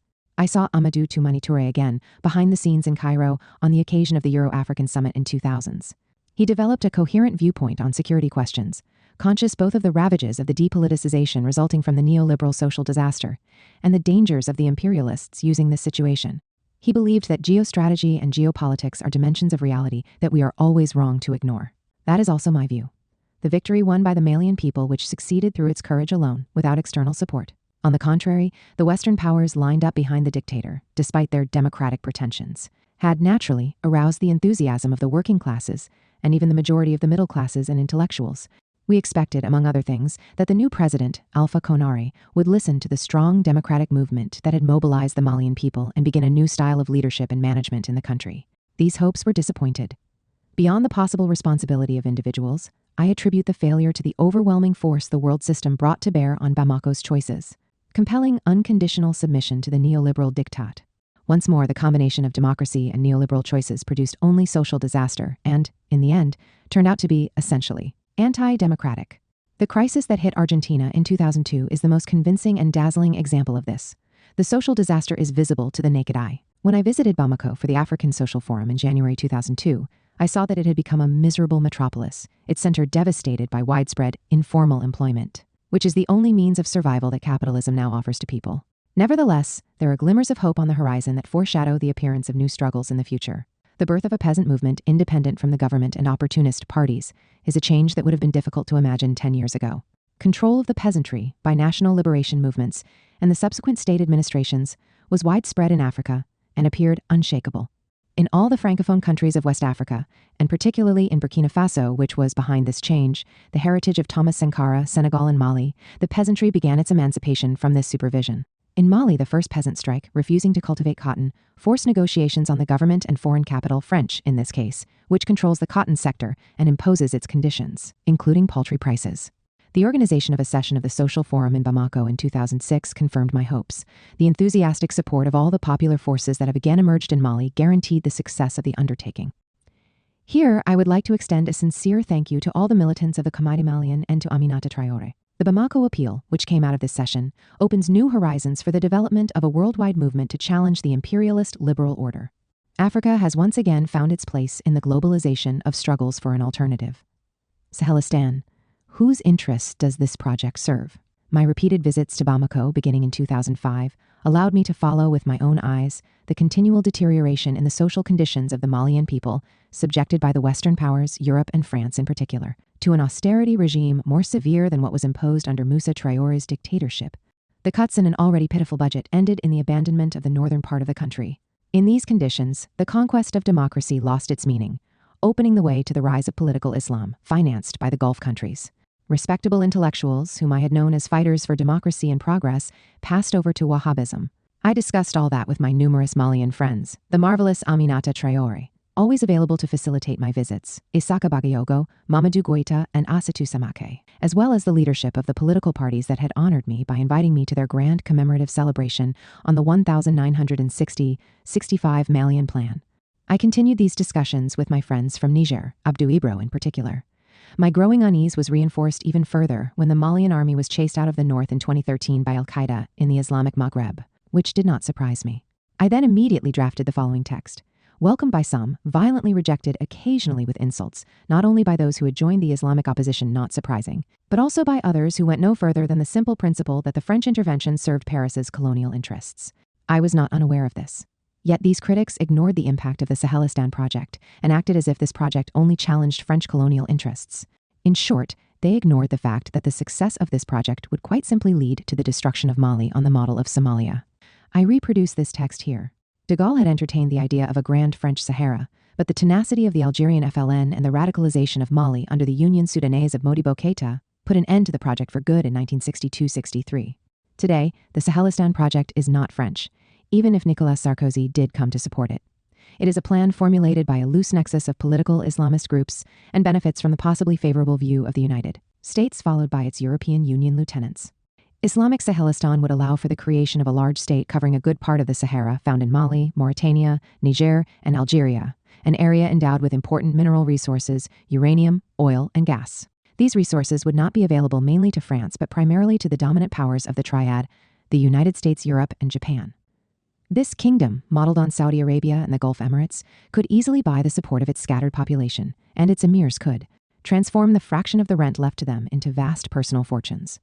The Gulf remains for the Triad powers the model of the best ally useful servant, in spite of the fiercely archaic nature of its social system, based in part on slavery. The established governments in Sahelistan would refrain from supporting acts of terrorism on their territory, without necessarily refraining from possibly supporting them elsewhere.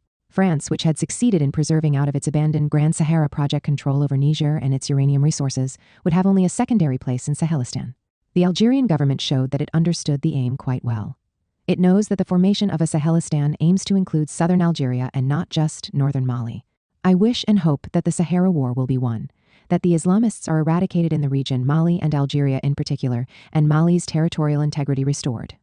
This victory is the necessary but far from sufficient condition for a future reconstruction of the Malian state and society. This war will be long and its outcome uncertain. Reconstruction of the Malian army is entirely feasible. Modibo's Mali had succeeded in building a competent army that was devoted to the nation, sufficient to deter aggressors like the Islamists of QM today. This army was systematically destroyed by Moussa Traoré's dictatorship, and his successors did not reconstruct it. But since the Malian people are quite aware that their country has the obligation to be armed, reconstruction of its army would benefit from favorable public opinion.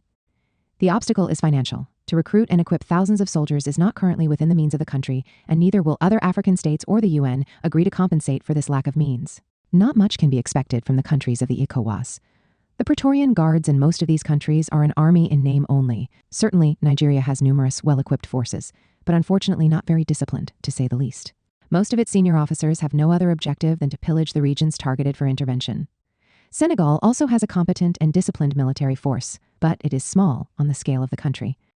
Farther afield in Africa, Angola and South Africa could provide effective support, but their geographic distance and maybe other considerations might dissuade them from running the risk of any commitment. Mali's reconstruction can only be done by the Malians themselves. Still, it would be desirable to help them rather than erect barriers that would make such reconstruction impossible.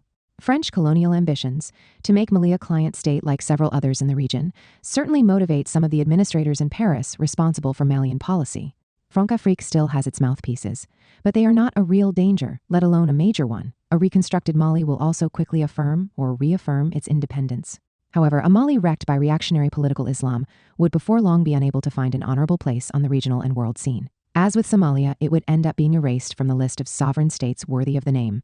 During the Modibo era, Mali had made economic and social progress, asserted its independence, and achieved some success in uniting its diverse ethnic groups. The Union Sudanese had succeeded in uniting in one nation the Bambara from the south, the Bozo fishers, the Songhai peasants, and the Ikalan Bella of the Niger Valley from Mopti to Ansongo. It is forgotten today that the majority of the inhabitants found in northern Mali are not Tuaregs, and had even made the Tuaregs accept the emancipation of their Ikalan Bella serfs. It remains the case that for lack of means and lack of will after Modibo's fall, successive governments in Bamako have abandoned development projects in the north of the country.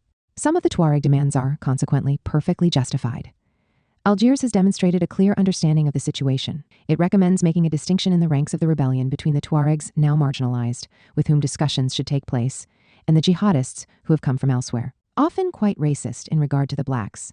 The limitations in Mali's achievements under Modibo, but also the hostility of the Western powers, and France in particular, lie behind the project's failure and the ultimate success of Moussa Traore's odious coup d'etat, supported to the end by Paris. That dictatorship bears the responsibility for the decomposition of Malian society, its pauperization, and its helplessness. The powerful revolt of the Malian people succeeded, at the price of tens of thousands of victims, in overthrowing the dictatorship.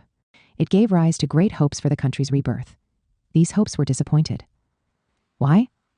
Since the fall of Moussa Traore, the Malian people have benefited from unequal democratic freedoms. Yet that seems to have served no purpose. There have been hundreds of phantom parties with no program, impotent elected members of parliament, and widespread corruption. Analysts who are not always free from racist prejudices have been quick to conclude that these people, like Africans in general, are not ready for democracy. It is left unacknowledged that the victory of the Malian people coincided with the neoliberal offensive that imposed on this extremely fragile country a form of lumpen development advocated by the World Bank and supported by Europe and France. The result was social and economic regression and unlimited pauperization. It is these policies that bear the major responsibility for the failure of democracy now discredited. This involution has created, here as elsewhere, favorable terrain for the rising influence of reactionary political Islam financed by the Gulf, not only in the north, captured subsequently by Akim, but also in Bamako. The resulting decay of the Malian state lies behind the crisis that led to the destitution of President Amani Toumani Touré, to Amadou Sanogo's reckless coup d'etat, and then to putting Mali under the supervision of the ECOWAS, which nominated a provisional, so-called transitional president. The ECOWAS president is the Ivorian president, Alassane Ouattara, who is nothing more than a functionary of the IMF and the French Ministry of Cooperation. It is this transitional president, whose legitimacy is close to zero in the eyes of Malians who called for French intervention. Above all, Mali's reconstruction now requires the pure and simple rejection of liberal solutions that really lie behind all its problems. On this fundamental point, Paris's ideas are the same as those current in Washington, London, and Berlin. The concept of development aid coming out of Paris does not go beyond dominant liberal platitudes. Ghana after Nkrumah. After Nkrumah's fall, I had only passed through Accra several times. But my colleague Kwame Amoah, assistant director of the IDEP, frequently visited the country. He regularly had contacts with the two popular movements that, during the 1970s, created conditions favorable for the Army's intervention under Jerry Rawlings's leadership. I deliberately say intervention and not coup d'etat. The Army movement here worked with the two avant-garde popular movements, Certainly, problems arose between the two branches of the movement that rejected the business-friendly compradorism of the civilian and military regimes that succeeded one another from 1966 to 1980. Amoa and I were then invited to meet Rawlings's new team in 1981. Our main mission was to clean up the treasury accounts, left in a state of total confusion by the chaos of the preceding regimes. The IMF and the World Bank used the situation, as always, to the advantage of the multinationals, the only institutions toward whom they feel any sense of responsibility. The IMF and the World Bank then presented the populist regime with an unpaid bill. They had never demanded any settlement of this supposed bill from their recently overthrown corrupt servants. This consisted of extravagant foreign debts. I had developed, as I have said, a certain competence in this area and always find pleasure in disentangling a confusing mass of details in situations of this kind. Amoa and I were able, with the assistance of numerous comrades on site, of course, notably P.V. Obeng, a sort of prime minister in the provisional government, and Kwesi Bachwe, subsequently named Minister of Finance, to produce a large report that, I believe, had its usefulness. It provided support for a considerable reduction in the claims of the IMF, the World Bank, and multinationals, and established their share of responsibility. These institutions had actively supported numerous bad projects that were behind the disaster. Their functionaries should also have known that these projects were the source of the misappropriation of funds that led to the gigantic fortunes of their friends in government. And if they had not seen anything amiss, as they wanted us to believe by presenting the naive face of being great destroyers of corruption, they should have been dismissed for gross incompetence. Of course, our work was not going to win us any friends in Washington. But we were also given more directly political objectives. Could we contribute to a calmer exchange of views between the different parts of the movement? The grassroots organizations, the committees for defense of the revolution and others, established and led by cadres, many of whom came out of local Maoist circles, were certainly not without roots or some resonance in the working classes, but they did not always have a coherent strategic vision, and the demands put forward here and there as priorities were sometimes conflicting or leftist. There is no reason to be afraid of this. It is difficult to see how a genuine people's movement would otherwise begin. Nevertheless, I am one of those who continue to believe that coordination and organization are essential if one wants to prevent a movement from stagnating, thereby preparing the conditions for a reactionary counteroffensive.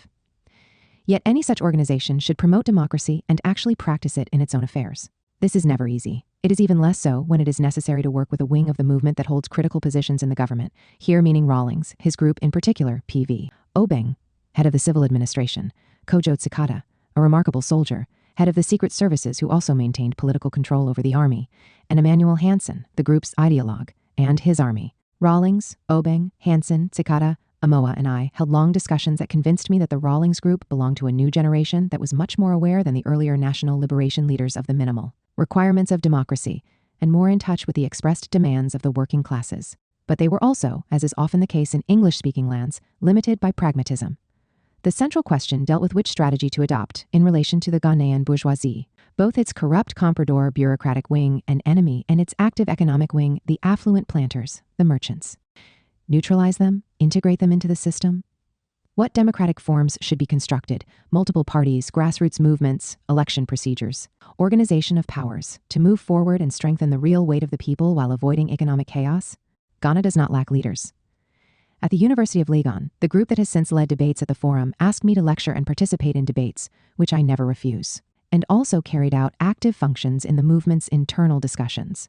There was a diversity of opinion that could have gradually evolved over time as the regime became stabilized around the center-right in a difficult world and regional conjuncture, which should encourage some prudence in passing judgment.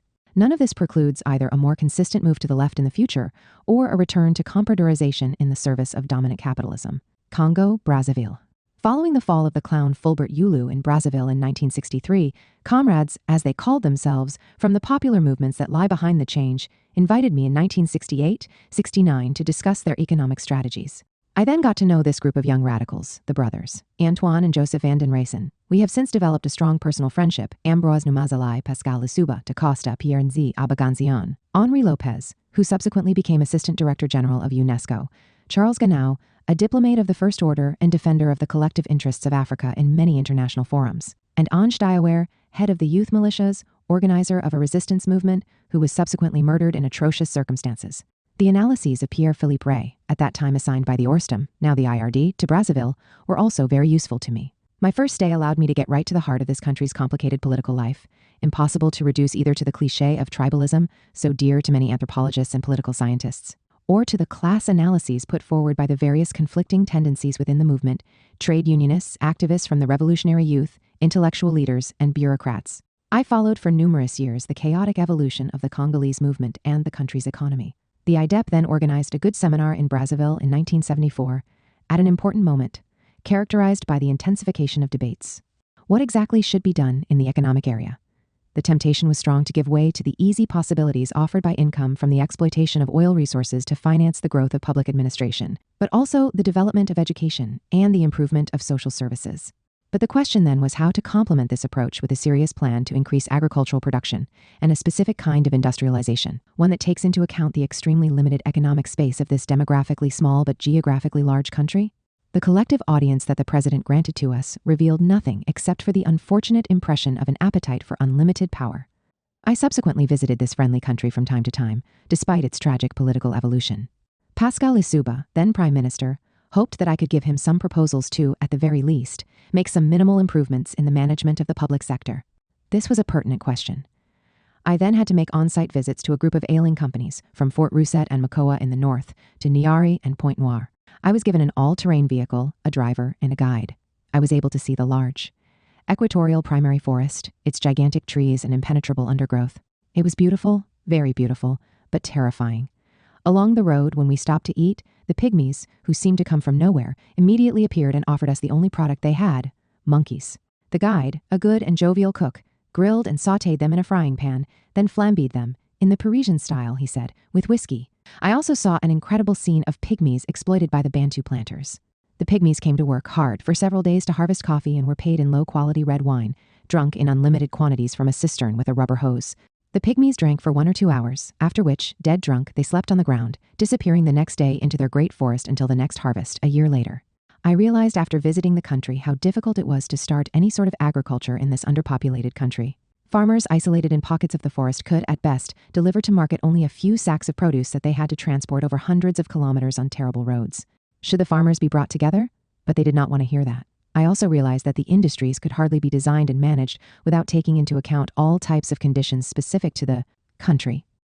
I was in Brazzaville, en route to Luanda, 2 days after the presidential election in which Lissouba was victorious. Lissouba, who met with me, had made a good impression. He spoke about democratization, surpassing ethnic divisions, and reconciliation with the militants of the PCT, who had just lost power. I had not been surprised by this defeat.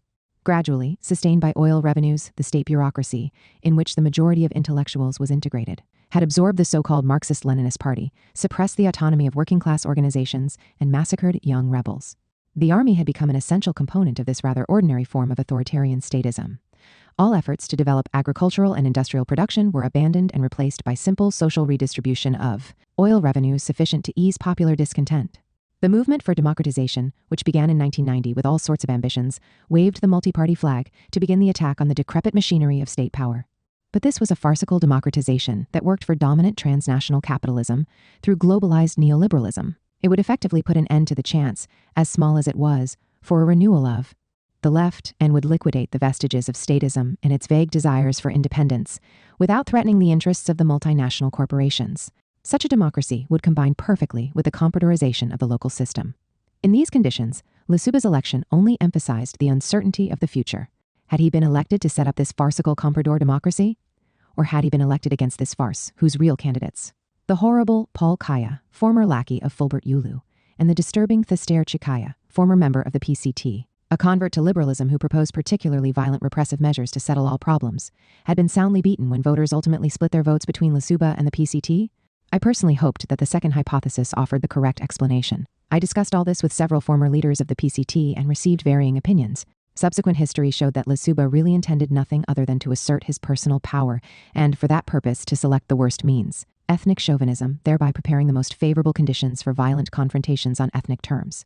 He unreservedly accepted neoliberalism without discussion, but he believed he could secure his monopoly on power as a privileged interlocutor of the West through opportunistic advances to various parties. Denis Sassou Nguesso easily succeeded in uniting behind him the army and public opinion, undoubtedly tired of Lissouba's megalomania, but at the price of thousands of civilian victims. Benin. The 1970s and 1980s in Benin were characterized by an attempt to do something, in the unanimous opinion of Beninese analysts, whether favorable to or critical of President Mathieu Karakou's government. The 1960s had been a real farce, a non-state, in fact, a bad colonial administration that had survived the proclamation of independence. This was an administration managed by politicians in the most vulgar sense of the term, their names, Apathy, Zinsu, and MAGA, for their personal profit and that of their small, micro-regional supporters. It is not surprising, then, that in these conditions, the populist project of the army and its leader, Karakou, had a real and immediate resonance with the people of the country, even if, with some perceptiveness and maybe a little sectarianism, the Marxists of the Communist Party of Dahomey had quite quickly seen the contradictions and limitations of this project. At the beginning of this period in 1975, the IDP organized a large seminar in Cotonou with really ambitious objectives defined in cooperation with the state's economic management institutions that our friend Justin Neidho coordinated, and academics, to contribute to the definition of the social project, the identification of the difficulties it would confront, and the elaboration of a phased approach to push the program forward. I believe that this seminar has remained an important date in the country's history in the memory of all participants. Not that the responses given to the initial questions were in any way final ones. Far from it. But a full, serious, even contentious debate had tackled them all head-on. President Karakou came himself to close the seminar, not with a formal speech, but as a direct participant in the concluding debate. He then agreed to respond to questions put to him without knowing those questions in advance. Say what you want. But I have not known too many presidents, in Africa or elsewhere, who would have accepted a challenge of this type. Although the atmosphere was somewhat tense, which proves that the debate was real and serious, I believe that this confrontation was not negative and useless, even if what happened after in practice did not have the desired positive effects. Personally, I do not criticize the project for not having been truly socialist. Besides, there still needs to be some agreement on the meaning of this label. A national popular project seemed to me to be the best that could be achieved in the conditions of this small, vulnerable country. Of course, we need to understand that national popular is more than populism because, faced with the predictable attacks from the enemy, there are not, in my opinion, any better ramparts than the autonomous and democratic organization of the working popular classes. The system remained populist and even slid gradually toward authoritarianism. But it was not terrorist. The Western media, once again, presented a distorted image of the country during this time. The Benin government did not commit criminal acts of repression like its neighbor Togo, which, under the Nasingbe Eyadema dictatorship, commonly carried out such acts. Karakou was presented as a bloodthirsty monster, since he said he was a Marxist-Leninist, while the liberal, that is, someone who allows the compradors and multinationals to do what they want. Eyadema's continual crimes were passed over in silence. The balance sheet from the Karakou's decades is certainly mixed. Its positive aspects, the decline in regionalism, positive economic growth, reduced social inequality, can certainly be contrasted with its negative ones, inefficient management, public deficits, administrative disorder, even corruption. In this assessment, we should also take into account what happened in the country after the end of the populist government. A well-manipulated democratization operation led to a showy system of multiple parties and elections. Many Beninese intellectuals decided to play the game, even some of the best. They can be excused because of the absurd abuses of power to which the populist regime had subjected them, and maybe because of their naive faith in electoral democracy. The result was the Soglo episode, governed by a president functionary deprived of any political sense who was pushed into the position by the World Bank, handed over to the diktat of structural adjustment presented as a corrective for past errors, which of course it is not, neither in Benin nor elsewhere, since it is only a project for unilateral subjection to the requirements for managing the crisis of world capitalism and subjected to the nonsense of neoliberal ideology. Benin has since experienced only a decline in the condition of the masses, and the old Karakou was re-elected. But obviously this was in conditions that would hardly allow for any exit from the impasse. Defenders of the principle of this idiotic liberalism are quick to say that the failure is due to the vulnerability of this small country to the external conjuncture. But is the same vulnerability also not largely responsible for the failures of the populist project? I visited this small, captivating country on several occasions. Its history is a tragic one, though, since it was one of the places where the slave trade flourished the most. And this produced a contradictory mix of local political systems, of which were part of the slave trading system and others of which resisted it. One cannot visit without emotion the Ouida fort, over which the Portuguese flag continued to fly until I don't know exactly when. In the Abomi Palace, I was able to assess the actual effectiveness of the methods of hypnosis, probably that the sorcerers of the place practice. Benin is a country rich with both astute modernist intellectuals and feared fetish priests throughout the whole region. Burkina Faso. In the first period after the independence of Upper Volta, the moderate RDA, following the lead of Côte d'Ivoire, of which it was only an economic subsidiary, had prevailed. Colony of a colony, Upper Volta provided through emigration the bulk of the workers who built the Côte d'Ivoire's colonial economy, while the villages of origin of these builders of prosperity survived only on crumbs. In general, emigration impoverishes the regions of departure, which support the cost of raising and training the workers from their birth to their departure. Often these same regions bear the cost of supporting the older workers when they return to the country. But emigration enriches the ruling classes of the host countries that benefit from the labor of immigrants, generally at low wages. This is the exact opposite of what the neoliberal theory claims, echoed by the media, which thereby almost always tailors a hostile prejudice toward immigrants. Côte d'Ivoire then had a vested interest, under such conditions, in having this country be independent, in being relieved of the burden of supporting it. If the two countries are examined together, which actually corresponds to the reality of the unequal economic partnership, the figures of the Ivorian miracle should be halved. This situation was always well understood by the Burkinabe people and intellectuals. They revolted against it spontaneously. Discussing this problem during a lecture at the University of Ouagadougou, I responded to a mischievous question from a student. I said bluntly, take your bicycles. The Burkinabe are the only people in Africa to make extensive use of bicycles, and Ouagadougou resembles Beijing in this regard. And ride down to Abidjan to proclaim the unity of the two countries. Two problems will be solved at the same time, the economic problem of Upper Volta and the political problem of Côte d'Ivoire. I was applauded, as never before. This revolt is, perhaps, one of the reasons why the Burkinabe intelligentsia was, and remains, dominated by the left. Everybody, or almost everybody, belonged to one of the communist movements, the original PAI or the Maoist movements, the PCRHV and other organizations. It is not surprising, then, that this influence extended into the army, and that a group of officers even dared to take on the name Rassemblement des Officiers Communistes, Assembly of Communist Officers. The masquerade of the neo-colonial administration by Maurice Yameogo's RDA could not, then, last. But the radicalization of the response was not determined in advance. Urban unrest was led by the powerful unions, which refused to be domesticated by the one-party government. This setup is not characteristic solely of socialism, given that the one party of the Côte d'Ivoire, applauded by the Western powers, had domesticated the unions. Yet they were confined by the limitations of their support from the petite bourgeoisie, teachers, and functionaries, and were lacking a base among industrial workers. Initially, they had only paved the way for the weak and indecisive Sangu Lamazana military government. Then the ROC, led by Thomas Sankara, took over. Immediately, the standard problems of such situations arose: what to do, go beyond populism and encourage the peasant and urban masses to organize themselves freely, or attempt to manage them to the point of eliminating all. Potential strength? What relations should the government establish with revolutionary Marxist organizations? Should it seek to absorb them into a new single party, or accept a more democratic approach of a real united front tolerating different viewpoints and open to debate?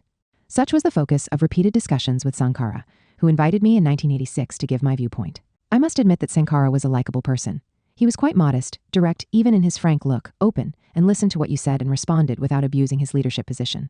Moreover, he was a real feminist and insisted on the importance of changing habits to support the equality of the sexes, which is quite rare among great men. He was also educated, having read the classics of Marxism with the same care as a good civilian intellectual.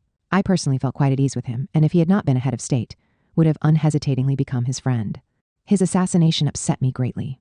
Concerning the strategy of economic and social development, Sankara was, in my opinion, right, at least in theory. As a first step, he thought it necessary to start with small projects, that is, projects that quickly improve the production conditions of rural communities and do so with the least expense possible. The profits from this improvement would be completely returned to the communities in question. This choice was not motivated by the dubious philosophy of small is beautiful, but rather by realism, what is immediately possible and political sense through this type of activity. The organization and democratization of rural life could be initiated. Moreover, Sankara had decided, inspired perhaps by the Chinese model, to send functionaries and technicians to undergo training at the base, that is, in the villages. The hope was that they would learn from the masses, know their real problems, and teach the masses, by providing the latter with their knowledge as agronomists, veterinarians, doctors, teachers, and accountants. I certainly had nothing to reiterate or add to a plan of this type. I then said to Sankara that I only hoped to see at least a little how this was working in the field. I had the impression that he was expecting this question. But his response was even better. You can't see everything. You would have to stay a year for that. But make your choice. Go see your friends. Everyone knew that I visited the entire Burkinabe left, and choose according to what they will tell you. Many of them had misgivings, and would probably choose examples of failure. That is what I did. I shall not be so bold as to claim that I could have made a serious report based on my observations, which were quick and impressionistic. I will only say that my impressions were rather favorable. Perhaps this was from ignorance of the true difficulties and realities, since I had to accept at face value what the 2 or 3 persons at each place I visited were, in a position to say and analyze. But the very fact that perhaps a third of the functionaries and technicians I met in the field were happy with their lot material life is much harder than in Ouagadougou. But much is learned, and one feels useful. I felt it was a success. Perhaps 2/3 of these silent deportees had a different opinion. But 1/3 was much more than I had imagined. I thought 10% at most. This reminded me of Amilcar Cabral's observation about the suicide of the petite bourgeoisie as a class. In any case, the material results of the project, an increase in production, self-consumption, and sales, showed at least partial success, which could have been improved with time. Concerning the second aspect, relations with revolutionary organizations, things were more difficult. Sankara knew that I would see my friends. He even wished, and, I believe, hoped that I would play the role of official intermediary. I insisted on maintaining my place, a foreigner too ignorant of many of the underlying realities to set myself up as an arrogant sermonizer. I certainly met everyone, or nearly so, and listened to their analyses, which, incidentally, were quite diverse and often even opposed.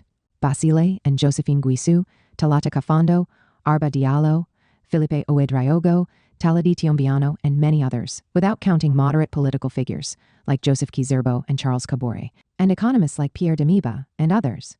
The government had set up its own organizations, committees for defense of the revolution, and others. Their behavior, their degree of organization and possible control, and their relations with the militants of the revolutionary organizations. None of these were clear enough, at least for me, to reach any conclusions about political strategy for the government or the revolutionary organizations. The leaderships of the latter, which I normally met with separately, had viewpoints that I was content to listen to. My only intervention was to say to everyone, the revolutionary organizations and Sankara, keep your differences and respect each other, if that is possible, but also try to work together on points of convergence. After all, there are some. And that is what I really thought. Burkina Faso's experiment stalled and went wrong. People close to Sankara assassinated him, as is well known. Since then, the country has not left the well-worn path of ordinary neocolonialism. But the future remains open, and a return to the left is still possible if internal and external conditions permit. Burkina Faso, like Mali and Ghana, is in a holding pattern. Tanzania. Accra had been a sort of capital of Africa from 1958 to 1966. The importance that Nkrumah attached to the prospect of African unity, Africa must unite, and the fact that representatives from liberation movements of countries still struggling for independence, and from radical movements hounded out of their own countries, found a safe space in Accra, gave it an importance that it lost with Nkrumah's fall. But the baton was immediately taken up by Dar es Salaam. Two major events began Tanzania's glorious decade. The first was the revolution in Zanzibar in 1964.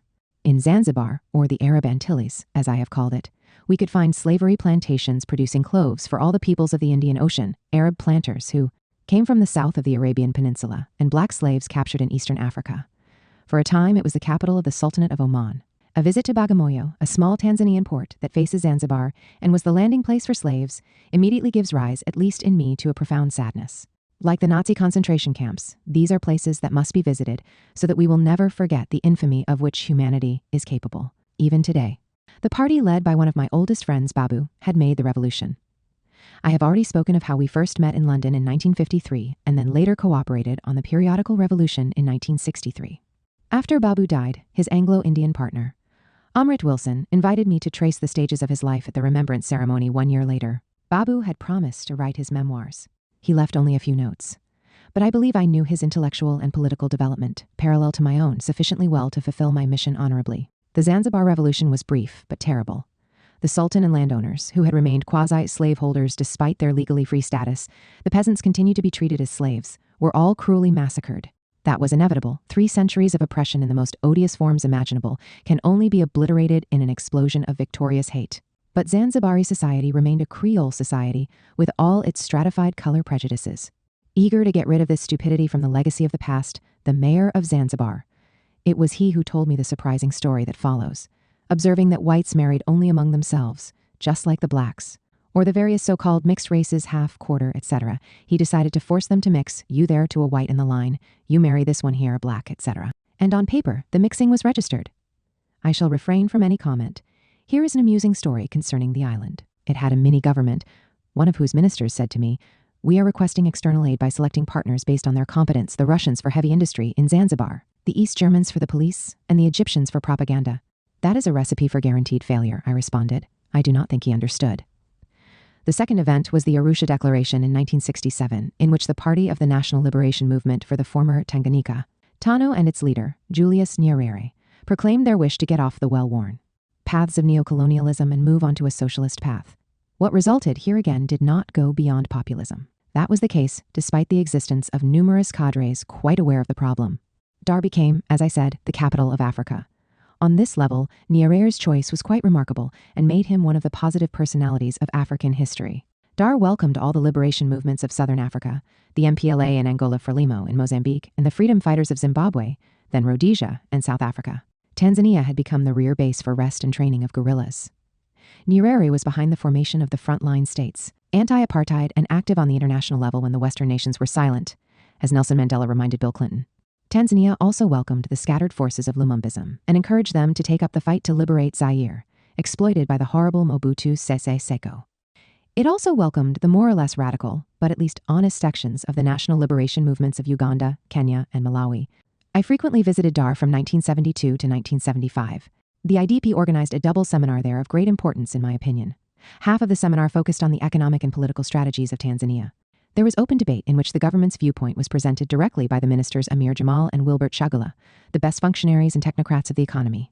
Some of the most prominent political organizers of the state and party, such as King Ngengomba Mwiru and others, made their presentations, specifically concerning the social project Ujamaa and its implications.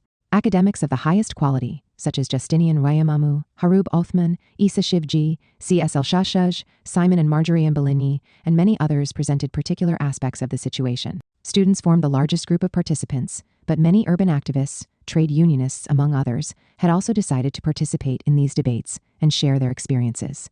The debate revealed a real divide. On one side were those who did not see beyond populism, always disposed to accept the state's proposals without much discussion. Even the most debatable ones, such as bringing together the rural population into collective villages, the results of which turned out to be disastrous, and which caused TANU to lose the popularity it had gained during the national liberation struggle, with a dramatic consequence in the end, a depoliticization that made new advances in democracy impossible. There were intellectuals, militants, and agents of the state or party in all groups. On the other side were those who saw quite clearly the limitations of the system. Their alternative proposals were not necessarily leftist, a facile accusation made by those who were satisfied with the government. The emphasis placed on workers' and peasants' democracy, autonomous unions, worker participation in management of the public sector, no forced resettling of rural populations. Genuine local elections was not, in my opinion, dangerous, but, on the contrary, the correct response to the challenges. These comrades were also to be found in all groups, but Babu was incontestably the most experienced politician among them, as well as the most constructive in his analyses and proposals. Nyerere chose the first version of Ujamaa. He had no doubts on the subject. Can this be explained by his personal makeup? Perhaps it can, at least in part. Nyerere was a pastor and had never read much beyond religious and moral texts. All of my Tanzanian friends who interacted with him, Babu in particular, all told me that he had never read anything of Marxism except an English pamphlet. His speeches, delivered in a preaching tone, had been effective in mobilizing the people in favor of independence, and even socialism, defined simply in moral terms: justice, equality, respect for individuals, etc. The positive aspects of his convictions, horror of tribalism, horror of supposedly nationalist demagoguery, directed at the minority of Indian origin, who never suffered in Tanzania the exclusion to which it was subjected in Kenya and Uganda, are to his credit. But there were limitations to his moral perception of social relations. Babu said of him, "He does not understand the difference between the word popular and the word populist." Babu paid dearly for his deep disagreement with Nyerere's approach to Ujamaa. Babu was arrested in 1972, a few days after the assassination of Karume, Vice President of Tanzania and President of Zanzibar. Accused without proof of participating in this plot, he was thrown into prison and was not released until 1978. In the two brief memoirs he left behind, Babu explains how he had found in prison many militants from the liberation movements established in Dar, whose leaders wanted to be rid of them for one reason or another, generally because the leftist line of these militants bothered them, or for more ordinary reasons such as power struggles. The Tanzanian authorities carried out without discussion the decisions of the leaderships of these movements: MPLA, Frelimo, ANC, SWAPO, Lumumbists, and others. Consequently, and whatever his personal qualities, Nyerere largely bears responsibility for the turnaround that ended with a re-compradorization, led in part by the party which had degenerated, and in part by the rights machinations, supported by the Democratic West, as always. But in Tanzania, as in Burkina Faso and several other countries, the forces of the left are still present on the ground. This country, too, is in a holding pattern. Some foreign observers, who not long ago were admirers of the Kenyan miracle and happy with the breakdown and failure of socialism in Tanzania, have today discovered that the potential of this country remains high, while the extent of the disaster in Kenya is extraordinary. The second part of the seminar concerned more general problems, the construction of socialism in Africa, and the problems of liberating Southern Africa. This part of the seminar benefited from the participation of movements that were well established in Dar and numerous intellectuals who were refugees in Tanzania. There were Kenyans and Ugandans: Mahmoud Mamdani, Ahmed Mohiuddin, Yash Tandon, Dan Nabudere, Yoweri Museveni, the future president of Uganda, and Abdallah Bujra, whom I recruited to help me establish Codesria in Dakar. From Zimbabwe, there were Ibo Mandaza, Nathan Shamoyarira, and Tekere, whom we will encounter later. I shall return to the positions taken by comrades from the Portuguese colonies present at that time. Numerous English-speaking West Indians had chosen Dar, just as French-speaking ones were found in Francophone Africa. Walter Rodney, subsequently a popular leader in Guyana, was assassinated by a gang working for the reactionaries of his country, as is well known. He had a brilliant mind and great courage. The discussion was tense. The reason was obviously the weight that the official Soviet view had on all these questions. In this area, Nyerere and his government were quite prudent. It is well known that they were considered pro-Chinese, thus anti-Soviet, by foreign governments. This was a bit flimsy, even if the Chinese had a presence. China financed the only large-scale project that changed the geopolitics of the region in favor of liberation, the Tanzam Railway that opened up Zambia and freed it from the grip of South Africa. Ruth First, the wife of Joe Slovo, General Secretary of the South African Communist Party, systematically and fiercely defended the official Soviet view on all levels. What is socialism? It is the USSR which is perfect. The defects are secondary and correctable human errors. What is liberation? It is the non-capitalist way, that is populism, the forms of which, however, from Egyptian Nasserism to Nkrumahism and Ujamaa, clearly demonstrated its contradictions and limitations. Any other opinion, first said with calm assurance, is at best only a deviation, and perhaps an infiltration of imperialist propaganda. Simple. Whatever the undoubted talents of this militant, and she had more than enough, despite her strong and in many respects even agreeable personality, as well as her undoubted courage. The speech not only did not convince me personally, but irritated half the participants. As the organizer of this debate and one in charge of the meeting between the two schools, I tried to maintain the correct balance in formal terms, freedom of expression for both sides, etc. Yet I did so without refraining from presenting my own view, in neutral terms, of course, never polemical or even insulting. Following this seminar, I immediately wrote an article on the future of Southern Africa. I deliberately did not refer to the positions of the South African Communist Party. This was not the moment to polemicize against one of the forces on the ground fighting against apartheid. But I did allow myself to say that an imperialist solution to the region's contradictions was not impossible. The later Lancaster House Agreement for Zimbabwe and the results of the fall of apartheid in South Africa did not invalidate my analysis. In fact, when I met Slovo in liberated Johannesburg, Ruth had been assassinated in exile in Maputo by a letter bomb sent by the South African police. He fell into my arms and said, "Our quarrels belong to the past. The Soviet Union no longer exists," I said to him, "and I'm not happy about that. I always had hoped that the system would fall to the left. It fell to the right, as I feared it would." A coastal country, Tanzania is very pretty. Isabel and I visited the magnificent Kilimanjaro region and the gorgeous Ngorongoro Park, situated in the crater of an extinct volcano. This is one of the most beautiful nature reserves in the world. I also had the opportunity to travel many kilometers with Babu. He was a real force of nature, always laughing at everything. He was endowed with a wonderful sense of humor and was a sharp social critic, serious in his analyses and courageous and persevering in militancy. I can attest to the fact that everywhere we went, he knew the people and the problems. He was a true popular leader. Madagascar. I was not surprised by the fall of Philibert Tsiranana's neo-colonial regime in Madagascar. Rather, it was its existence that was an aberration, which can only be explained by the 1,947 colonial massacres that had decapitated a young and powerful national movement. But unlike what happened elsewhere in similar situations, national sentiment remained strong and allowed a rapid resumption of the movement. Tsiranana was not accepted. He was the symbol of defeat and capitulation. The French media explained his lack of popularity by the fact that he was Sakalava, a coastal group despised by the Hova aristocracy of the plateaus, which dominate the country. This explanation is not worth much. Didier Ratsiraka, who became the socialist president of Madagascar and was re-elected following the failure of the first neoliberal farce, is himself from the coastal region. Madagascar is a nation organized around its unifying language and its historical royalty, which, with the means of the time and thus within the limitations of its real power, governed the whole island. A mixture of immigrants from Indonesia, historians are uncertain as to their origin. Sumatra, perhaps, and Bantu Africans created this nation. The former first landed on the coast of East Africa. Later, when they moved to the island, they either brought the latter from the mainland as slaves or accepted them as migrants. Of course, as almost always, such mixing gave rise to physical types and skin colors that run from so-called yellow Asian to so-called black African. Yet the physical characteristics do not at all have the same value here as they do in Creole societies. More important is regional origin, either from the plateaus or the coasts, and, above all, social status, Hova nobility, free peasant, or dependent of inferior status. In this sense, the Malagasy nation can actually be viewed from the outside as weakly integrated. But that is the case for all pre-modern nations and even for many so-called modern nations.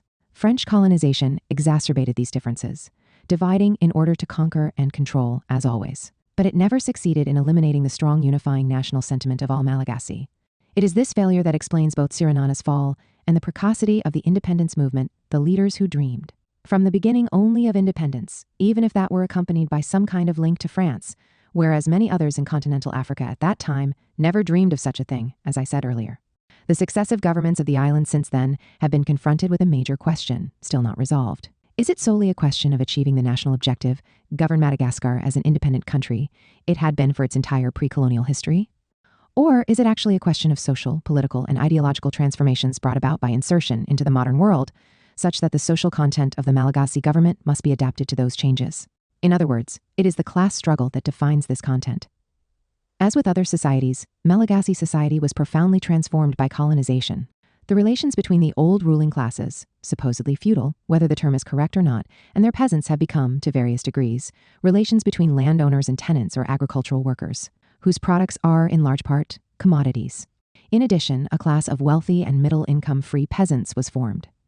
There are also now a large number of salaried city dwellers and a petite bourgeoisie of employees, functionaries, and other categories, the urbanized poor, resulting from the rural exodus, a comprador bourgeoisie of merchants and intermediaries, and an educated national elite, which sees itself as the natural heir of the national governing class. I had been invited by the government after the fall of Siranana in 1974 and 1975 for the same mission I had become well known for among technocrats: assess the public finances, left in extreme chaos by the mismanagement of the overthrown neo-colonial government. I carried out this mission.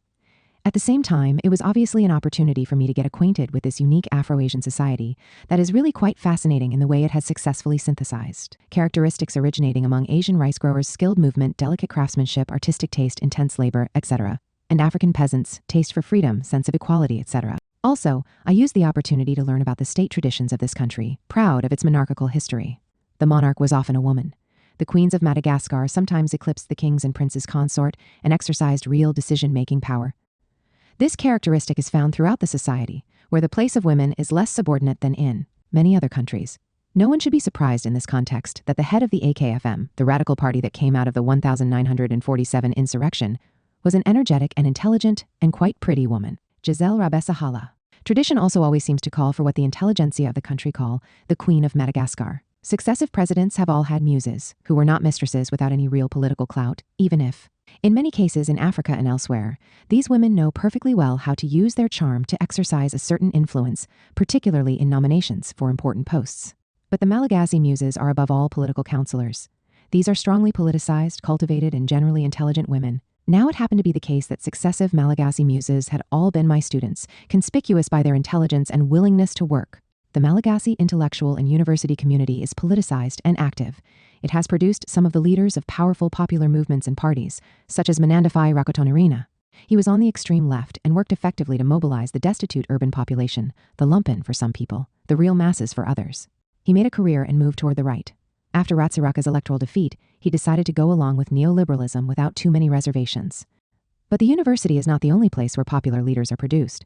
Manya Jayona, the old leader of the powerful peasants' movement from the south of the island, is a Protestant pastor. The place and role Christian religions occupy in Malagasy society are rather special.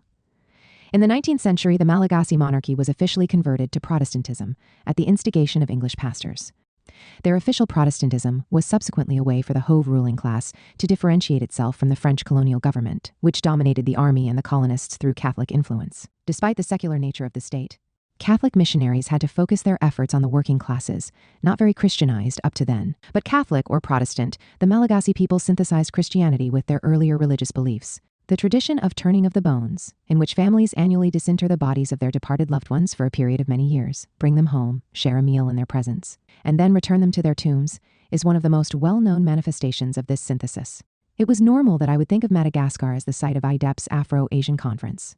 Academics, activists, and government functionaries I knew Willie Leonard, Francois Rajaona, subsequently rector, my student Celine Rabebazaha, Leon Rasolomanana, and others were collaborators and effective organizers in this undertaking. I owe them much. The conference was a great success, I believe. First, because it was an opportunity for the intellectuals of each continent to discover each other and get to know currents of thought previously unknown to them. Second, because they discovered that Afro-Asia existed and Madagascar was the symbol of its reality. This reality was striking, and it reinforced the solidarity of the non-aligned, which are Asians and Africans. I was told several times on multiple occasions by the secretariats of the non-aligned movement that this conference had more influence on that generation of intellectuals than can be imagined. I am, without any false pride, quite proud of this achievement. I was also obviously interested in the Malagasy political and social project, an ongoing topic of my discussions with leaders of all persuasions. Some, from the extreme left, had supported Richard Ratzimandrava's attempt to radicalize the class struggle by organizing the poor peasants around a program of radical agrarian reform. The period of Ratzimandrava's government was very brief, and its leader assassinated for reasons that have never been clarified, but are obvious. The property-owning classes, with a powerful presence in all parts of the state, could not accept anyone getting involved in agrarian reform. What happened subsequently was predictable. The radical approach was replaced by a vague project based around cooperatives, reviving a real or allegedly real tradition, the Fokolanana or village communities. The accompanying rhetoric was well known, a socialism that would sink its roots into national tradition. In fact, it was a way to dilute the seriousness of the problems. Of course, there were nuances. Some basically wanted to do nothing and were content with ideological rhetoric. Others thought it possible to use the contradictions of the project to advance peasant struggles. At the same time, succeeding Malagasy governments, above all after Ratsiraka's stabilization, advanced national construction through the Malagasization of education, nationalizations, leaving the franc zone, opening up to cooperation with countries from the East and China, adopting a consistent non-aligned diplomatic line, etc. Also within this context, various positions confronted one another in urban conflicts. Many were satisfied with the system as it was. It offered a field of expansion to the educated petite bourgeoisie, posts and promotions, and later, even less legal opportunities for enrichment. Others were impatient and saw that the natural development of this system could not really lead the country out of the neo-colonial trap. In my opinion, they were right. But what social forces should be mobilized, and how, to reverse the course of things? Should it be the radical petite bourgeoisie, youth, students, backed by the unions? Or should it be the poor masses of the city? Consequently, violent and bloody conflicts sometimes erupted in the capital. I had the opportunity to hear all these points of view extensively argued by their defenders. I also had the opportunity to discuss these issues more directly with the government's main leaders, including the Queen of Madagascar and President Ratsiraka. French media often presented Ratsiraka as a dangerous megalomaniac. That is not at all the image I had of him. On the contrary, he was a reasonable political man. He was cultivated, he was well acquainted with Marxism. But perhaps that is a vice in the eyes of the media. He was moderate in the sense that when it came to the historical experiences of the USSR and China, I heard him make only restrained and reflective comments, informed neither by stupid ideological submission nor systematic denigration. He was neither pro-French in the manner of colonial lackeys, nor neurotically anti-French. He was a man who knew France loved its culture and its left, but did not at all like its colonists and its imperialism. The commemoration of the 1947 massacres did not give rise to nationalist verbal violence, but to internationalist rhetoric, recalling the solidarity expressed by the French Communist Party. Internally, Ratsiraka was in favor of adopting a middle line. That seemed to me the only line possible, leaving the future open. But it must be acknowledged that this line was not imposed, at least with sufficient enough force, to prevent later deviation. His government, which was far from being absolute but had to rely both on social forces from the right, with positions of control, and active left opposition, did not succeed in implementing the advocated middle policies. The public sector became a field for competition between bourgeois clans and sectoral or regional interests. All of that, on the background of a weak and vulnerable economy, could only lead to worsening deficits. The makeshift means used to deal with the deterioration of the economy, external debt delays in, maintaining infrastructure, etc., ultimately only worsened the situation. The day thus arrived when, with the world crisis worsening, capitalism moved to the offensive everywhere in the world, as we all know. Structural adjustment programs coincided with the collapse of the USSR. The political weapon mobilized to serve the imperialist strategy was democracy. Obviously, this was understood as a cheap and showy multi-party setup that led to fractions of the bourgeoisie, the same bourgeoisie that had strengthened its position within the context of the populist project being played off against one another, thereby offering to foreign interests an expanded field for intervention. Ratsiraka was beaten. The so-called democratic government that followed corrected none of the past errors. The deficits worsened, and Ratsiraka returned, re-elected. But he was old, and the internal and external conditions were not those of the 1970s. Here again is another country on hold. The recent questionable presidential election brought the usual practice of an alternating changeover to the forefront under the leadership of the mayor of Antananarivo, Mark Ravalomanana. He is a U.S.-style businessman, pro-liberal, and with no real experience other than what managing the market for yogurt, as it happens, can teach him. Like Laurent Gbagbo of Côte d'Ivoire, he seems convinced by one of the U.S. sects that ravage Africa. His victory ended in a new disaster that the combination of democracy and neoliberalism necessarily produces. But from another perspective, Ratsiraka's stubbornness had put a considerable damper on an independent recomposition of the left, which still has considerable historical resources in the country. One aspect of the question that, in my opinion, is of central importance for the future of the entire Indian Ocean region, and thus concerns not just Madagascar but also the Comoros and Seychelles, is its geopolitical importance. That is an aspect that economists generally ignore, wrongly in my view. The region's less naive political leaders, the market is not everything, have always mentioned the geostrategic dimension of the Indian Ocean, whether that be in Madagascar, Tanzania, Sri Lanka, or India. The question was on the agenda of the Non-Aligned Movement Summit in Colombo. The British offered to Washington the opportunity to set up the gigantic US nuclear and marine base on Diego Garcia, which threatens the entire Middle East, South Asia, and East Africa. In doing so, the British simply abused their rights since the island legally belongs to Mauritius, Ethiopia. I went to Addis Ababa for the first time in 1962 to participate in the team that set up the IDEP. Ethiopia is a country that I found I needed to get to know better. Just like Yemen across the Red Sea, but on a larger scale, the country is poor, but is nevertheless a cohesive society full of potential. Third largest country in Africa by population, today 80 million, Ethiopia has been a state for 2,000 years. It had the opportunity to avoid complete colonization in the 19th century, although it has recently lost its maritime province, which became Eritrea. Ethiopians are certainly proud of the antiquity of their state, which legend dates back to the Queen of Sheba. This legend is really nothing more than the expression of the Yemeni origin of its people. There is a story of a foreign journalist who asked a question of the Emperor Haile Selassie at the beginning of the 1960s. Now, this was at a time when most heads of African states claimed that their societies were without classes, following the supposed African tradition.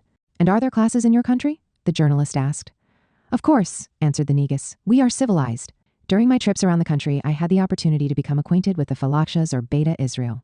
The Falakas, who are Ethiopian Jews, poor peasants like the others, producing the same pretty pottery as the Copts, distinguishable only by the stars of David used as a decorative motif, had never been subject to any particular discrimination. Their Judaism, the Coptic Christianity of the majority, or the Islam of some communities, were and still are lived by all sections of this peasant people as variations, with fluctuating and indistinct boundaries, of the same true religion.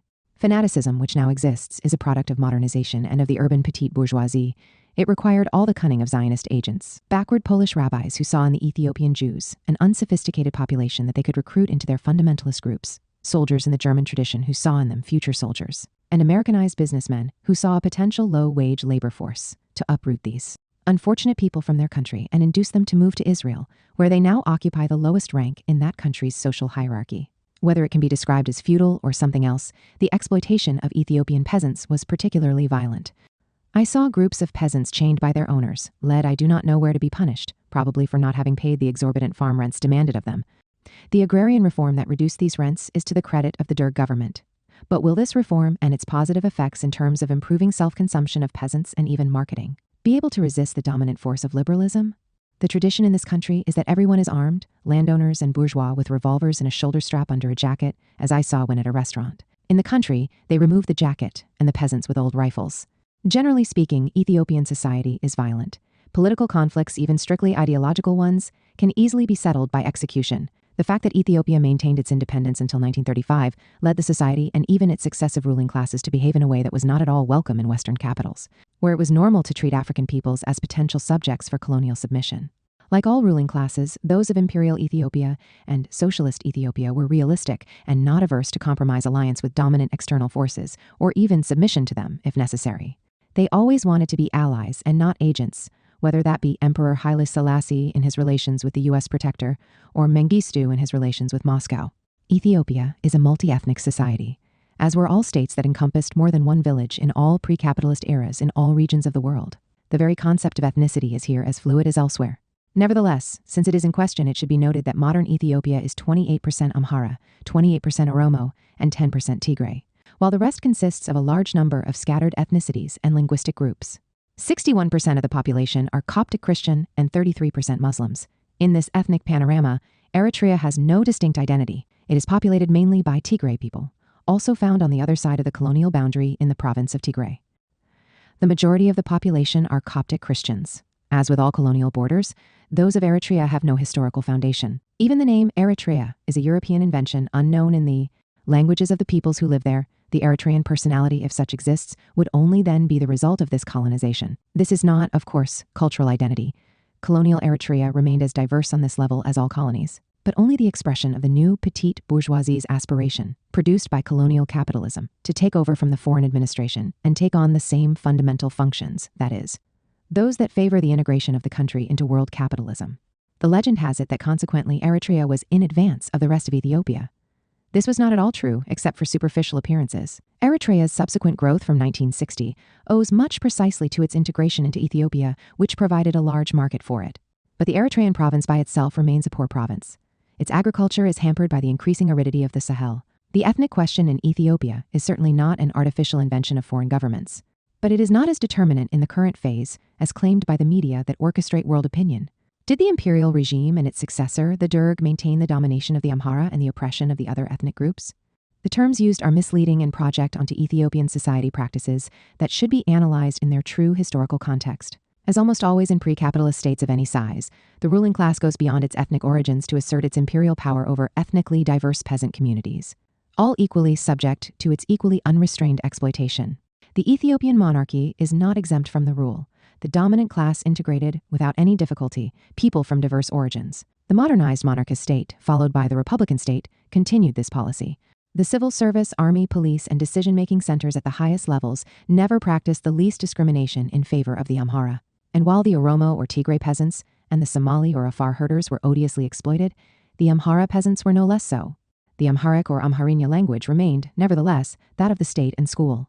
In this respect, can one speak of cultural oppression? Such a judgment must be placed in its correct historical context. Whether anyone likes it or not, Amharic has also become dominant because of its cultural lead, to the extent that if Ethiopia were to break up into ethnic states, they would probably be unable to use their national languages, and would have. To maintain the use of Amharic as the language of administration and communication would be forced, like other African states, to adopt perhaps English or maybe Italian in its place. It remains the case that the development of schools and urbanization has created a new problem. In the illiterate peasant society of the past, the linguistic question was of little importance. The peasants spoke their language, and the administration could use another. It hardly ever intervened in daily rural life. Modernized society is different. The school and the city require a considerably heavier use of the written language. The new educated petite bourgeoisie experiences the linguistic situation in all of its dimensions and tends to interpret the new situation as if it involved real cultural discrimination. That said, in some circumstances, the ruling class leading the hegemonic bloc that it forms around itself, which here includes the new urban petite bourgeoisies, does not play the ethnicity card, but on the contrary, emphasizes national unity of the state. Yet, in other circumstances, it adopts a different attitude and rallies around ethnic difference. Why? Now, that is the real question. Why then did the political and social forces in Eritrea, then in other regions of Ethiopia, notably in Tigray province, choose the path of separatism? The war in Eritrea goes back to the 1960s, the years of Ethiopia's accelerated modernization. At the beginning, it was only a limited regional, non-ethnic, if not artificial, problem produced by the overweening ambitions of a fraction of the Eritrean middle classes that refused to be integrated into a national hegemonic bloc. The encouragement and support from the great powers, the United States and USSR, always cynical in their changing short-term calculations, as well as neighboring states, Arab ones in this context, with views dominated by short-term opportunism or religious fanaticism. Nasser was an exception here, also played a non-negligible role in this history. But of course, the responsibility for the continued worsening of the situation lies mainly with the central Ethiopian government. Its response to Eritrean regionalism was military repression. There again, the Ethiopian case is not an exception to the rule, but confirms it. All autocratic governments are almost by nature unable to respond to the least challenge in any way other than by brutal violence. The practice of compromise, characteristic of democracy, is alien to them. The overthrow of the Ethiopian monarchy in 1975 could have been the beginning of a salutary change. Unfortunately, the weaknesses of the movement, triggered not by a coup d'etat, but by a military mutiny, and the encouragement given to the Derg government by the USSR, the promise to help it gain a military victory in Eritrea, resulted in a lost opportunity. Subsequent events became tragic: exhaustion of the army, worsened by successive purges, useless liquidations of officers, a sort of repeated vengeance of mutinous soldiers, the fragmentation of the ruling class and the petite bourgeoisie, first into diverse factions, including revolutionary ones, at least in principle, then into ethnic clans. It is in this context that the Tigray guerrilla movement was born, which was not the result of Tigrayan ethnicism, but a byproduct of the continual deterioration of the situation.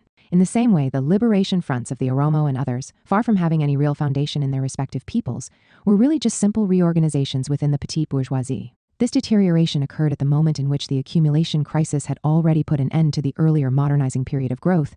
The 1970s and 1980s saw increasing aridity, famines, etc. I followed the development of the Ethiopian situation as closely as possible, especially after 1974. The Derg's views on socialism never went beyond an autocratic status nationalism with populist overtones. In fact, it was very close to Nasserism in many respects. But the Ethiopian intelligentsia was different. It was large, active, well-educated. Addis Ababa had one of the continent's best universities, cultivated and critical. All observers noted the dominance of Marxism among Ethiopian students, whether in Addis or abroad. Ethiopian communists have always had incredible courage, active in situations where just the suspicion of communist activism merited a certain death sentence. But it was also always divided into competing organizations, a little like Egypt. Here again, the criteria of the dividing lines were not easy to identify. The opposition between the Soviet line and Maoist line, for example, was diffuse and was found, it seems to me, within the two main organizations, the Maizen and the EPRP. The question whether to cooperate with the Derg or fight it, of course, internal debates.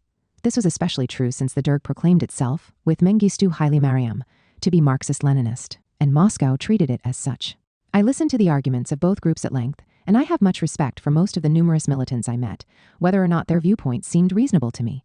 I am not their judge. Besides, I have always refrained from taking any public position whatsoever in favor of one line or another, although I was invited frequently to speak in public in Ethiopia by the university and by state agencies.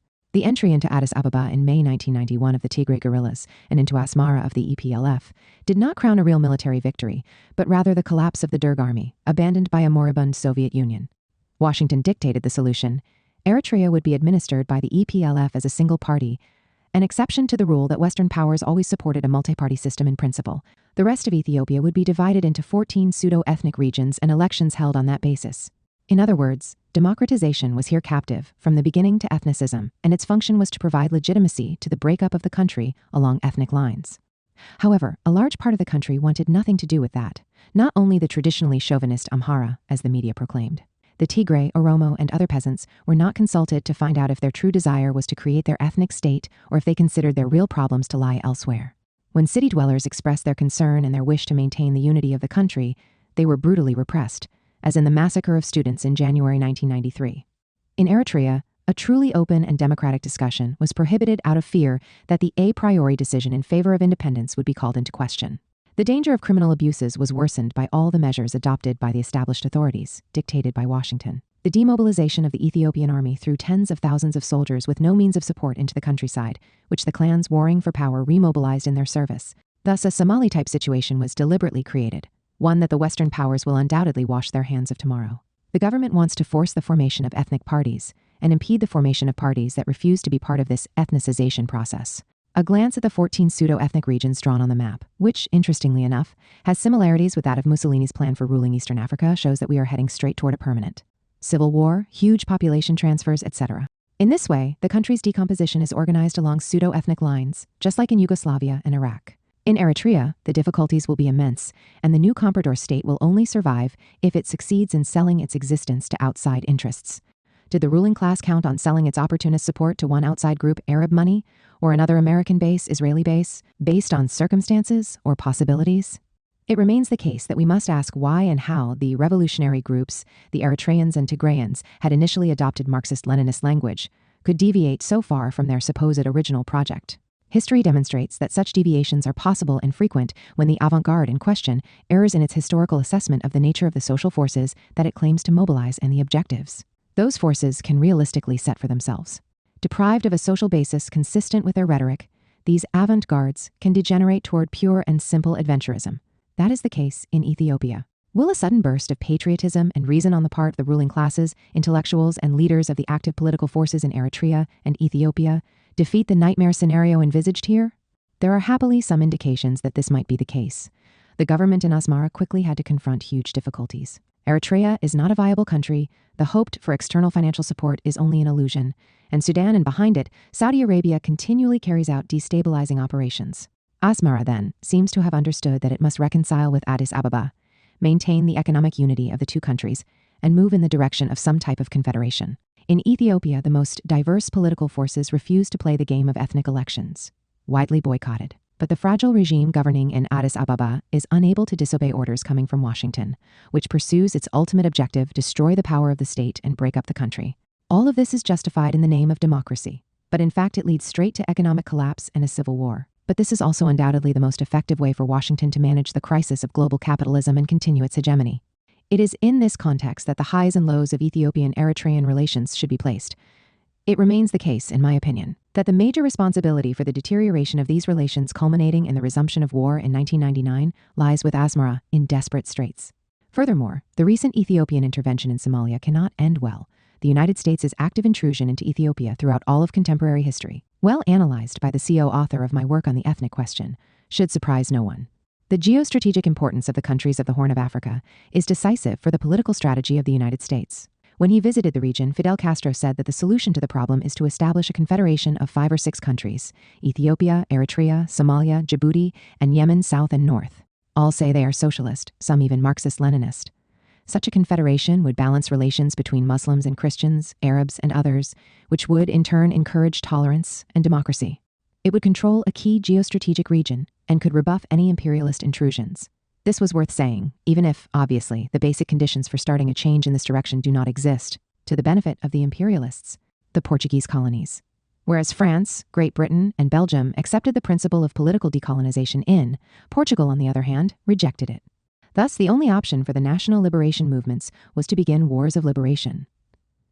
War always inspires both real possibilities for radicalization of politics and romantic illusions. A large proportion of those who supported these movements, both in Africa and outside the continent, particularly among Western Third Worldists, held such illusions. I certainly do not reproach them for that. Their manifest internationalism and their respect for the rights of colonized peoples are sufficient motives to express gratitude to them. Their courageous actions are to their honor. I obviously knew most of the leaders and militants of these movements, who wished to discuss with me all sorts of questions concerning the future of their country, Africa, the world system, and socialism.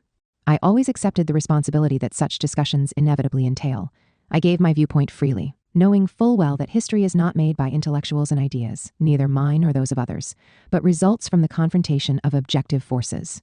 Ideas are, at most, only the expression of views and strategies. Cape Verde and Guinea-Bissau. Amilcar Cabral was probably one of the best thinkers of our era, not only in his small country, but also in all of Africa and beyond. He was also a true militant, that is, a person who wants to understand the world in order to change it. I had the opportunity to discuss 2 major questions with him. The first concerned his thesis of the suicide of the petite bourgeoisie as a class. Undoubtedly, the conditions created by war often encourage the blossoming of human qualities, of which the petite bourgeois are not deprived by nature. Courage, solidarity, and continuing contact with the real peasant masses can contribute to getting rid of initial prejudices and ignorance. But I remained unconvinced that, once independence was achieved, social realities, that is, the advantages procuring from leadership positions, inevitably reserved to a minority, even when some of them come from the base, would cease to reproduce social inequalities. The struggle for socialism is, for me, a long-term process. One can already see hierarchies at work and all the usual accompanying intrigues, even within national liberation parties, beyond their unquestionably progressive historical role. The model of Soviet-style communist parties encouraged these behaviors. Around the leader or local leaders, how many militants, even courageous ones, would behave more or less unconditionally as followers, sometimes even as sycophants. What I did not say to Cabral is that some of those whom I knew to be among the best militants, working the most sincerely with the people, the most courageous in military terms, were sent to the front lines, sometimes to certain death by others, leaders, well hidden from the outside in their positions. I already saw that the petite bourgeoisie was not ready to commit suicide. The second question concerned the national problem in Guinea-Bissau and Cape Verde. I did not believe that the peoples of these 2 colonies formed a single nation. Guinea-Bissau, the piece of West Africa similar to the others, a potential multi-ethnic African state. Cape Verde is quite different. It is in the Cape Verde Islands, inhabited by the Portuguese during their discovery, and where they developed the system that was going to build America. The slave plantation colony, a central component of the Euro-Atlantic mercantilist system.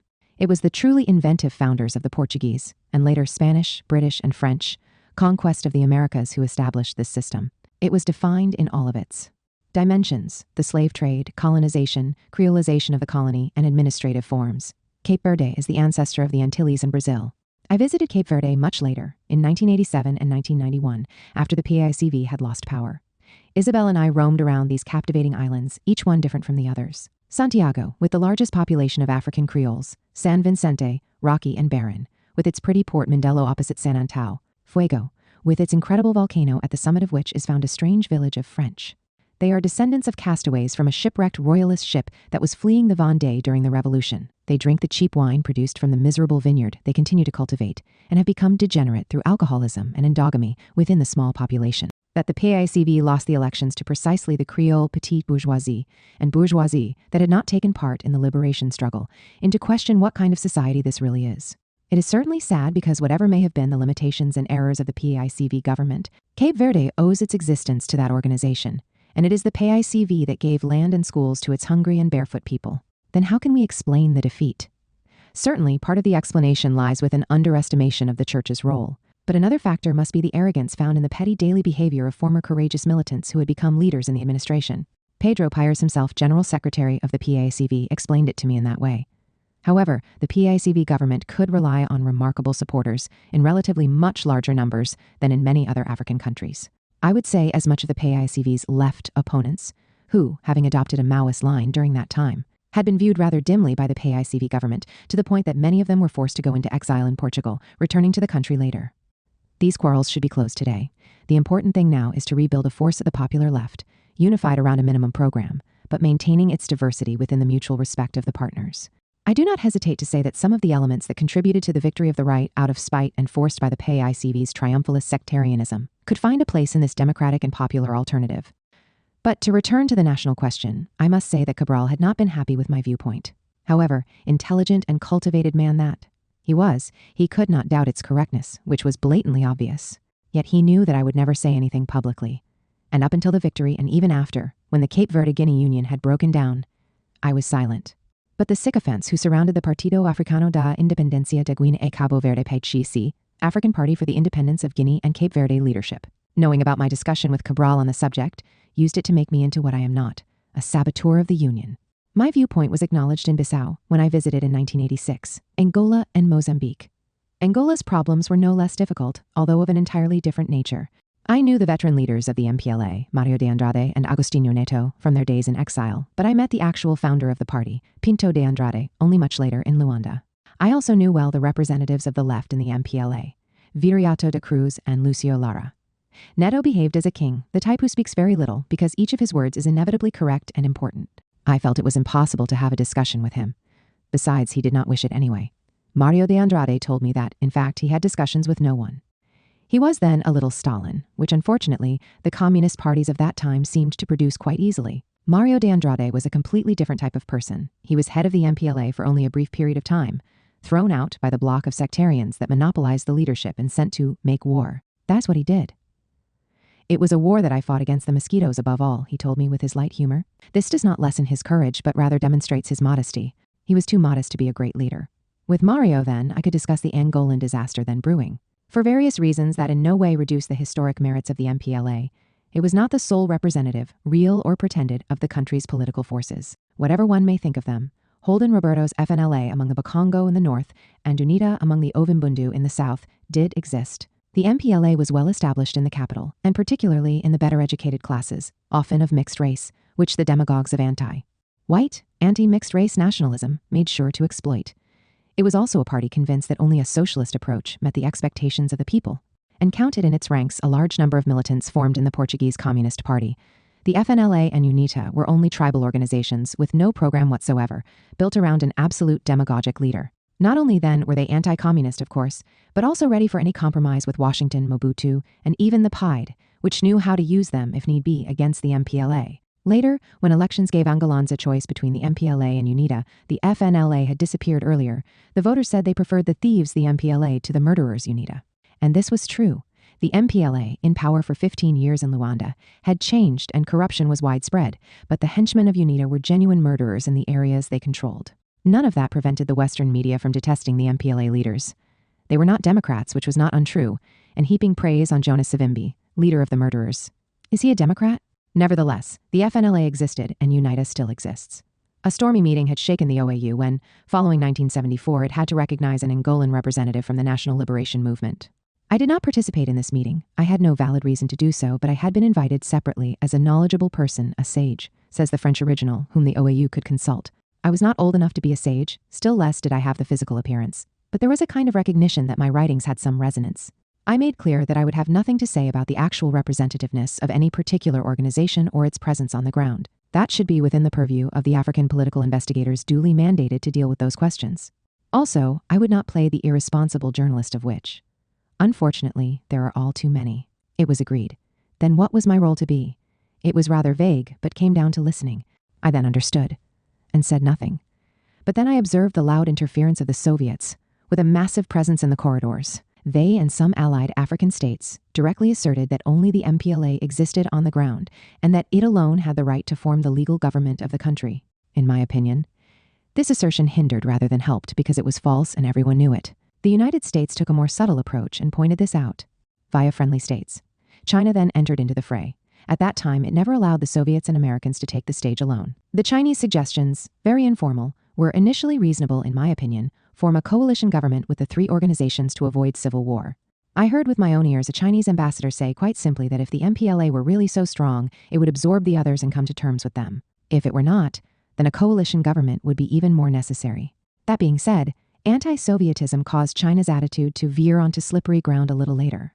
An MPLA government was established in Luanda, but controlled only part of the country. It accepted the prospect of going to war to defeat UNITA and received Soviet military aid for that purpose. Cuban support did not happen until later. As a result, China decided to continue its support for UNITA, as it had done before 1974, supposedly so that the pro-Soviet MPLA would not be the sole force on the ground, thereby finding itself side by side with the United States and South Africa, which were not skimping in their financial and military support for Savimbi, the murderer. Discussing this entire history much later with Mario de Andrade, he told me that the solution of a coalition government had been the best, but he was not sure what had been possible at the time. Washington was anxious to sabotage it. I believe that is true. Still, if it had been possible, a compromise would have avoided 17 years of useless war. At the end of this tragedy, the USSR no longer existed. Cuba had withdrawn. After having beaten the South Africans, which was magnificent, apartheid had disappeared. The MPLA no longer feared Washington, although the United States never forgives and always remains full of hatred toward those who have resisted it, and Savimbi's heirs were also still there. Hence, it was still necessary to accept negotiations and even a coalition government. What a sad end. Things appeared simpler in Mozambique. The Frelimo led the War of Liberation alone. The Dar es Salaam base was obviously the place for frequent meetings, particularly with Marcelino dos Santos, future vice president, Aquino de Braganca, who died in the same airplane accident as President Zamora Machel, and Sergio Vieira, the party's ideologue. I do not remember very much of these discussions that were, I believe, quite mundane. The problems arose after liberation. The Frelimo was established only in the north of the country, and was not adequately prepared to control the situation in Maputo and absorb the influx of petite bourgeoisie who had hardly participated in the war but provided most of the cadres that were rapidly promoted to take the place of the Portuguese who left en masse. The response to the challenge came in the form of a shift to the left, unpopular collectivization, and the like. To this was added a new war led by the Renamo, with South African support. Although the supporters of this party, which had the good fortune of pleasing Western Democrats, were only vulgar murderers without any program, their very existence was made possible only by Frelimo's errors. The capitulation that followed the Incommati Accord 1984 with South Africa and the opening of negotiations with the Renamo and the adoption of a multi-party system had the expected disastrous effects: collapse. The triumphant ideology of the Ngos representatives of civil society wreaked havoc, which was forcefully denounced by the Swede Abramson. It is obvious that reactionary external forces, promoters of the new neoliberal order without a state, implemented, manipulated, and formed these NGOs as additional instruments, with the internal support of the corrupt bourgeoisie. They were in no way the autonomous expression of the working classes. But I only know all that from my readings, and from the discussions that the Forum began to organize around a small team, led by economist Eugenio Macamo, with our friends Carlos Machili, who was a rector, and Maria Doseo Carmores. Zimbabwe. After 1960 and 1975, 1980 is the third great liberation date in Africa. The collapse of the white minority regime that had proclaimed the independence of Rhodesia in 1965 heralded the disintegration of the entire system of reserves in southern Africa. But the liberation movement in Zimbabwe had been forced to accept a compromise, as did South Africa 10 years later. The Lancaster House Agreement made a radical agrarian reform impossible. The peasants that the white colonists of the highlands had forced onto unproductive land would remain there. This agreement began the process of establishing what my friend Ibo Mandaza calls a schizophrenic regime, a government formed from a party the program and ideology of, which are on the left, which most of the cadres and militants sincerely support, and which are continually appealed to in the rhetoric, but is counterposed to policies that do not implement this program. Time passes, and the working classes lose their faith in the system, which they judge with cynicism. African bourgeoisie continues to grow stronger. There is minimal agrarian reform, which reduces pressure a little on the peasants, but above all, new African landowners take over some of the previously colonized land. That is just like what happened in Kenya. To that is added the difficulty in reconverting manufacturing industries developed by the minority regime of Ian Smith, which had benefited from the protection resulting from the international boycott. Urged to become competitive, and no longer benefiting from the advantages formerly available to them from state subsidies, they are today seriously threatened by structural adjustment policies. Simultaneously, of course, the condition of the working class is deteriorating and unemployment is increasing. In the course of my travels through the country in 1986, I concretely verified how the reserve system, about which I had written, had been very systematically organized. On colonized lands with a low population density, there were good paved roads, telephones, electricity, and running water. As soon as one entered the overpopulated reserves, there was nothing. No roads or basic services. Thus, the reserves, the Bantustans, are condemned to provide cheap labor for the colonized lands, mines, and industries. This is a horrible system, which was not invented by the Boers, though it is attributed to them, but by the British, Cecil Rhodes in particular. A similar situation is found in the colonization of Algeria and in Israel-Palestine. The Lancaster House Compromise, to which Zimbabwe's national liberation movement had consented in 1980, was from the beginning an additional barrier to any possible radicalization of the government, which, moreover, the general conjuncture, no longer in the 1980s what it had been in the 1960s and 1970s, hardly favored in any case. The populist rhetoric of the regime quickly lost credibility, while its intransigence could only reinforce an opposition almost non-existent in dominant African opinion at the beginning. Yet, far from forming a coherent left alternative, this opposition defends both multi-party democracy and neoliberalism. And, as in Zambia, a victory of this pro-US right would obviously not only provide no solution to the social problems of the working classes, but quite the contrary, would worsen the tragedy. Robert Mugabe has chosen to pursue his counterattack in the area of agrarian reform, a little late and with debatable methods. But none of that should obscure the hypocrisy of the British government, which has never respected its commitment to cover the cost of necessary agrarian reforms by taking on compensation of the white farmers, beneficiaries of hundreds of thousands of hectares of land, given to them for free by London's colonial government, at the price, obviously, of expelling the indigenous population that lived there. The counterattack adopted, as is well known, rather brutal methods, thereby facilitating the mobilization of sensitive Western public opinion, which was, at the same time, bombarded with the repeated message that the agrarian reform would inevitably be an economic disaster and would deprive the country of its efficient farmers. This is an argument, obviously, that African peasants, victims of the history here, have no use for. Moreover, the argument does not hold water. The financial profitability of the white latifundia has, as a counterpart, the necessary exclusion of millions of rural Africans condemned to famine and the overexploitation of capital and land. An argument convincing to Western Greens in other places, but curiously, not here. The best analysis of the question has been made by Sam Moyo as part of a working group of the Forum. In any case, here as elsewhere, the Western powers support alternation, which suits them quite well since it ensures that the supposed Democrats will accept not only the neoliberal diktat, but also the indefinite postponement of agrarian reform. The sad thing is that a sizable portion of the left unions and intellectuals has rallied to this kind of opposition to Mugabe. The least that can be said here is that the future remains uncertain. This is all the more the case because the crisis in Zimbabwe runs the risk of spreading to South Africa, where the same problem is encountered in similar terms and historical conditions. In the 1930s, the South African Communist Party had the courageous intelligence to make the anti-colonial, anti-capitalist peasant revolution one of its fundamental policy principles, along with the revolution of the working class against the imperialist mining monopolies. By giving up that principle in the 1960s, it left the question open, a question that capitalism will never resolve. Short-lived miracles. Côte d'Ivoire. When I was at the IDEP, I set myself the objective of personally studying more closely some neocolonial experiences, the success of which had been trumpeted by the World Bank and others, above all in Côte d'Ivoire, which I visited on several occasions between 1963 and 1973. During 1963 and 1964, I was welcomed at the planning ministry by the then minister, Mohamed Diawara. I collected information from which anyone endowed with a minimum sense of reality, not even any acute critical sense, could only conclude that the miraculous growth was nothing more than a remake of what Ghana had experienced 30 years earlier with no originality. But the mediocre econometricians of the French Development Agency, World Bank, EEC, and UNDP were united in ecstasy and, carrying out the facile exercise of making a simple mechanical projection, did not hesitate to promise a radiant future to the country's leaders. Project a 6% or even 10% annual growth for 20 or 30 years, and you inevitably conclude that Côte d'Ivoire was destined to catch up to Europe. I discussed this with Ivorian leaders and tried to show them how they were being deceived. I suggested looking at Ghana to better see the real problems that would be encountered in 15 or 20 years. This was rather in vain since the success intoxicated almost everyone. A few critical intellectuals, Fote, Mustafa Diabate, Ali Traore, and Charles Wali Diarasuba at that time, were just about the only ones to hear something other than a hymn to the glory of colonial capitalism. Later, when the rhetoric of the Ivorian miracle was finally buried, a new democratic opposition began thinking about the real problems of their society.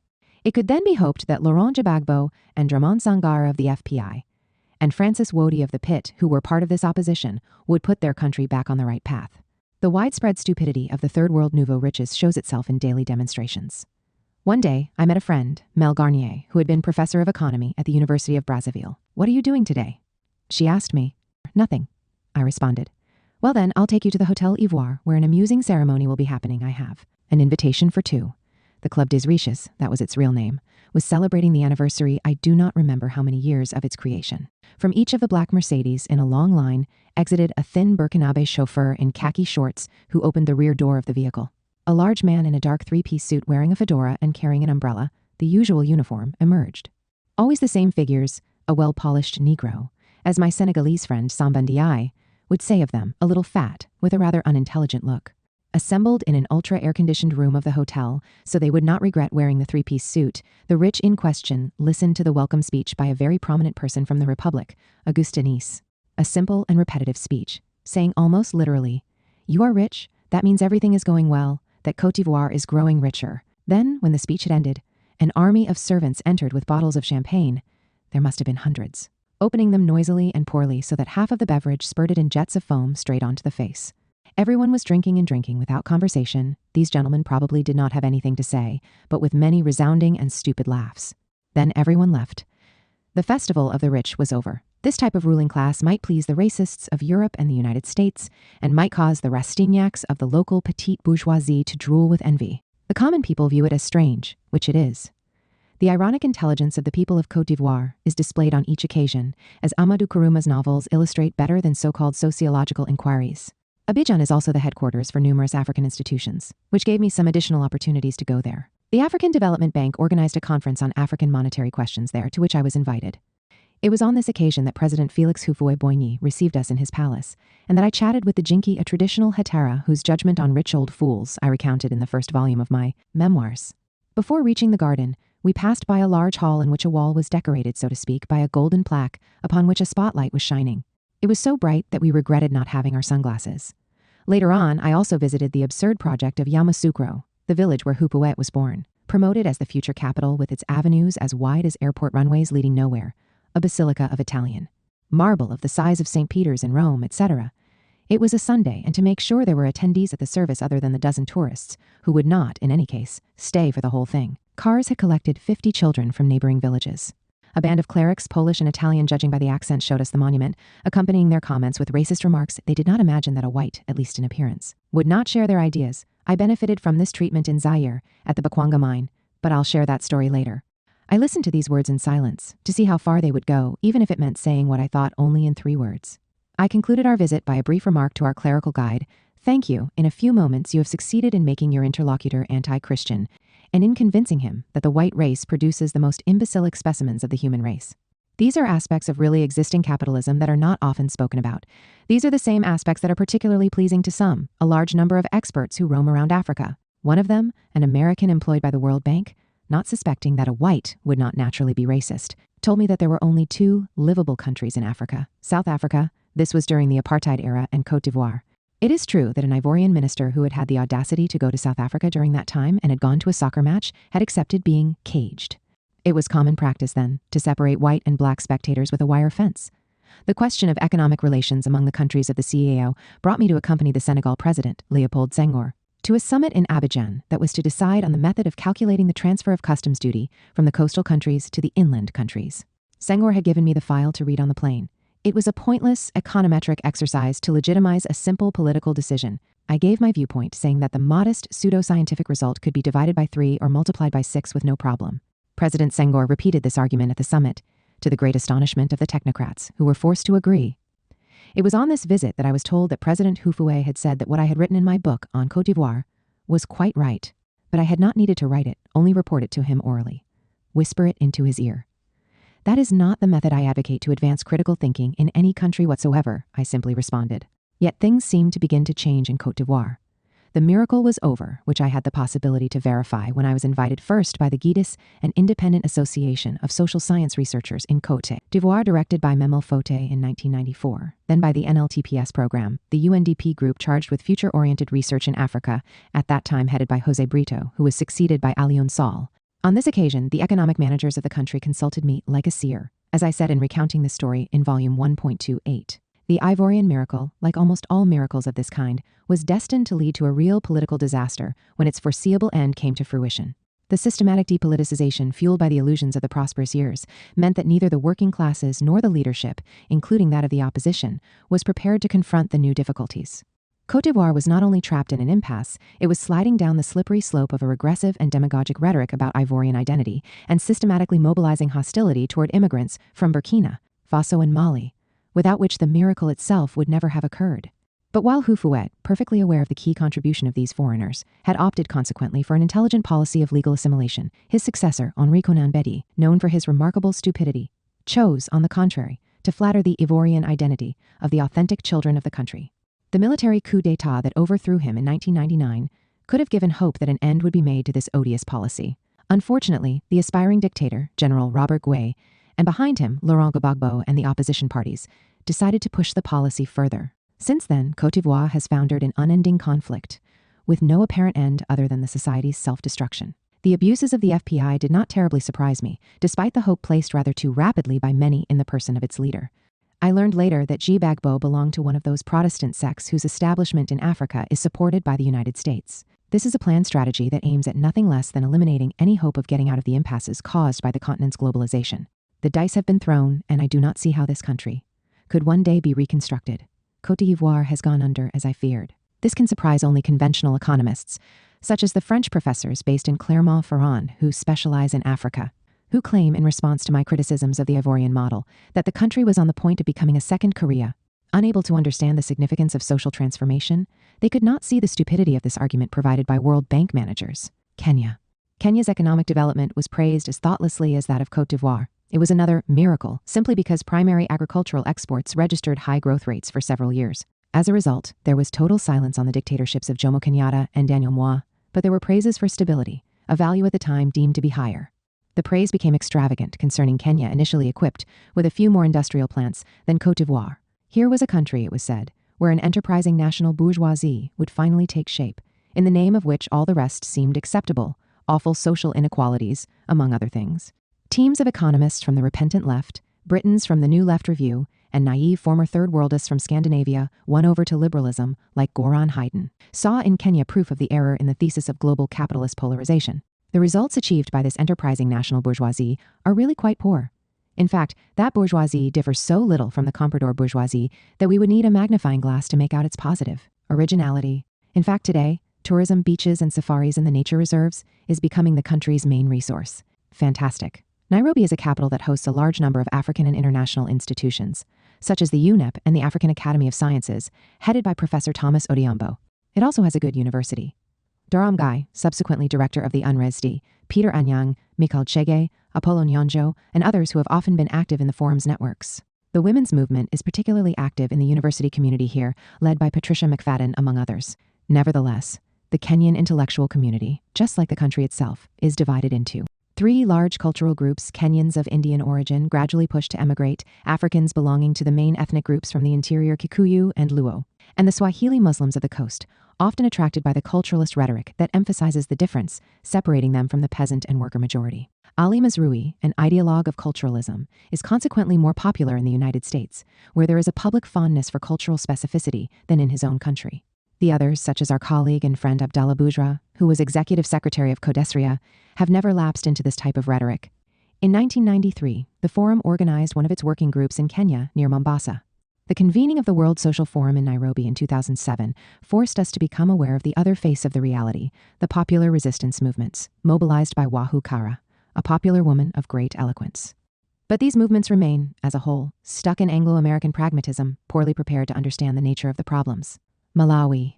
I had the opportunity to visit Malawi in 1997 after the end of the dictatorship of Hastings Banda, and when a local team of the Third World Forum, led by Chinyama Chipeta and Miero Makandawir, conducted an important study on the failed miracle, another one, and put forward alternative proposals. The miracle was based on a simple formula: place all of the country's resources at the exclusive disposal of expanding the agricultural export sector, specifically for tobacco. This benefited the large growers, that is, colonists and citizens, as well as the multinational cigarette oligopolies, which obviously led to the World Bank's wild enthusiasm that this successes entailed the decline of food, crop production, the impoverishment of the peasantry, and the exercise of a violent dictatorship by a single party, but fortunately anti-socialist, and did not bother in any way those who later were going to start the new rhetoric on poverty and multi-party democracy. In these conditions, The government that resulted from elections attempted nothing more than continuing the dictatorship's economic policies, even though they were already visibly exhausted. As in Zambia, the democratic option is acceptable for dominant transnational capital and Western governments only if it proposes nothing new and accepts complete subjection to the aims of liberal globalization. The disappointment of voters is then expressed by disillusioned jokes. We missed the single party because we knew whom to go and see, how much to give, and we were assured of the result. While with the multi-party system, we no longer know whom to seek out. We pay more, and we are not even sure of the result. But while Kenyan and Malawian societies have succeeded in offering a minimal resistance front to the attacks of comprador liberalism, the same cannot be said of other African societies, more fragile and vulnerable, which have fallen, body and soul, into a downward spiral leading to the complete disintegration of their social fabric. This is obviously the case with Sierra Leone, Liberia, Rwanda, Burundi, and Somalia. The quagmires of neocolonial experiences. Central Africa. Central Africa is characterized by the violence of its political life. The most common explanation that this is due to the tribalism or even to the savagery of its peoples, an explanation marked by a thinly disguised ordinary racism, does not hold water. It ignores the incredible destruction caused by colonization in this region. Catherine Cockery emphasizes the particular forms of colonial intervention, in this case concessionary companies, and identifies the essential point, the incredible disarticulation of these weak and vulnerable societies by colonial pillage, which was particularly primitive. Colonial practices here, in the 20th century, recalled those of the 15th century that decimated Native American societies. André Gide, upon returning from the Congo, used all his talent to describe the horror of this colonization. After being dismantled, the societies in the region can then be bled dry by common criminals like Mobutu, or clowns like Emperor Bokassa or Fulbert Yulu. While the dominant media do not report the most important thing, that these criminals and clowns are the West's best friends, often put in place and supported by its financial or even military interventions. But at the same time, this region is the site of potentially radical explosions, among the most violent of our modern world. It is not by chance that Cameroon gave rise to the UPC, Congo-Brazzaville II, socialist hopes, and the Democratic Republic of the Congo, called Zaire by Mobutu, to an uninterrupted series of peasant rebellions. But it is also not by chance that all these possibilities have been stifled. Poor clowns or rich clowns financially, they were dictators in any case, sometimes to the extreme limit of criminality. To the savage violence of the ruling classes, I unhesitatingly counterpose the intelligence found in the multiple forms of resistance mounted by the majority of peoples to limit the damage, ignoring the small cliques of enforcement officers recruited by beleaguered governments. I was the director of the IDEP when a curious invitation from the president of Gabon reached me in Dakar with no indication of a motive other than special consultation. I thought about it and then accepted. Traveled in first class, red carpet upon arrival, taken to a villa, but still no indication about the subject of the consultation. My friend in Togolo, whom I telephoned, did not himself know, though since he was the head of the planning ministry, I suspected wrongly that he might be behind the mission. You will be received by the president tomorrow morning at 10 and will know the aim of the mission at that time. Understood. The next day at 9, I was taken to the palace, put in an office adjoining that of the president, and was told monetary questions. I thought about that for around 10 minutes. Then somebody came to move me to the presidential office, placing me on a low sofa, facing a desk on a raised platform. The president, shouted an assistant. I rose. The president appeared. I began, Mr. President, as far as monetary questions are concerned, and I launched into a simplified course on the franc zone system. The president stopped me and said, that is not what I want to know. Can I have my picture on the banknotes? Mr. President, you can print whatever you want on the banknotes. That does not change any monetary issue. That is what I thought, and I thank you for confirming it. But the French told me just the opposite. Mr. President, they misled you. 3 months later, Gabon issued its CFA notes, decorated with the image of its president. Isabel and I were in the Central African Republic in 1972.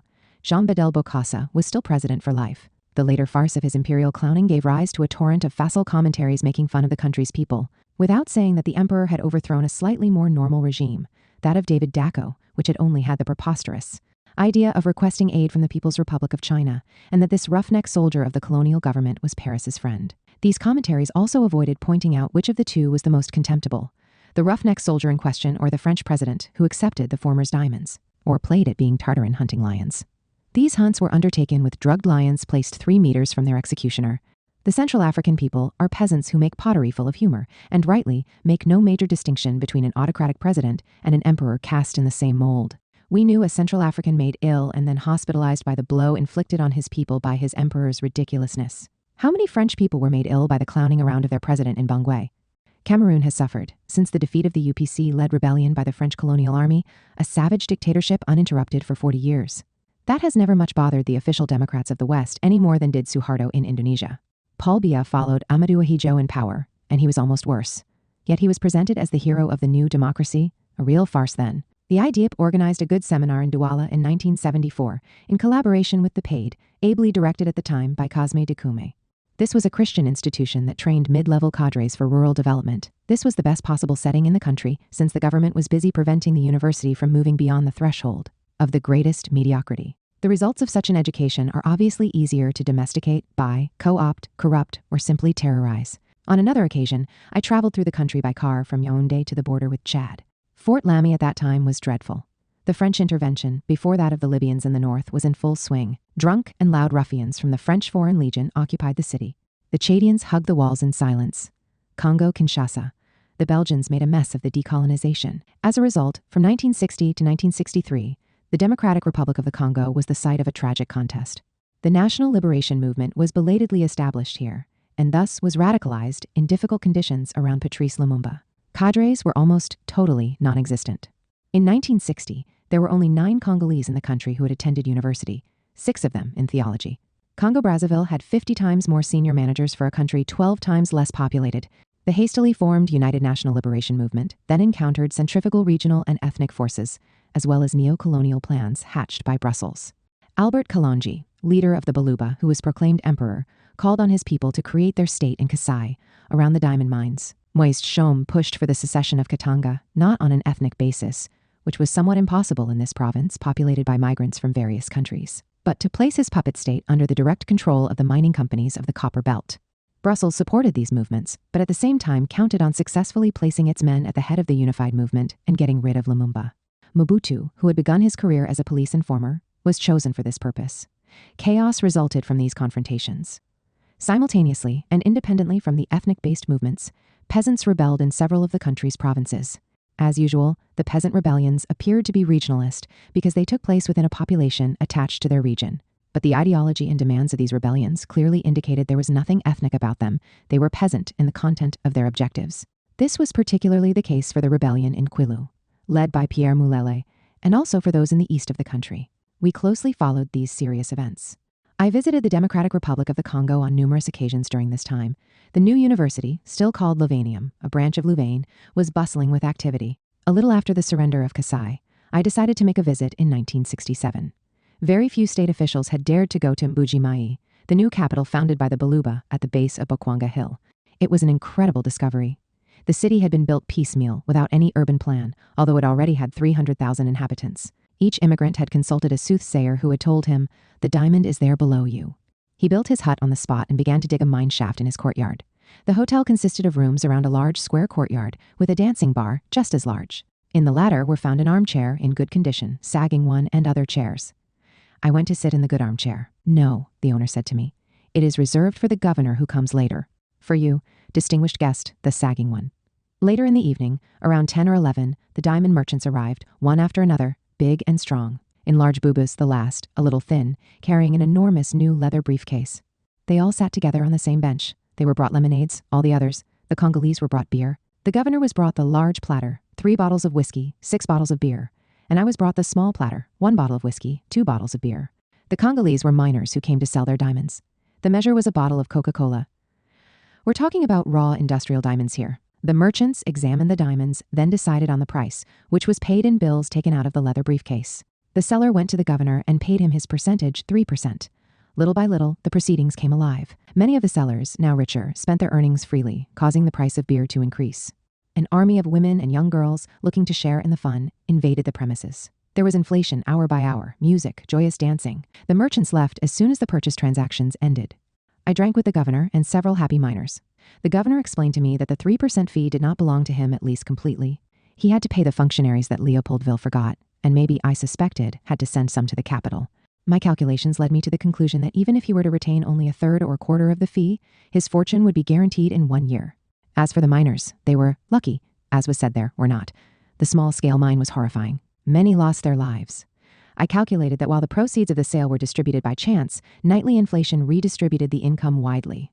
In the morning, drunk, most of the lucky miners left as poor as they had arrived. They settled debts, lent to neighbors, parents, and others, and paid large sums to the hostesses. In sum, the entire city benefited from the evening sales. I also visited the Bokwanga mine. This was something else entirely, a real concentration camp. Barbed wire fences, surveillance by helicopters piloted by armed mercenaries who shot on sight anyone who attempted to enter. It was a Belgian mining village, perfectly round, with a church and community hall at the center. The mine workers were adolescent boys recruited from villages, almost purchased from their parents' price, usually a bicycle, sort of educated and trained at work by clerics. They were there for their whole life. Young girls from their native villages were brought in and offered as spouses. They believed they led a happy life, running water, and the company mill provided them with manioc meal. They were thereby freed from two major chores: distractions, after Sunday Mass, educational films of the type Miracle of Saint Someone or Other, and of course, there were the beer-drinking sessions. At retirement age, the elderly were returned to their native villages with a small gift, some money, very little, and a bicycle. At some distance from the village were found all the villas of the Belgian managers. Received by the director, I heard the usual racist patter. No comments from me. I wanted to see everything, down to the last detail. At Kinshasa, in 1972, colleagues and friends from the university and I discussed all these problems in the evenings. This included, above all, the peasant rebellions, about which Benoit Verhagen and Lemonnier could talk forever. I learned many things from these discussions. I supplemented my information later upon meeting Mulele in Brazzaville. Mulele was shamefully turned over to Mobutu and executed. The hidden aspects of this affair remain obscure. Mulele impressed me as a true popular leader, level-headed, someone who was quite familiar with the demands of his peasant people, their strong points and weaknesses. Perhaps he was optimistic in thinking that the small circle of his rebellion could become the Yan'an of the Congo and his army of resistance fighters the future People's Liberation Army. I met later, in Dar es Salaam in its heyday, some of the Lumumbist politicians, Sumialot and others, refugees in Tanzania after the fall of their government in Kisangani. My impression was rather negative. They led a merry life, but financed by whom? They were true urban politicians, well informed about politics on the grand scale, as well as the machinations and plans of the powerful and friendly African states on which they counted too much. But they were not very interested, it seemed to me, in the problems of their people. Some of them expressed the desire to do something, that is, to open a front and establish resistance fighters in the east of the country. Laurent Kabila was one of these. Che Guevara had a negative opinion about him and his friends, as we now know. My opinion was less negative. Assess the distance that there could be between the desire to establish a group of resistance fighters and the difficulty in doing so effectively. It was not entirely their fault if the strategic vision remained vague. Mobutu's power gradually deteriorated into both a corrupt autocracy and institutional nothingness. The man was not content with pillaging his country, amassing a personal fortune equal to Zaire's foreign debt. The World Bank and the IMF did not suggest that if he were to offer this fortune, which he had not received as an inheritance from his parents, as a gift to the country, the debt problem would be settled. Mobutu had chosen a scorched earth strategy: destroy everything, every institution, beginning with the universities. Several years later, it had become useless to return to the country. There was no one to see. All the worthwhile intellectuals had been forced to choose exile. The others had become the president's flunkies, rewarded mainly financially. But Mobutu had also destroyed any form of administration in the country. The rural zones had been abandoned to self-subsistence. With neither schools nor hospitals, they had, perhaps, been freed from taxation, though not from the army's abuses of power, but also left without the most basic services. The east of the country, Kivu and Lake Tanganyika, lived from illegal trade with East Africa. Though it was not actively rebelling, the region escaped Kinshasa's control. Mobutu's regime survived on taxes collected from the mining enclaves, supplemented by financial support from the West, not very discriminating in this regard. That sufficed to maintain a Praetorian Guard and sustain a world of corrupt politicians, all established in Kinshasa since they had no real base in the country. These were the future Democrats. The collapse was predictable. The regime was rotten to the core. It did not take much for it to disappear. The occasion arose in connection with the Rwandan tragedy. After the genocide organized by the so-called Hutu neo-colonial government, supported to the end by the Western powers, France and Belgium in particular, the army of murderers was forced to flee from the Liberation Army. It is not important here that the latter was a minority, mainly composed of Tutsi refugees from Uganda, and supported by East African countries over the border into Kivu, where it settled. The possibility that this army would go on the offensive and return, with outside support from the French base in Bangui, was a real threat. Goma, a small Zairean city in Kivu, was the strategic key of the system. Why not take it, or liberate it, and as a result, isolate the Hutu army of the genocide from the border with Rwanda? The leaders of some East African countries, Uganda and Tanzania, thought that possible. History proved them right. Did not Kabila have a small base of resistance fighters in the area? Could he not seize Goma with a small army? The move succeeded with surprising ease, which should not be surprising. He entered Goma with some armed men. At the first shot, Mobutu's army cleared off, but not without first pillaging the population they were supposed to be defending. It is not surprising that Kabila was received as a liberator, even though no one knew who he was and what he wanted. Since it had been so easy, why not continue the march right to Kinshasa? Liberation achieved in these conditions entails limitations and poses problems. It was not the result of a struggle by the masses in revolt. It was received favorably because no Congolese would defend the horrible Mobutu regime, missed only by its Western backers. But in Kinshasa, political machinations resumed. The corrupt politicians that dominated the city but not the country converted quickly from Mobutism to democracy, offering to foreign powers an ideal terrain to cut short any desire for serious change. Kabila himself, together with his small coterie of friends, long exiled, might be tempted by the inexorable appeal of autocracy, which only the rapid organization of autonomous people's forces could prevent. Or they might believe it possible to play the foreign powers off against each other. And since Mobutu was the darling of Paris, play the US card. Established in Kinshasa, Kabila was immediately challenged by problems that neither he and his team nor the Congolese people as a whole were ready to deal with. The systematic hostility of the Kinshasan political class, which had been the beneficiaries of Mobutu's largesse, but now played the democratic card, with the support of the Western powers, who wanted everyone to forget their support to the fallen dictator. The apathy of the Congolese people depoliticized by 35 years of bloody dictatorship, and the intervention of armies originally allied with Kabila, Tutsi, Rwandans, and Ugandans, who pursued their own objectives, destroy the Hutu military bases by debatable means.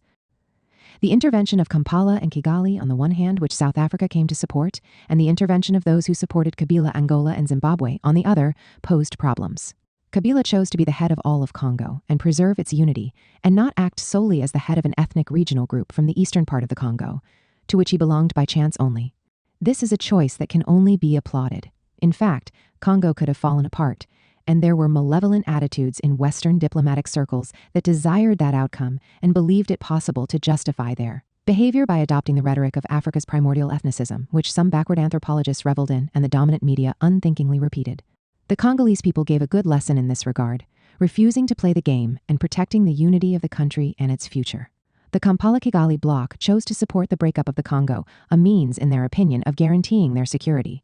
Savimbi's UNITA sided with them, for easy-to-understand reasons. Like Lasuba, Savimbi was in desperate straits in Brazzaville. That South Africa joined them is astonishing. In a study on the alternatives to regionalization in southern Africa, Hein Murray, the forum's coordinator for the region, concluded that Pretoria considers that its African neighbors are a privileged area for its expansion, reproducing the traditional unequal regional development model. The very title of the study, Reinforcing the Mold, summarizes the conclusions of the analysis. The fact that serious opponents of the Mobutu dictatorship, such as our friend Wamba Diawamba, have rallied to this camp coupled with their aerial landing at Matadi is equally astonishing. It is understandable that Angola of the MPLA and Zimbabwe have come to the aid of Kabila, that is, have opted to support maintaining Congolese unity. Given all of this, the situation remains dangerous, especially given the devastating effects of Mobutu's regime. There are serious phenomena that clearly indicate the people's feeling of helplessness. For example, many have found refuge in so-called salvation sects that have proliferated more than ever under the control of US-style televangelists. These sects, which preach submission while awaiting the apocalypse, play directly into the hands of reactionary forces, of course. They are the exact opposite of what liberation theology is elsewhere. An autocratic turn by the new government is entirely possible. This entire tragedy is the result of Mobutu's bloody dictatorship. It succeeded in destroying, at least temporarily, the potential of an entire people. This is similar to what has happened elsewhere every time a people's movement has been crushed in a bloodbath. The destruction of the UPC in Cameroon, or that of the Mau Mau in Kenya, guaranteed stability in an astonishing mediocrity for 3 decades or more. Suharto's dictatorship, built on the bodies of 500,000 victims, is a success of the same type. It is only when the economic and social failure of these neo-colonial regimes, established with the West's active support, bring an end to their apparent stability that the diplomats of the Western powers rediscover the virtues of democracy, the absence of which they had probably not noticed for 30 years. Democracy in these conditions does not appear to them to be dangerous. It can be the means to continue to do the same thing, manage the crisis and create obstacles to the organization of the working classes. The long list of failures and stagnation and mediocrity that I have presented in the preceding pages could encourage the greatest degree of pessimism. The possibilities of entire peoples have been systematically destroyed. Cameroon, Congo, Kenya, or the projects for liberation and social progress have gotten bogged down in a populism that they were unprepared to go beyond. Modibo's Mali, Guinea, Nkrumah's Ghana, the PCT's Congo-Brazzaville, or the opportunities to revive the movement, have run up against an extremely hostile world conjuncture, Rawlings Ghana, Conares Mali. None of this has prevented waves of popular discontent from arising all over the continent, from north to south and from east to west, throughout the last 40 years. If that is so, it is because the neo-colonial project is itself in crisis, even in permanent crisis. It is not only national liberation and socialism that have suffered a series of undeniable failures. The capitalist alternative, and particularly its comprador variant, is itself a false alternative, unacceptable and unaccepted, rejected by peoples everywhere. When circumstances favor the continuation of its program, then the crisis and collapse are often more serious, sometimes even leading to the total dissolution of the society and the disappearance of the state. Niger and Nigeria. Niger is the result of a rather absurd case of drawing colonial boundaries. Moreover, it has never succeeded in extricating itself from the dead end of impoverished colonial-era extroversion. It has not totally fallen apart, an ongoing threat it would be foolish to ignore due to the wisdom of its people and also many of its leaders. But it was very close to doing so several years ago, when so-called democracy was all the rage. The multi-party system ended quickly with the formation of small groups contending for power, all reduced to clans of small urban bourgeois politicians seeking to create support on an ethnic and regional basis, particularly by making alliances with dubious rural notables. The military coup d'etat that ended this game, fortunately without repression that would have prevented the continuation of debates and discussions, appeared to me, and to numerous Nigerian political friends, to be a beneficial event when all was said and done. Real democratization, a necessary condition for any progress off the well-worn paths, cannot be reduced to a choice between the autocracy of the single party and a tin-pot multi-party system. I discovered Niger for the first time during the 1960s. The UN was responsible for a study on the viability of a trans-Saharan highway. A group of 3 experts had been formed for this task. Alain Savary, French politician, an Austrian road engineer whose name I forget, he had been a tiger hunter in Bengal, and me. A small airplane, 4 seats, had been put at our disposal, with which we traveled along the entire southern edge of the Sahara, from Dakar through St. Louis, Kaidi, Kayes, Bamako, Mopti, Gao, Niamey, and Zinder to Fort Lamy. A magnificent journey. We flew at an altitude between 500 and 1,000 meters, and the views of the scenery were much better than from the road. At Niamey, Boubou Hama received us, with all the refinement characteristic of the learned and powerful in the Sahel. There were no tedious speeches upon arrival at the airport. We were led directly to a villa so we could bathe cat caviar and drink champagne. Before the Mashui lamb barbecue reception at nightfall, we exchanged views with this cultivated man who wished to re-establish the historical relations between the peoples who live along the edges of the Sahara, north and south, relations destroyed by colonization, which had redirected trade from the Sahel exclusively toward the coast of the Gulf of Guinea. Our report was quite simple to write and really did not require the journey we had made. But international money must be wasted for prestige. And I do not regret this magnificent journey. We said that 3 good north-south road links could be justified, even if the then dominant view, privileged, outward-looking development and made immediate use quite limited. But neither we nor the countries concerned, officially at least, adopted this dominant view. A day will come when the real implementation of African integration, even if it takes different forms in different contexts, will correct the distortions resulting from the colonial heritage. Thus, the Trans-Saharan Highway would fulfill functions similar to those of the transcontinental railroads in North America and Russia. This would make good historical sense, if nothing else. On another occasion, Isabel and I had the pleasure of a tour through the country guided by Michel Keita, who led us into the heart of the Air Mountains region. Lying in the middle of the desert in Niger, this region is not only one of the most beautiful in the world, in my opinion, but also unique. As the Sahara dried up, many of the fauna and flora from earlier times, which disappeared elsewhere, survived here. Waterfalls, unexpected in this part of the world, can be found next to vegetation, unlike any elsewhere. At the end of the 1970s, I had at Paris Vincennes a group of African students of exceptional quality: Oumar Blondin Diop, Michel Keita, Abdousalam Kane, and Alioune Sall. They were intelligent, curious, cultivated, and politicized. Unfortunately, 3 of them came to a tragic end. Blondin was killed by prison guards in Gorée, Kane died in an auto accident in Mali, and Keita was burned to death in his automobile, which was carrying a gas cylinder that exploded. I remember having had to give Michel Keita an oral exam at Vincennes. I knew his capabilities so well that I felt the exam was a useless formality. I said to him straight away without posing any questions, "What score should I give you, 18 or 20? Quickly." I prefer to spend more time with students for whom it is necessary to verify more seriously if they know more than they appear to, those whom shyness paralyzes, for example. Modest, Michel responded, "Oh, 18 would be wonderful. It was the end of the day on the road to the Air Mountains and we thought it was time to begin thinking about making camp for the night. There was nothing on the horizon, except 3 camel drivers coming into view. We decided to head for them. When we got close enough to talk to them, we exited the car. There were the customary lengthy greetings. It was cold in the mountainous Sahara. Michel tried all the many languages he knew, Hausa and Targui. I tried Arabic. Mischievous, the Tuaregs remained silent, allowing us to get more and more worked up. Then, in superb French, one of them said, "We don't know the area. We are here for the weekend." All the same, they helped us find a shack of sorts where, piling up and sharing our blankets, we spent a not very warm night. They also offered us wonderful Tuareg-style crepes. Delight, especially when hungry. When we departed in the morning, we came across a pretty young woman asleep next to her camel and its young one. What a wonderful scene. When we reached the end of our journey, we were received with great hospitality at the main administrative center. We were offered what was fed to the hungry, a thick paste made from dates, almonds, and dried cheese pounded together. It was delicious, but a block in the stomach that filled us for 3 days. We just had to drink tea on top of that every 2 hours, which slowly dissolved the food reserves and provided us with what we needed to survive. But since we were not Bedouins, who only eat occasionally, like their camels, we found it difficult to digest. Also on the highway, at the foot of the Air Mountains, there is the uranium mine of the French Commission for Atomic Energy. We visited this terrible place where the miners are quickly contaminated by radiation. We also visited an absurd garden in a greenhouse, air-conditioned so the French gardener would not suffer too much from the heat. Tomatoes were grown there for the managers, at an actual cost that must have been the highest in the world.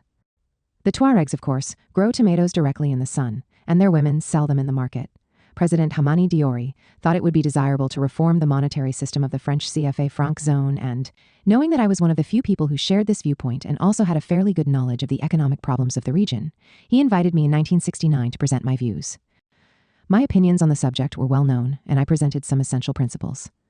First, monetary management is never the primary aspect of the problem. It comes after, not before, fundamental social choices and the corresponding economic strategies. Then, if the countries concerned wanted to break with the outward-directed colonial model and move on to the path of self-reliant development at the level of individual states, as well as on a regional level, by implementing a real integration, the franc zone system such as it existed would not be suitable. Of course, I had the intention of aiding a reform, not of proposing all or nothing. I then developed a project that seemed acceptable to me in the sense that it would open room for movement for those countries that wish to embark on stronger social development and regional integration without hampering the others. Also, in France and within the European community, it could be possible to find allies supporting the project, which would be unacceptable only for ultras nostalgic for the colonial period. The project envisaged a national currency for each country of the group, with fixed exchange rates, but adjustable between these currencies and the franc, as well as other currencies. In fact, I thought that the CFA was overvalued, but in already varying proportions from one country to another, and would be increasingly so, since the national development policies and their results differed. I insisted that it should be understood that a devaluation is not in itself a disgrace, but that it is necessary to control it and not be placed in a situation where it is imposed by the market, the French Treasury, or the IMF. The system would retain a strong regional dimension, which I proposed to strengthen gradually by a customs union, the adoption of taxation systems as close to one another as possible, the possible joint management of a fraction of the currency reserves, and the freedom of transfers. It would also remain open and retain a privileged link with the franc zone. The French Treasury would guarantee the freedom of transfers and the fixity of exchange rates, but its guarantees would be negotiated and conditional. I propose to open the system in 2 directions, by the possible membership, complete or limited, of, on the one hand, countries outside the CFA zone, Nigeria and Ghana, and, on the other, the treasuries of other European countries, and or by the adoption of a clause in the Yaoundé Convention. The Lomé Convention was then only in the preparation stage, establishing a Euro-African monetary institution charged with negotiating these collective guarantees. I believe that if I had to offer proposals today concerning the future of monetary relations between the CFA, other African currencies, and the euro, I would not deviate too far from this 40-year-old project. Diori was personally convinced by my analysis. But Côte d'Ivoire and Senegal had to be convinced, and their responses were unreservedly negative. France's response at the time was negative as well. The project then fell apart, and the slow but steady movement toward disaster continued. Today, no one is prepared, in France, the European Union, in the countries of Waimu and CIMAC, or in other African countries, to confront the unknown future of the euro, its relationship to the dollar, and its internal solidity. And no one knows how the new Cotonou Convention will deal with these problems, or, since the latter were excluded from consideration during the negotiations, how things will develop. The disorderly breakup of current African monetary zones is quite probable on the occasion of the next devaluation, which has a good chance of being as poorly handled as the last one. Nigeria always reminds me of a sort of sea monster or prehistoric animal, of an Albert Dubout-style factory. It is important not only because of the size of its population, equivalent to that of 15 other African countries combined, but above all because of its significant density. This is not the result of chance, but the legacy of the history of the former states that formed its territory and showed great potential, up until now totally wasted. It is more like an enormous antediluvian machine with almost no output, a conglomeration of interests that are not inherently in conflict, otherwise the federation would disappear, but independent from one another and, consequently, reduce the central power to their almost nil common denominator. This is, in its own way, a model of the space for a market without a state, the ideal for the laissez-faire of liberal capitalism, here of compradorism. State interventions are not absent in appearance, but they are always possible to circumvent because the state is privatized. It is itself the space of confrontation and bargaining between these interests, of their competition. A system that impedes politics only encourages demagogy, accompanied by mafia violence. Nigeria is a country always fascinating to visit, but, at the same time, it always leaves one, or at least me, with a bitter feeling of waste and the impossible. Lagos, dominated by rackets of all kinds, from the customs officers at the airport to the taxis and the hotel keepers. Ibadan, where the IDP organized a seminar on its very British campus in 1973, isolated and ignorant of what is happening in the city, on the other side of its protective walls. And Kano, like Jenny, Timbuktu, or Zinder, but on a scale 10 times larger, which reminds the ignorant that there were cities here before colonization, none of them can go unnoticed. Yet neither organized popular forces, including trade unions, nor critical intellectuals, are absent or inactive. The weight of these grassroots and ideological counterforces has preserved the Federation from breaking up. Even during the horrible Biafra War, far more than the oil revenues that, on the contrary, more readily sustain the regionalism of those who hope to capture them, with the blessing of transnational capital. Uganda and Zambia, Tanzanian advances, despite their limits, have played a positive role, encouraging change in Uganda and Zambia. Uganda is an extremely complicated country. The British successfully manipulated a curious conflict between Catholics and Protestants in this region, between the Kingdom of Buganda and the Nilotic peoples that had no state. They made a system of laws, administrative forms, and a constitution such that nothing could work after their departure. This led to the successive farces of the first Milton Obote regime, the famous Idi Amin, then the return of Obote with the Tanzanian army. It remains the case that Ugandan comrades, refugees in Dar, and primarily the one who asserted himself as leader, Yoweri Museveni, worked out and implemented the beginnings of a progressive response to the Uganda challenge. They organized a guerrilla war, crossing Lake Victoria at the risk of their lives, and ultimately liberated the country. The political formula for managing the country was original and could open up interesting possibilities. The formula was no single party that would inevitably be created from above and bureaucratized from the beginning. No multi-party system that would necessarily be captured and manipulated by the small bourgeois clans of traditional Uganda politics. Instead, factions of the people were encouraged to organize, elect representatives, etc. I have not visited Uganda since, except on the occasion of the Kudesria Assembly in 2002. But everyone knows that this project has never been implemented. Among my Ugandan friends, Mahmoud Mamdani and Dan Nabudair are strongly critical of the situation with good arguments. Under the leadership of another Protestant pastor, Kenneth Kaunda, Zambia also introduced African socialism in its populist version, obviously, but it seems little contested by the left. Despite the apparent power of the Copper Miners' Union, our critical intellectual friends Derek Chitala and Gilbert Mudenda were consequently rather isolated. All the same, we organized a colloquium in Lusaka, in cooperation with the Southern Africa Association of Political Science, the most active branch of the African Association of Political Science, in the hope that it would contribute to starting discussion and debate. We, Isabel, Amoa, I, and a few others, arrived in Lusaka on a Friday, and the colloquium began the following Monday. Lodged on campus, far from the city as would be expected, we needed a minibus to be able to visit Lusaka during the weekend. "There is nothing to see," said the driver. "All the same, we want to go." We can verify that the driver was right. The two bakeries at the city center, there were no cafes, were closed on Saturday and Sunday, as were other public places, except for the churches, which were open but did not interest us much. As for the working class areas, they were designed by the English so as to kill any possible social life. The residential complexes were totally monotonous, each one designed for a quite specific social category and only one ethnic group authorized to live there. They were totally devoid of any means of social life, not even bars, nothing, except a church. This was the perfect model of the so-called communitarian ideal. To each community its difference and its living space. There was no mixing of classes or peoples. Each person had his or her own home and nothing more. It was a horror then, which should give cause for reflection to all defenders of fashionable communitarianism. Obviously, the only distraction then is to drink beer, seated on the edge of the sidewalk in front of your door, chatting or quarreling with your neighbor. This urban model is widespread in southern Africa. I have seen other examples in Windhoek, Namibia, and Cape Town, South Africa. Holding a session of the African Social Forum in Lusaka in 2004 confirmed my fears. There were no genuine Zambian people's organizations to participate, only questionable NGOs, often supported by the Black diaspora in the United States, and behind it the CIA.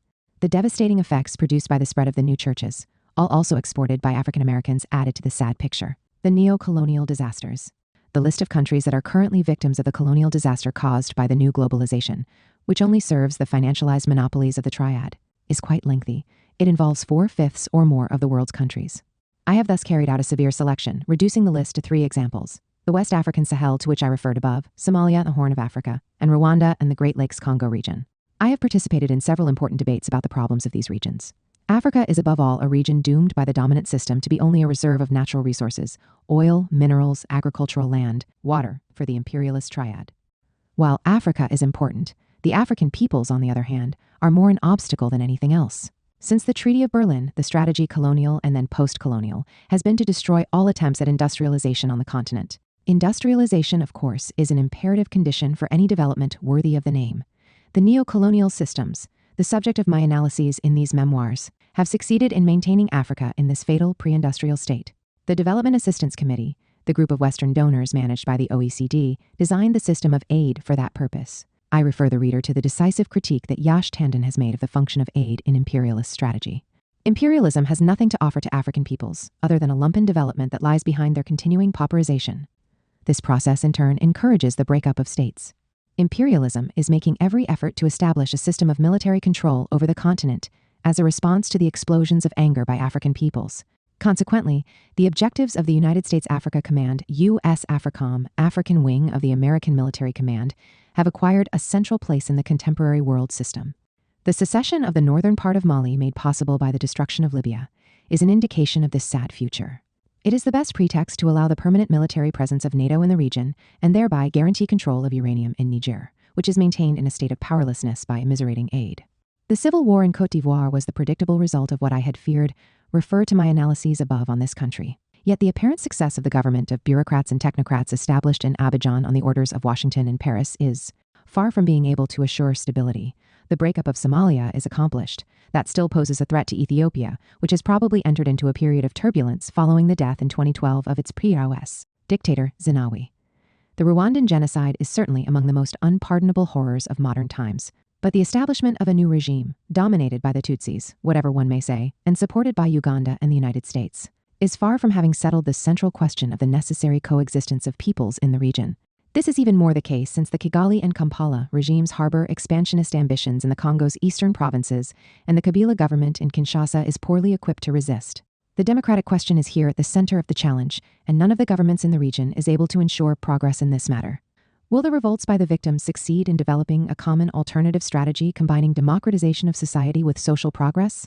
Will they be up to the challenge presented by the necessity to create a large alliance of states in the region, which alone would allow them to confront jointly the pillage of their important natural resources by the imperialist powers, overcome lumpen development, and assure the coexistence of ethnic groups on the basis of their common interests? Sierra Leone and Liberia. The International African Institute, IAI, based in London, had organized in 1969 in Freetown a conference on the topic of the African bourgeoisie to which I was invited. Later, an exchange of views between this institution and the IDIP was continued in Dakar on the topic of internal migration in West Africa. Thus, I had the opportunity to look a little more closely at this curious British colony, the capital of which, Freetown, had been a welcome center for freed slaves. This is a country that has never, at any moment of its history, had the strength to challenge its effectively colonial status in globalization. I have only a semi-tourist memory of my visit, inasmuch as the discussions with the anglicized intellectuals of Fora Bay, the oldest university on the coast of the Gulf of Guinea, were of little interest. Sierra Leone has entered into an unending process of breaking apart. But no one in the dominant media suggests that this is the effect of the ongoing crisis of neocolonialism, since here socialism cannot be held responsible for the disaster. Liberia is another example of the same kind. In its semi-colony, the United States, lacking the ability or willingness to go little beyond the usual unrestricted practices of economic liberalism, has not succeeded in establishing a minimum set of functional public institutions. Everything is private, and, as a result, nothing works. The result is the ongoing breakup of the society, today given over to mafia gangs, none of which are better than the others, and which, since the only objective is to capture control of the government, end up killing one another. Long live liberal capitalism. I had made a brief visit to Monrovia in 1971 on the occasion of some West African ministerial meeting to which I had been invited. It was a dull meeting. The amusement came at the president's reception. His large North American police-type bodyguards, armed with weapons, surrounded him. Each time someone approached the president, they moved their hands to their revolvers. The president himself remained silent, but a small whiskey bottle could be seen bulging from the rear pocket of his pants. Very American. As with Sierra Leone, Liberia has begun to fall apart. The American establishment has demonstrated here that it is incapable of creating the concepts and methods for the effective management of a small colony. The unimaginative and naive rhetoric on good governance that the United States, with all its well-known arrogance, offers to the entire world today should simply make us smile. Rwanda. Rwanda is a tragic example of criminal management by comprador neocolonialism. I had always felt an instinctive revulsion for the Nazi option of the so-called Hutu comprador petite bourgeoisie, using an anti-Tutsi racism to legitimize its power and dominate public speech in the name of the Hutu masses, but in reality exploiting them. That it had to lead to genocide, planned no less, was more than obvious. But apparently none of that bothered Western diplomacy, satisfied with the economic liberalism of this criminal government. I had discussed the Rwanda situation on the occasion of visits to Kampala and Dar es Salaam, where, it is true, I met only intellectuals among the Tutsi refugees. The Tutsis are only a minority in Rwanda, but that is not an acceptable reason to massacre them. We came to the conclusion that the solution to the problem was to dilute the Hutu-Tutsi opposition by incorporating the two countries, Rwanda and Burundi, into a larger entity such as Tanzania, that would be a return to the borders of German Tanganyika or Uganda, or even a federation of the four. In such a context, Hutu and Tutsi, whether they actually are two different ethnic groups is no longer the problem, would be two among 10 other peoples, call them ethnic groups or tribes, if you want, and the confrontation would lose its intensity. Moreover, the Hutus and Tutsis in neighboring countries there are some, do not kill each other for that reason. After the genocide, this solution is more than ever the only human one imaginable. But neither the local comprador ruling cliques, whose interests inevitably depend on their access to power, nor Western diplomacy, which always hopes to gain something by manipulating the opposing parties, accepts the idea of these two states disappearing. It is difficult to see how any model of development other than the prevailing neo-colonial model could take shape in these countries so long as this precondition has not been met. In the past, Rwanda, 20th anniversary of the past, Hadnevitz to Kigali in the past, had never convinced me of the benefits of the regime that stemmed from what it claimed was the Hutu peasant revolution. The 1994 genocide did not surprise me.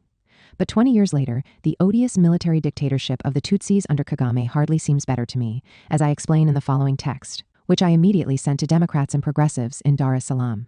20 years after the event, we still do not have a clear idea of the specific circumstances in the attack against the plane of Rwanda's former president, Juvenal Habyarimana. This event was immediately followed by the genocide of the Tutsis by Hutu militias.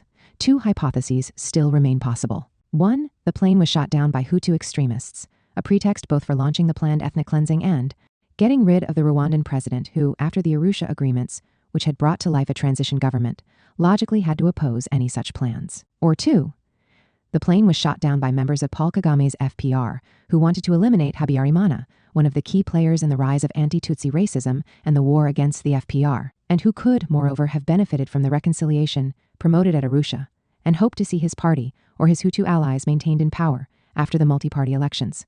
If the second hypothesis is correct, then Kagame and the FPR must have done so knowing that it meant taking the risk of triggering reprisals against civilian Tutsis, the possible extent of which they underestimated, but also knowing that it would justify a break with the peace agreement and an offensive against the Kigali government from Ugandan territory. This tragedy is not an ethnic war, as is usually said. Hutus and Tutsis belong to the same nation, speak the same language, have the same religion. Hutu is the name given to the majority 85% of the peasants, subject to the Tutsi aristocracy, which the German colonizers, followed by the Belgians, saw fit to consolidate as the dominant group. Exempt from agricultural work, they owned the cattle and devoted their time to administering the country. The system is similar to that of Hindu castes. Without being as extreme, mixed marriages were possible. The national liberation movement was, for this reason, a bit disoriented, as almost everywhere the local privileged classes, here the Tutsis, embraced demands for independence in the hope of maintaining their dominant position, while numerous Hutu leaders combined their demand for independence with social demands that aimed at the elimination of Tutsi privileges. In Burundi, a compromise was momentarily found between the two parties, but not in Rwanda, where a little before independence, the Hutus seized power with the last-minute support of the colonial power, which hoped in that way to encourage the future stability of the country, now in the hands of the majority of its citizens.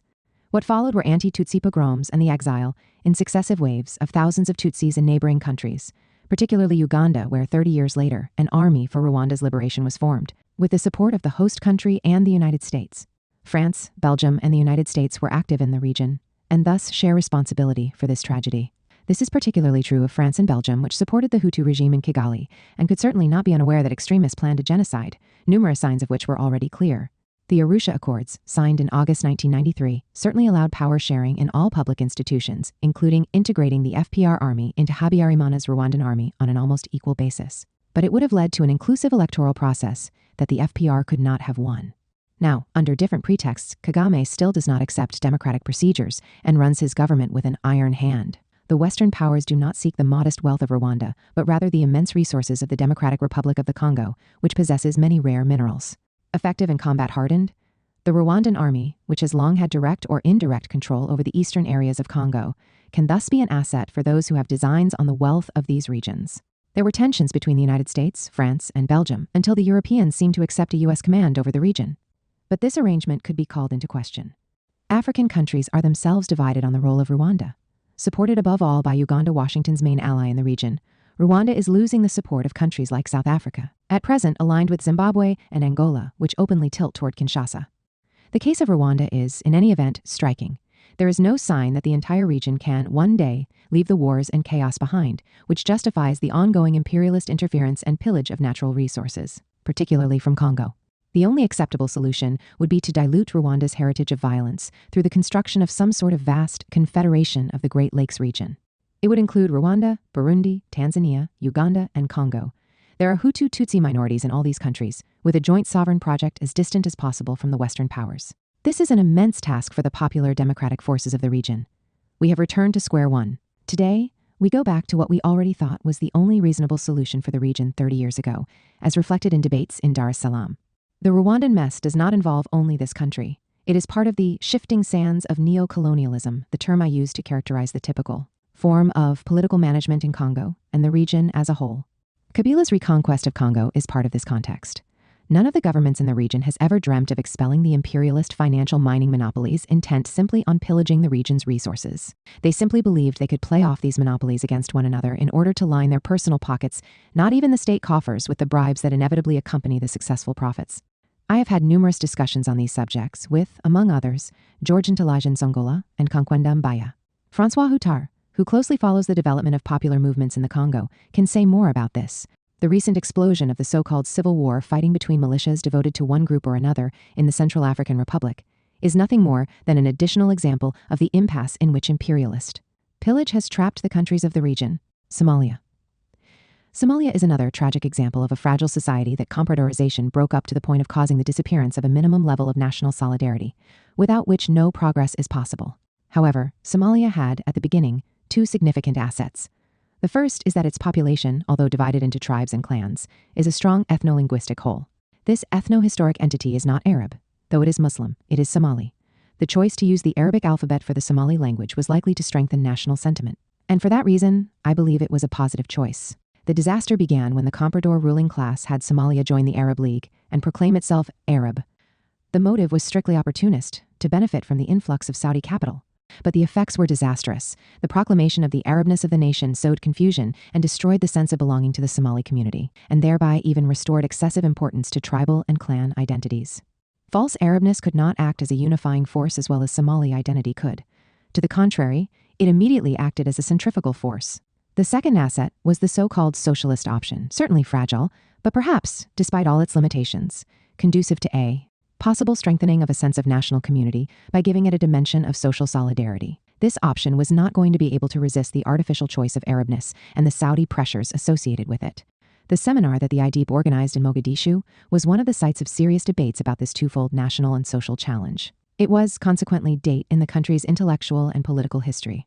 The best Somali political thinkers, Mohammed Aden, Ibrahim Megag Samatar, Wira, quite remarkable ideologues and organizers of the nation's modernization, truly educated us about the underlying problems that are never spoken of. These militants combined their view of the Somali nation with a progressive social vision and paid for their convictions with long prison terms. Then Siad Barre, having to face Ethiopia, at that time governed by the Negus and supported by the United States, believed it possible to gain the USSR as an ally by suddenly claiming he was socialist.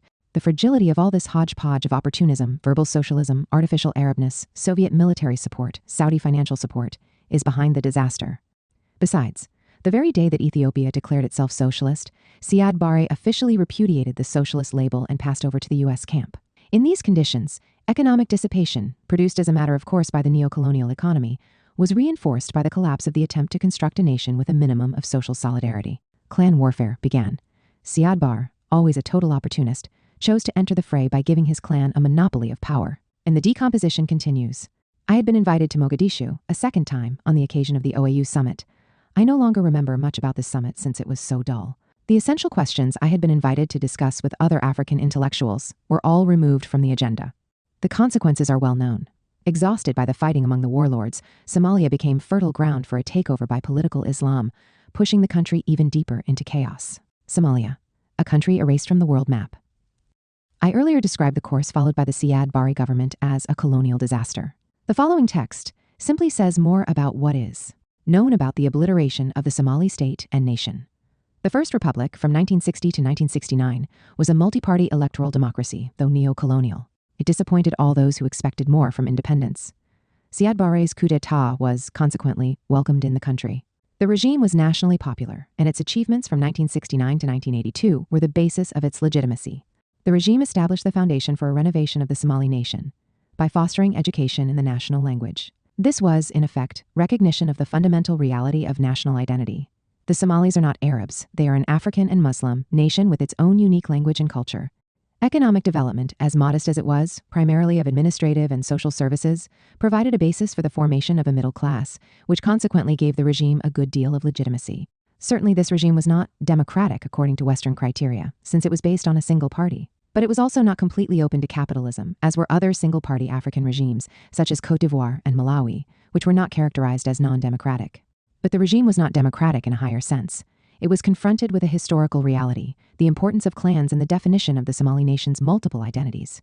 As with many other regimes confronted with ethnic diversity, the regime was content to deny the fact and deal with clan resistance by repression. It was the same with Islam, to which the regime, without being secular in the true sense of the term, despite advances in this direction on more favorable treatment of women in the family code, denied the right to be political.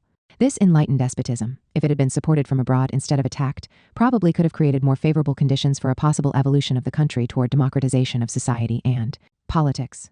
At that time, Mengistu Haile Mariam's Ethiopia, South Yemen, and the Eritrean resistance all shared a common denominator, anti-imperialist and popular, that could have served as a basis to bring them closer together.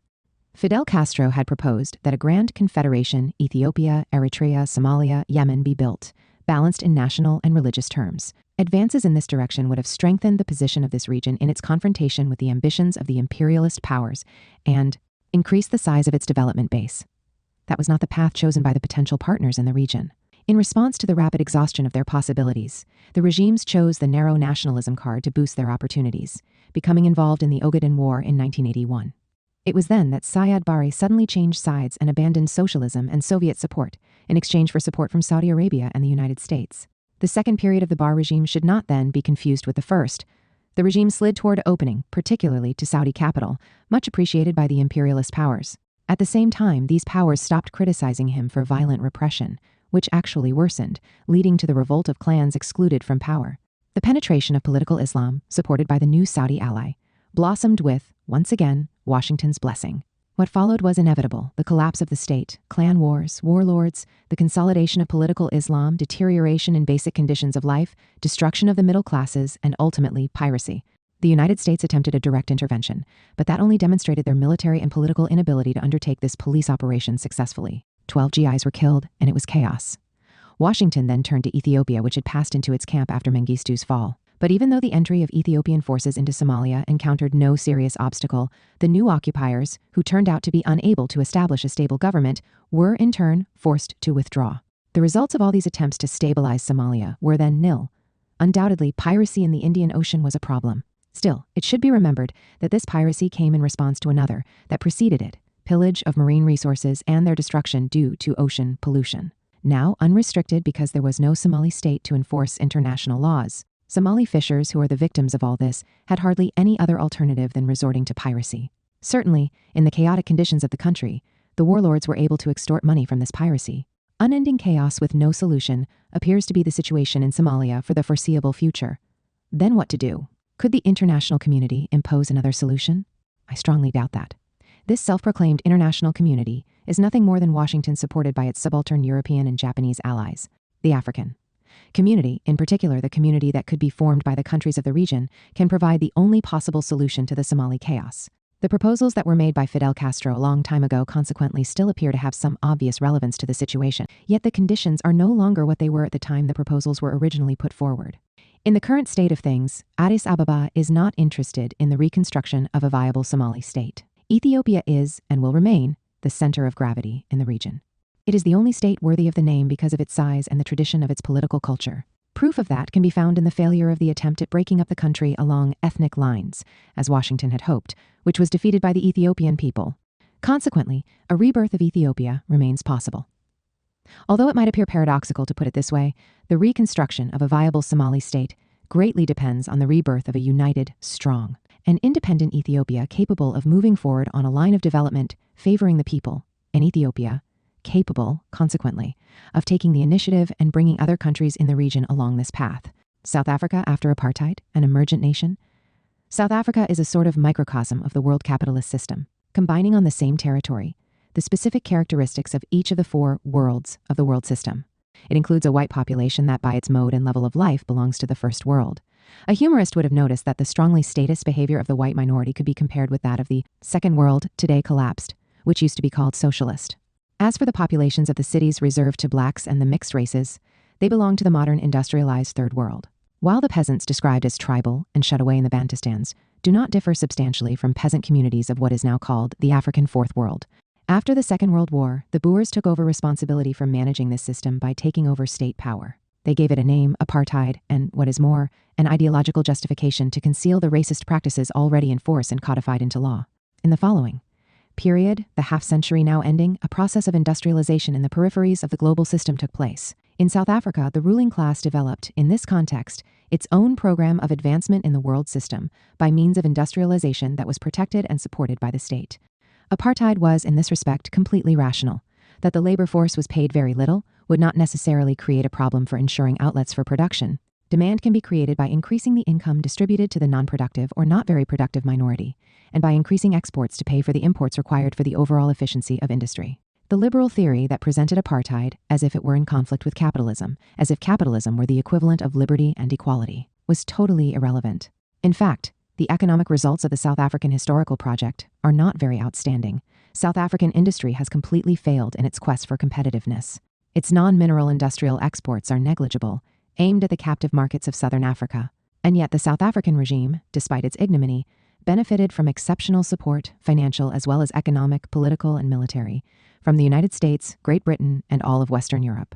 I see no explanation other than racist prejudice, which can shed some light on the fact that the failure of South African industrialization is not recognized by international institutions, such as the World Bank, while failures of this type on the part of other countries that attempted it while encountering the hostility of the Western powers, for example Egypt and Algeria, are commented on ad nauseum by the dominant media. Ultimately, from the perspective of the global system, South Africa continues to be an exporter of raw materials. At the same time, the Bantustans remain among the most miserable zones of the Fourth World, incapable of guaranteeing even a minimum level of survival for their inhabitants. This failure has essentially been due to the growing resistance of the black working class at workplaces and in the cities, and to the political capability of its organizations, the ANC, the SAP, unions of COSATU, and others, which have acted effectively and created obstacles to all attempts to legitimize the Bantustans, including in the opinion of the inhabitants of these territories. Now that apartheid has ended, there are and will be for a long time to come two opposed lines, dominant capital, both foreign and local, along with its new allies, the developing black bourgeoisie, claim that with non-racial political democracy, all problems are settled. The black working class is now called on to accelerate the march toward competitiveness. What capitalism, with the active support of the entire West, could not succeed in doing, the working class should now do as quickly as possible and, of course, bear the main costs. In opposition to this program, the progressive forces continue the fight for a true democracy that can be the means for achieving social changes, even if such changes will be difficult and will take time, perhaps 30 to 50 years. The conditions for such changes are the following. 1. A sufficiently unified interpretation of the Constitution that permits the reallocation of income and investments at the republic level. 2. A considerable effort at development in the backward rural areas, which should go hand in hand with the long-term prospect of an internal redistribution of the population. That is absolutely indispensable for creating a united popular front of workers and peasants, and defeating any attempt at sowing conflict between them. An agrarian reform in the rural zones occupied by white farmers, to the benefit of the rural African proletariat, and support for an expansion of small black farms. The success of white agriculture in South Africa that the media praise so much is, in reality, based on the exploitation of a labor force practically reduced to a condition of slavery, and on the enormous ecological disaster, resulting from an enormous waste of land. A redistribution of income to the benefit of the black workers, who provide the productive labor simultaneously with an improvement in their living conditions, particularly in the area of education, which is in a deplorable state, the eradication of AIDS, which is the first priority of any public health program. And all this offset by a reduction in the costs of supporting a large number of unproductive individuals of the white minority, a gradual restructuring of the country's industrial sector, but not with the aim of increasing competitive exports. The priority should be quite different. The productive system needs to be restructured to allow it to respond to social changes related to income redistribution. In other words, supply more consumption goods to the mass of people, be able to satisfy needs arising from a better productive system in rural areas, and develop a better capacity to satisfy the housing needs of the masses. But also, there should be less wasted production to satisfy the consumption needs of the minority, for example, the senseless production of private automobiles and other luxury products, without excluding the launch of needed changes to improve the country's exporting capacity. It is necessary to acknowledge that the objective of competitiveness can reasonably only be attained in the long term. In the interval, the political economy of a real democratization implies what I call delinking, like it or not. These are, in my view, the issues involved in any real democratization. The other proposed alternative is based on two essential pillars, more openness and a quasi-federal political solution. These were exactly the two components of the Yugoslav political economy that the World Bank enthusiastically hailed. We can see today where they led. I have already been to South Africa several times since it was possible for me to go there, after 1991. Invited by the African partners of CODESA, which negotiated the new constitution with de Klerk's transitional regime, the ANC, the SACP, and COSATU, I then had the opportunity of discussing the problems outlined above with numerous comrades of these organizations, as well as with activists of numerous people's organizations. Also invited by the universities of Johannesburg, Cape Town, and Durban, notably on the occasion of the Congress of Sociology held at Umtata, and also by intellectuals involved in political struggles. I also pursued these discussions in these diverse circles. Hein Marais, active within the Third World Forum, is the author of a quality work dealing with all these debates. None of these debates is closed. The struggle continues in South Africa. The World Conference Against Racism, organized by the United Nations in Durban, September 2001, was the occasion for a manifestation of spontaneous solidarity by African and Asian peoples, particularly with Palestinians, which rubbed the Western powers and their servants the wrong way. On this occasion, the speech I gave to the so-called Civil Society Conference, which I had titled Globalization or Apartheid on the World Scale, had, I believe, an effect, as can be seen in the text of the final resolutions, but above all in the honor the South African Parliament gave to me when I was invited to present it at one of its sessions in Cape Town. That was precisely on September 11, 2001. South Africa, freed from odious apartheid, is now confronted with a truly formidable challenge: how to go beyond the facade of multiracial democracy to transform society profoundly. The choices of the ANC government have, up to now, evaded the question, and, as a result, nothing has changed. South Africa's sub-imperialist role has been reinforced, still dominated as it is by the Anglo-American mining monopolies. The magnificent work of our colleague Hein Marais, to which I referred above, analyzes the impasse represented by this choice. Is a change in the offing?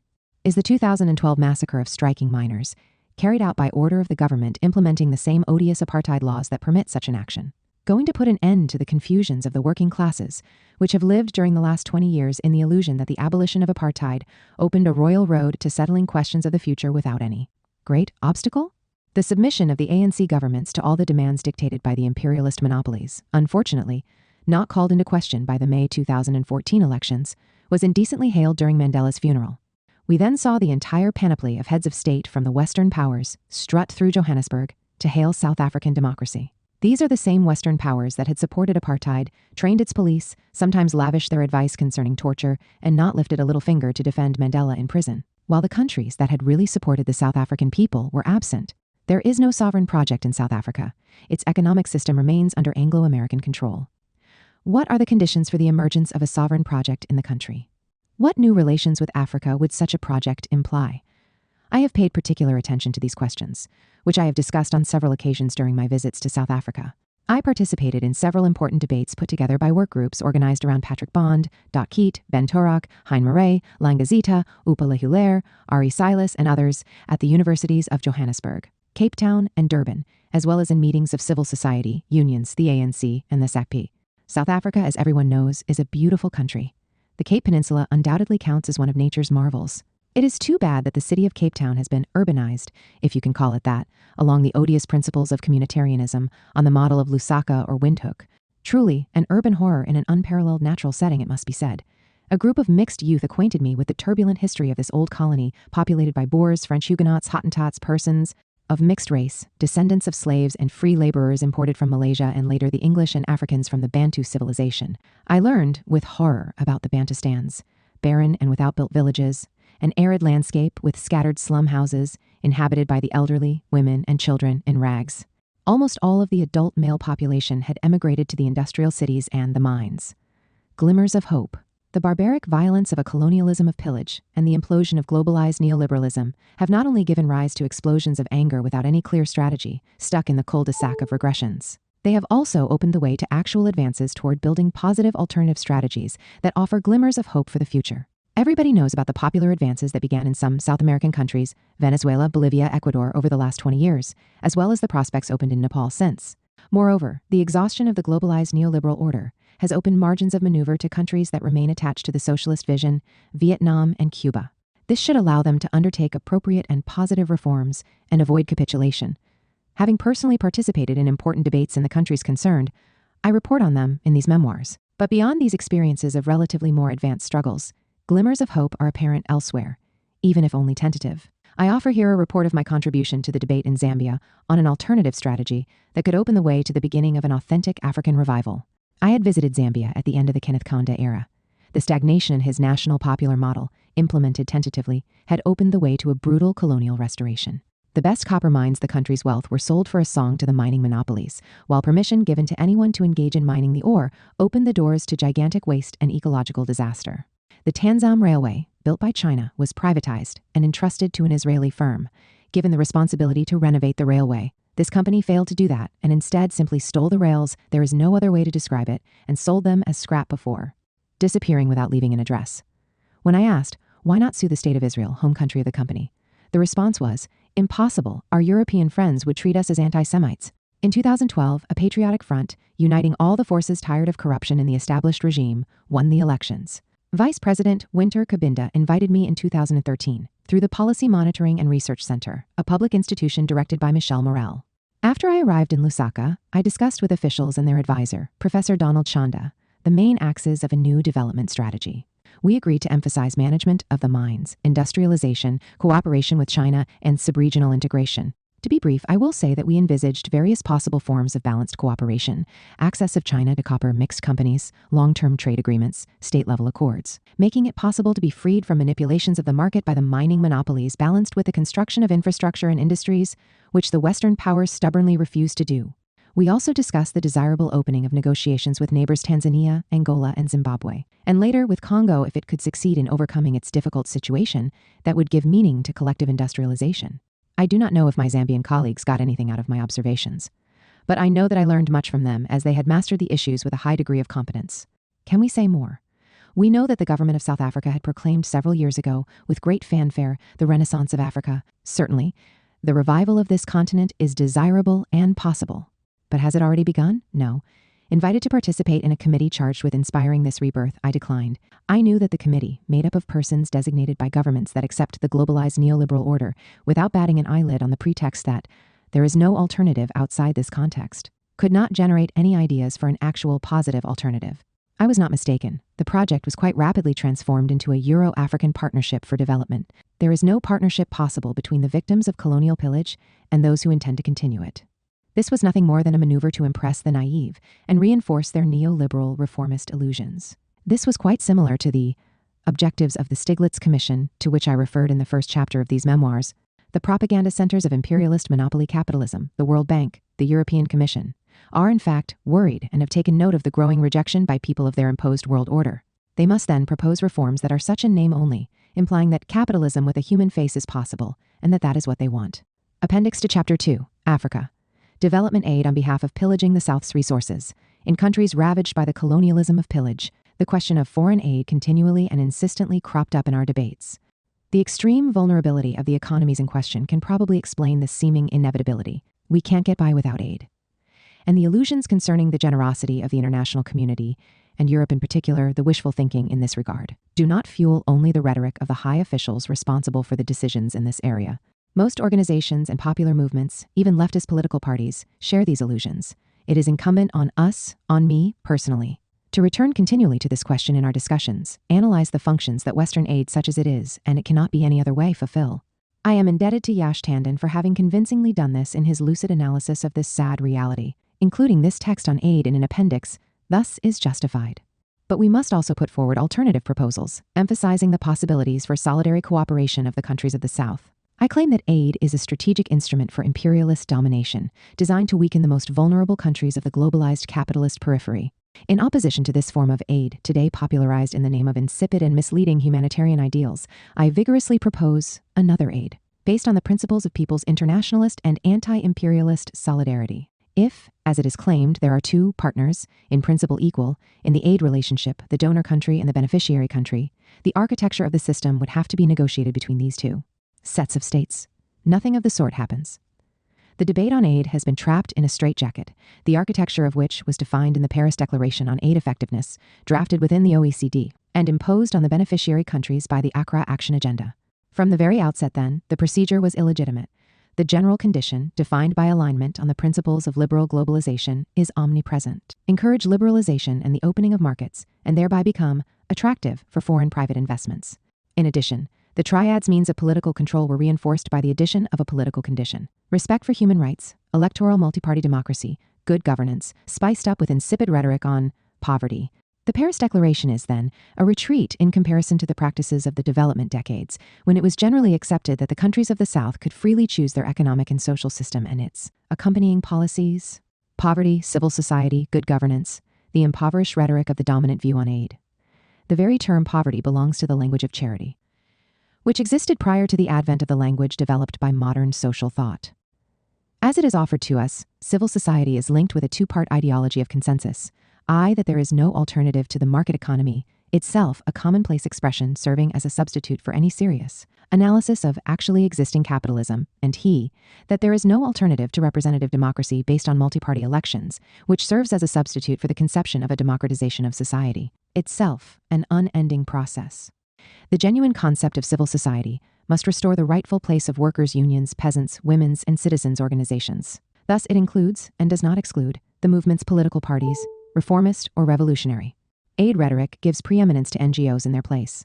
This choice is inseparable from another side of the dominant ideology, which sees the state as an inherent opponent of freedom. In current conditions, this ideology amounts to legitimizing the business jungle, as the current financial crisis illustrates. Governance was invented as a substitute for government. The opposition between its two qualifiers, good or bad governance, recalls Manichaeism and moralism, which act as substitutes for analysis of reality. Once again, this approach comes to us from across the Atlantic, where sermons dominate political discourse. The underlying visible ideology is used to evade the real question. The established government, whatever it may be, represents and defends what social interests. Of course, it should be understood that the multi-party electoral system has proven its limits from this point of view and in actual practice.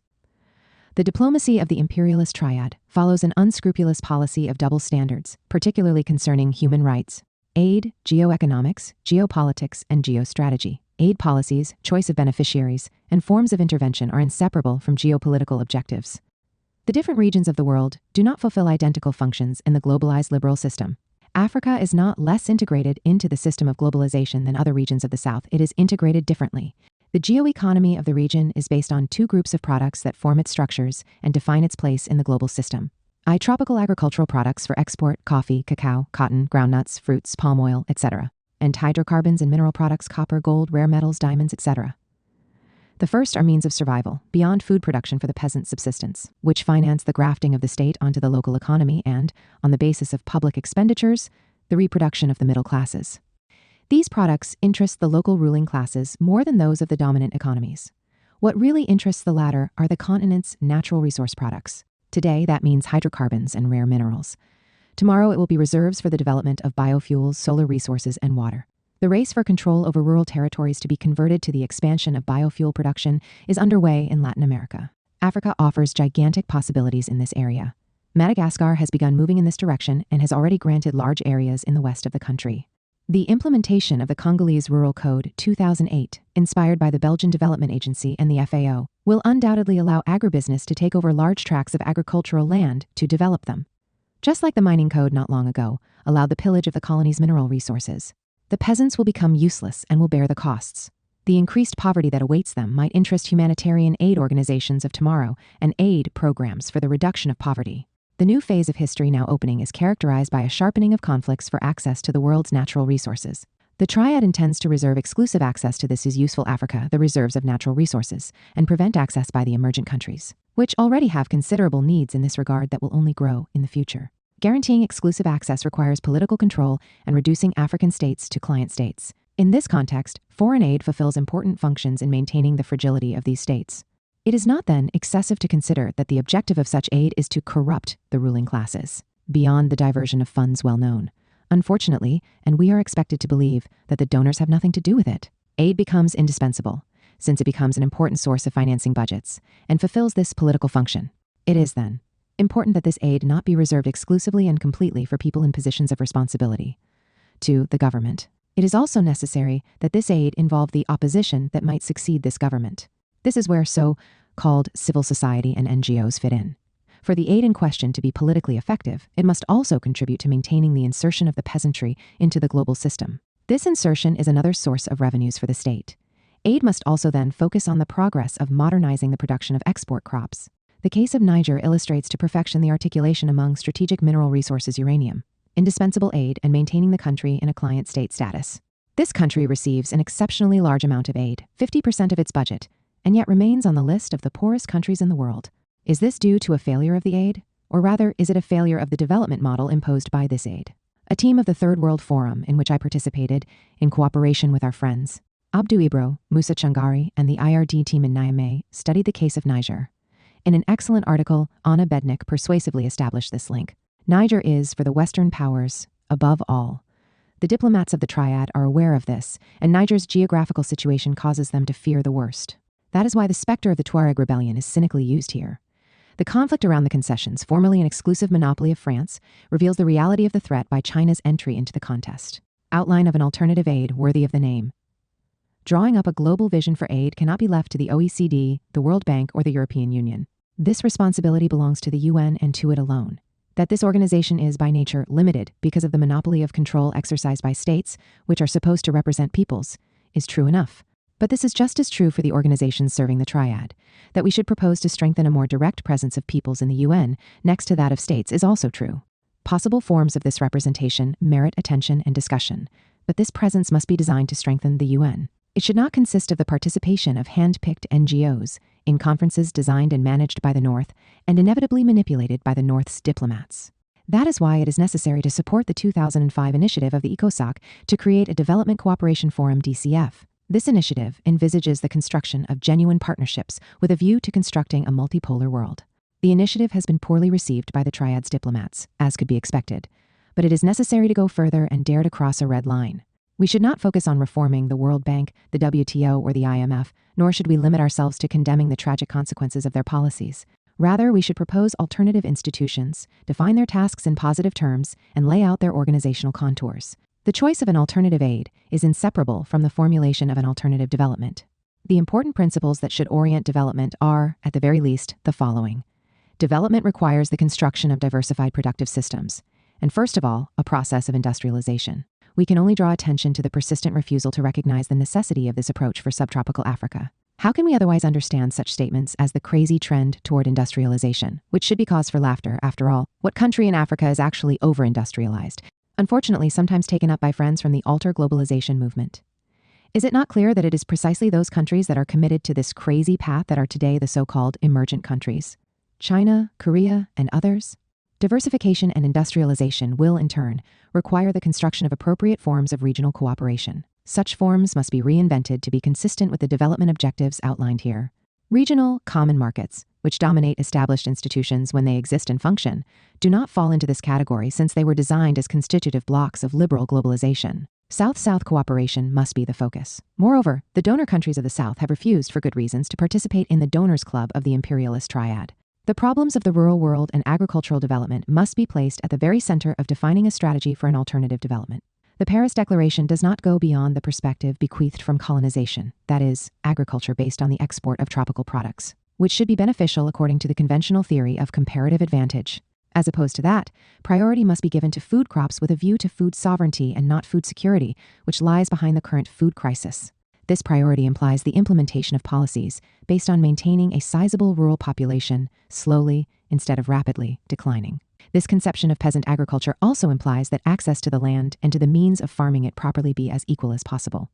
That, in turn, implies agrarian reform, the strengthening of cooperation, and overall appropriate macroeconomic policies, credit, supply of inputs, marketing of products. These measures are different from the ones that were implemented in Europe and North America under historical capitalism. based on appropriation of the land, its reduction to a commodity, increased social differentiation within the peasantry, and the rapid expulsion of the useless surplus from the rural populations. The choice advocated by the dominant system, based on financial profitability and short-term productivism, rapid increase in production at the cost of expelling the surplus peasantry, certainly responds to the needs of the agribusiness multinationals and a new class of wealthy peasants, but not to those of the working classes and the nation itself. The alternative implies a radical challenge to the globalized liberalization of production and international trade in agricultural and food products.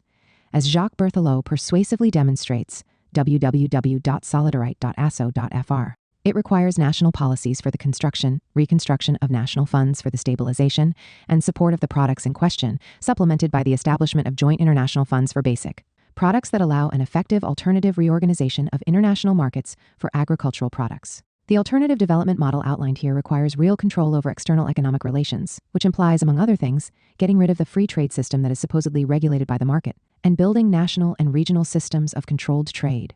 It is based on the principle that priority should be given to internal, national, and regional markets, and within this context, primarily to markets that respond to expanding demand from the working classes, not to the world market. Triumphant capitalism, dead ends, and emergence in question. I belong to that region of the world that today is the most disadvantaged. Africa and the Arab world as a whole make up the majority of the countries in the so-called Fourth World.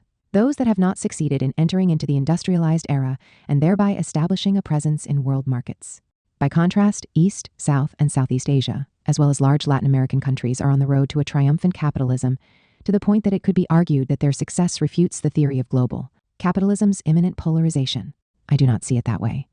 These countries have achieved, at best, a partial emergence. The elements of emergence, when they exist, are here combined with characteristics of lumpen development and the continuing pillage of their natural resources. This is the case for the countries of Southeast Asia. This chapter focuses on all the Asian countries except China, Vietnam, and Japan. My fundamental principles had always led me to see the two continents, Asia and Africa, as forming a single whole. Historically non-European societies that, having been colonized, have the same enemy, the imperialism of the capitalist centers. I have thus followed the vagaries of economic and political developments in the Asian countries with as much passion as those of my African continent. Turkey. Turkey is not only one of Africa's immediate geographical neighbors, but also the heir of the Ottoman Empire to which the Arab world had belonged. But we had fewer reasons to go there because of the European choices of this country's ruling class, since Ataturk. So many of the intellectuals and leaders of all political and social forces in the country claim to have nothing to do with the scorned Third World, excluding themselves from the area covered by our forum. Thus, Isabel and I visited Turkey purely as tourists. The first time was in 1973, when we stopped over in Istanbul for a few days on our way from India to Paris. What struck me was the violent trauma imposed on the Turkish people by the abrupt break with its past, among other things, by the hasty Romanization of the written language. On a visit to the Topkapi Museum in Istanbul, I saw adolescents led by their teachers looking at photographs from the beginning of the 20th century, of their grandparents, as if the people pictured were completely unknown. When I read to them the captions written in Ottoman Turkish, with Arabic letters, they looked at me as if I were a being from another planet. The Ottoman Empire was what it was, neither better nor worse than other societies in the pre-modern world. What is certain is that its description as a Turkish empire is a misleading reduction. Turkey, on the other hand, is indeed Turkish, although perhaps a third of its inhabitants are Kurds. The creation of this new nation of Anatolian peasants has certainly entailed unquestionably positive aspects and opened the way to a capitalist development that, even though peripheral, provided a model, 30 years in advance, to the Nasserist and Ba'athist Arab Middle East. But this development also intensified certain violent characteristics wrongly attributed to the nature, the atavism, of the Turkish people. In fact, in the distribution of tasks and responsibilities within the Ottoman Empire, the Anatolian peasants provided most of the manpower for the army, which explains the description of the empire as Turkish. Submission and brutality are mainly the result of this specialization. But in the empire, the Anatolian peasant origin of the army was, at least in part, balanced by the cosmopolitan refinement of the ruling classes, which were multi-ethnic in origin, and the cultural and religious diversity of the peoples that made up the empire.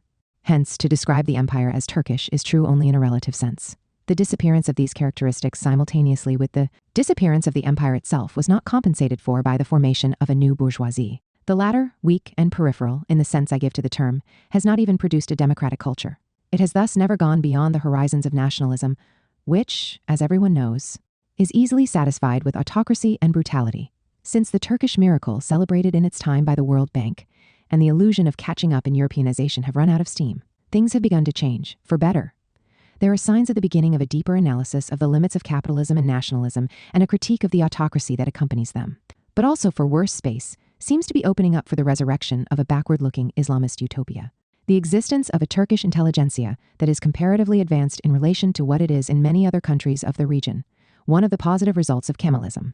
And that offers a critique of capitalism without any backward-looking nostalgia. The intelligentsia is fairly secular, is, for me, one of the main forces that make a progressive exit from the current impasse possible.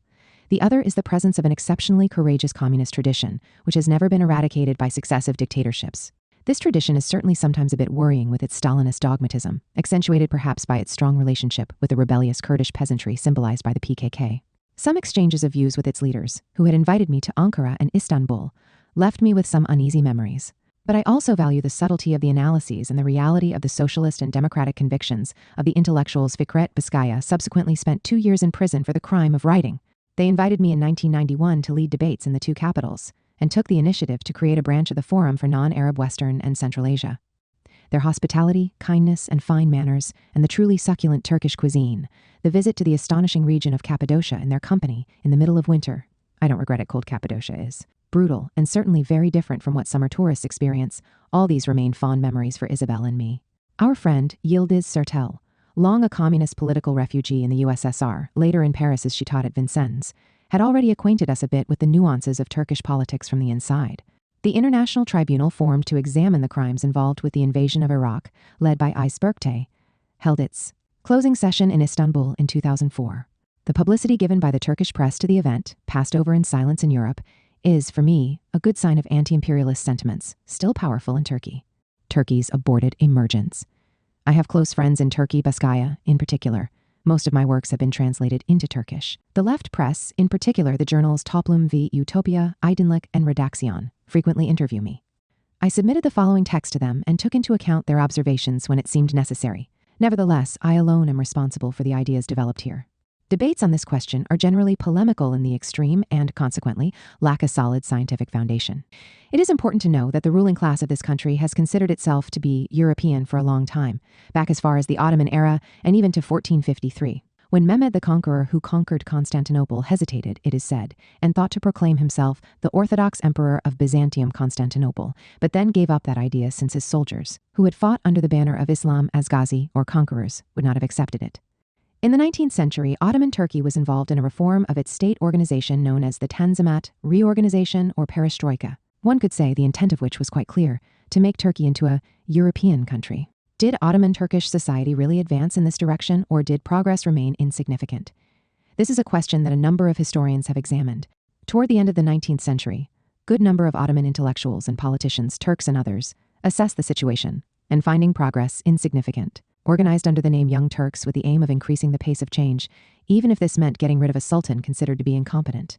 They did not, however, envision either the overthrow of the Caliphate Sultanate or the abandonment of its imperial Ottoman character control of the Arab Mashrek. Yet, echoing the nationalist ideology of modern European peoples, they decided to openly describe themselves as Turk and no longer as Ottoman. War. The 1918 World War created the conditions in which the Young Turks project, led by Mustafa Kemal Ataturk, could unambiguously move forward. The Arab provinces were lost and the Caliphate Sultanate abolished, while the war was won against the intervention of the Entente powers. The new Turkish Republic had reason to believe that it was moving on the way toward triumphant Europeanization. It was unquestionably a project of emergence. Still, it should be emphasized that it was conceptualized in the way common at the time, emergence by means of a capitalist transformation of society. It was believed that it was enough to want it to be able to do it. The idea that the logic of globalized capitalism, through the creation of a centers, peripheries, polarization between partners integrated into the world system, would not allow such emergence was still quite alien to thinking at the time. Yet the concomitants of the Ataturk project and the Russian Revolution might have suggested that the capitalist path was problematic. But Ataturk and his friends did not think that, and Turkish communists of the time did not have very clear ideas on the question. Social reality was going to impose itself and shape the development of the new attempt at emergence. To understand this, we need to know, without oversimplifying the realities in question, that a capitalist bourgeoisie in the true sense of the term had at best achieved only an embryonic existence in the Turkey of 1924. But there was a large class of intellectuals, statesmen, no women at that time, and military officers capable of taking on responsibility for leading the country. This class was recruited from the west of the country, Istanbul, Edirne, Smyrna, which was called itself Rumelia. The root Rome, that is Byzantium, is a good indication of the cultural aspirations in question. The East, Anatolia, was exclusively peasant. The Turks of that time recognized themselves either as Rumelians, hence civilized and European, or Anatolians, thus barely civilized poor wretches. Of course, the Rumelians were secular, or, for many, atheist. In contrast, the Anatolian peasants could not imagine themselves as anything other than practicing Muslims. The Rumelian Ataturkist ruling class was nationalist in the intolerant and chauvinist sense of the term. It never wanted to recognize the reality of the Armenian genocide or even the horrible treatment of the rare Armenian children, spared, Islamized by force and discriminated against, any more than it would recognize the Kurdish reality or that of the Arabs of Hatay. All the governments in Ankara, including that of the Islamists today, have shared this chauvinism, whereas the ideologues of Arab political Islam privilege Islamic identity to the point of aspiring to consign any other identity, Arab or Amazigh, for example, to oblivion. We are not Algerians, Arabs, or Berbers, we are only Muslims, proclaim these ideologues. Turkish political Islam is asserted as such. A Turk, and there is no Kurd, is Muslim, but also Turk. The only model of development and modernization thinkable and possible in these conditions was state capitalism on the economic plane and an enlightened despotism on the political plane. Incidentally, the working classes, both peasant and urban, did not demand that this be put into practice, insofar as the implementation of the model brought them real benefits, more in terms of rising in the social hierarchy through the education of children than in terms of perceptible improvements in living standards. Enlightened despotism benefited from an unquestioned legitimacy in the eyes of the peoples concerned. This was even truer when it was combined with flaunted anti-imperialist positions. Differences from the Arab countries. It is precisely on this point that the Turkish attempt at emergence can be distinguished from similar attempts in the Arab countries. The national governments in the latter were, as can be seen with Nasserist Egypt, systematically fought against by the imperialist powers. This was never true for the Turkish governments. This was both its strength and weakness. From 1945, Turkey, then still Kemalist, opted for an alliance with the West against the Soviet threat, concretely embodied by Stalin's inconvenient demands in 1945 concerning Kars and Ardahan and the status of the Straits of Bosphorus. Turkey was a founding member of NATO at a time when its members were not required to mouth any declaration of democracy. The weakening of Kemalist state capitalism provided an opportunity for the United States, an ally, not an enemy, to reintegrate Turkey into post-war, globalized capitalism. Washington advised Ankara to hold elections that in 1950 brought Adnan Menderes to power.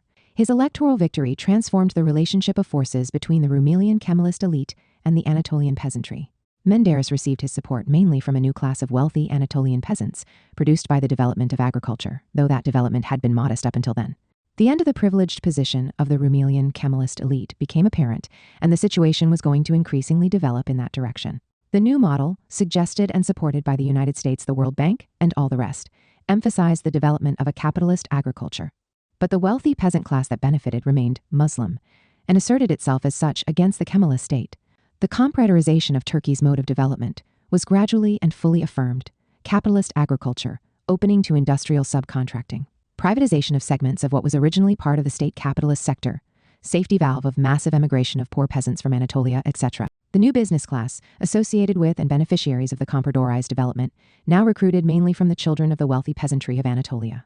On the political plane, the last offenders of Kemalism, that is, the army, drifted from defeat to defeat, despite the restoration of its dictatorship on 2 occasions, up to the day, only a few years later, when Anatolian Turkish political Islam took over as the dominant force in the society. This change, which I define as a re-computerization that put an end to the Kemalist project of emergence, was accompanied by the firm assertion of continuity on the essential point. Membership in NATO, that is, support for the imperialist triad, United States, Western Europe, and Japan. This consideration is what lies behind my response to a question from Ecuador's President Correa. Turkey is the Colombia of the Middle East. The message was immediately understood. Of course, the Turkish ally of the United States remains a candidate for membership in the European Union because there is no contradiction, but, on the contrary, a great continuity between belonging to the EU and to NATO. This project of Europeanization, which encourages the illusion that the new Turkey is still the heir of Kemalism, is a real question, although a minor one. That some political forces in the European Union favor Turkish membership, whereas others oppose it, using polemical arguments as a justification a Muslim country in Christian Europe? Never, are also real, but all the same secondary questions. But the computerization, the exact opposite of emergence of contemporary Turkey, ends up still using the enthusiasm of supporters of Europeanness. Is Turkey going to rediscover an Oriental or even Turanian way forward? And what would be the possible significance of such a change in course? What role in the Middle East? Turkey is active in the Middle East. It intervenes there as an ally of the United States and not as an autonomous emergent power. That is not new. Earlier, Turkey had been the center of the Baghdad Pact, rejected by Nasser, and later by the government that emerged from the Iraqi Revolution of 1958. Turkey is and remains Israel's military ally. It is intervening today in Syria on behalf of Washington. The Turanian alternative to European rejection was outlined initially in 1918, and Enver Pasha had attempted to follow this path. The Soviet construction had put an end to these rather crazy ambitions, yet the collapse of the project seems to have created conditions for its rebirth. But Turkey here again can hardly fulfill any ambitions that go beyond its supporting role as subaltern ally of the United States. The Kurdish population began an armed rebellion in response to an absolute negation of all its collective rights without comparison in terms of continuity and violence, to the discriminatory practices implemented in Iraq and Iran in some circumstances by some of their governments, not all. But beginning in 2010, the leadership of the movement decided to end armed struggle in favor of fighting for a single nation that would include both Turks and Kurds. I do not know the motivations behind this reversal, and I shall refrain from making any comments which would be irresponsible. The political positions taken by existing governments in the countries of the South are not neutral in their effects on the direction of economic development. Accepting the geostrategic choices of imperialism is naturally linked with capitulation to the requirements of economic comprodorization, the very opposite of emergence. Turkish political Islam is, like that of the Arab countries or Pakistan, reactionary in its social positions. It is openly opposed to the struggles of workers and peasants. This is why it is accepted by the Western powers, always ready to award it a certificate of democracy. The emergent countries must inevitably come into conflict with imperialism, even if this conflict remains muffled and its intensity varies from one country and one moment to another. But conversely, is it enough to be treated as an opponent by the imperialist powers to become a possible candidate for emergence? Iran. Like the Ottoman Empire and China, the Persian Empire had escaped violent colonization, even though it was semi-colonized by the unequal treaties that the imperialists imposed on it. We should not be surprised to see that its ruling classes in the 1920s had also attempted to lead a modernization process controlled from above. As in China and the Ottoman Empire, reforms, motivated by a nationalist reaction, were combined with popular and peasant movements, which the early communist parties attempted to move in a revolutionary direction, strengthened by the proximity of the Soviet Union. But in Iran, modernization was carried out through a simple dynastic change and did not break with history, as was the case in Turkey. I verified the acute awareness Iranian intellectuals have of this issue when, having posed the question of the possible Romanization of the Persian writing system, using the same argument as had been advanced by Ataturk, namely, that the Persian language is not Arabic, so the choice of using Arabic letters is itself as artificial as using Latin letters. All of them, whether on the right or the left, responded, "Never. We will not break with our history. Look at the cultural disaster that produced in Turkey." After the passing of the Soviet threat of the immediate post-war period, the populist crisis of the 1950s, and the fall of Mohammad Mossadegh, organized by the CIA, the Shah's bloody dictatorship rushed into a hurried modernization, the prototype of the one that South Korea entered into around the same time. It had a remarkable success, in spite of its appalling political and social aspects. I obviously had many friends among the militants in the Tudeh party. Iskandari, collaborator in the journal Moyen Orient, Ekbatani, leader of the Union Internationale des Étudiants, UE, the headquarters of which was in Prague, Vazgen Ovanesyan, student at the Lycée Henri IV at the same time as I, who was murdered in prison by Savak. It had been difficult for me to go to Iran during the harshest periods of the Shah and CIA's dictatorship, but the opportunity arose in 1975. Having succeeded in dismantling any form of organized resistance, the regime softened to speak of democratization as the dominant media proclaimed at the time was truly farcical, and many intellectuals adopted moderate attitudes, hoping to push the regime gradually in the direction of a minimum of democratization, without calling into question the strategic choices of a capitalist development that they believed was ultimately able to catch up, and thereby establish the national autonomy of the country in the global system. They invited me to Tehran and I accepted, having in mind the creation of a cell for the forum in this important country. One could already feel the beginnings of the Islamist popular reaction, and I pride myself on having foreseen its victory, in which neither the CIA nor the KGB believed, both obsessed by the apparent power of the government. The aristocratic and bourgeois ruling class was certainly not democratic, except perhaps on some of its intellectual fringes. It was not secular, but only secularizing, as were the ruling classes of the entire pre-populist Arab Middle East, in the sense that these classes had understood that the theocratic concept of power had become a cultural obstacle to modernization, the only means to face the challenge presented by the imperialist West. Incidentally, even Kemalism had never been secular in the radical sense of the term. Islam in this context is linked with nationalism. To the very definition of the nation, one cannot be a Turk without being socially a Muslim, even if one is agnostic or even atheist. This nation is, moreover, defined in ethnic terms, a phenomenon current in modern societies that have not made a bourgeois democratic revolution. The same concept of the nation is found in Germany for the same reasons. In Turkey, the Turanian ancestor is therefore officially and insistently celebrated, as was the pre-Islamic imperial civilization among the Iranians. In Iran, this celebration had taken on the dimensions of caricature, as is well known. symbolized by the Hollywood farce of the 2500th anniversary of the Achaemenid dynasty, organized at Persepolis. It was not only the waste occasioned by this event that shocked the Iranian people, it was also the contempt for the Islamic conviction that the cult of these polytheist ancestors should be banned. Passing through the region of Persepolis and Pasargadae to visit the ruins of ancient Persia, we saw Osiris's tomb, lost in the arid and rocky terrain, a vengeful inscription that spoke volumes about what the people probably thought of the farce in Persepolis. "You too, Emperor, are only dust." Over the course of this trip, we had other opportunities to assess the hostility this modernization was facing. In the city of Isfahan, we toured the historical districts on foot. Exhausted by the heat, the noise from the autos and construction and demolition work, and the dust, we decided to enter a garden of one of the pretty mosques for a little rest on a bench in the shadow of orange and other fragrant trees. A mullah approached us and I began a discussion with him. He spoke Arabic reasonably well. "What are you doing here?" he asked kindly. "Nothing in particular. We are seeking a respite from the infernal noise of the city and enjoying the calm and beauty of this place." "You are right," he said. "Here is Iran. Outside is capitalism." This was the term he used. In the Shiraz region, we had decided to visit some neighboring villages and negotiated with a taxi for the day's drive. We were able to assess the absurdity of some aspects of the commercial modernization imposed on the country. In one of these villages, there was a magnificent water mill, built during the Buyid era. The mill, paid off centuries ago but still in working condition, used to allow the villagers to come and grind their grain for free.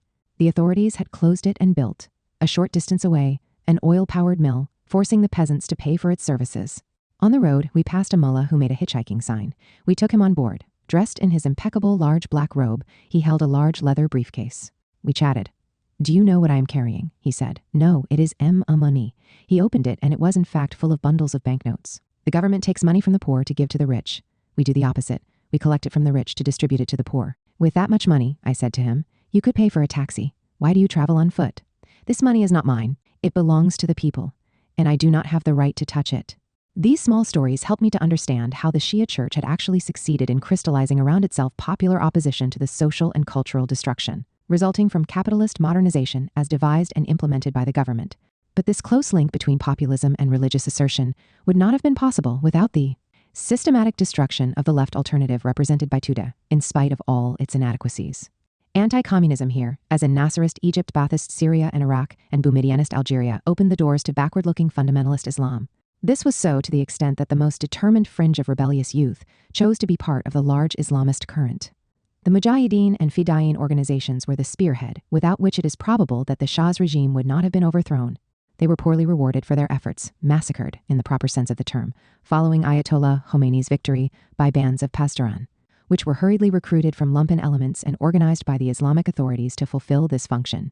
When, years later, I discussed this with former militants of these movements, they acknowledged that they had not seen the danger and realized only too late that the Shia Church was not a vehicle for any social project worthy of the name, but only backward-looking nostalgia.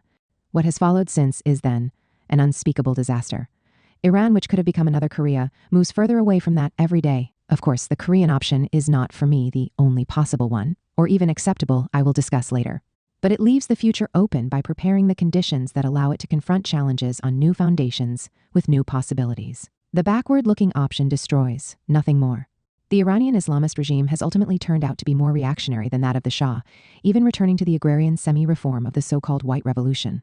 But it has long derived, and can still derive a bit longer, under the form of what has become a legend, benefit from the ambiguity of its origins. The open pro-Western bias of the Shah's regime allowed an anti-imperialist nationalist populism to be carried by the fundamentalist religious current. In the Arab countries, populism had triumphed in a different way, through various coups d'état by petit bourgeois soldiers. In spite of this difference, the results have ultimately not been very different, populism opening the way to the Islamist ascent. Iran's so-called Islamic Revolution has perhaps entered into the final phase of its decay. The 1999 elections opposed the hardliners, the leaders of theocratic power, to the reformists. The Constitution requires that the electoral contest take place within pre-established limits in which all candidates accept the Islamist principle, hence, behind the vote in favor of. The reformists, who obtained an overwhelming majority, are found a large range of opinions that cannot all be fit within the required limits.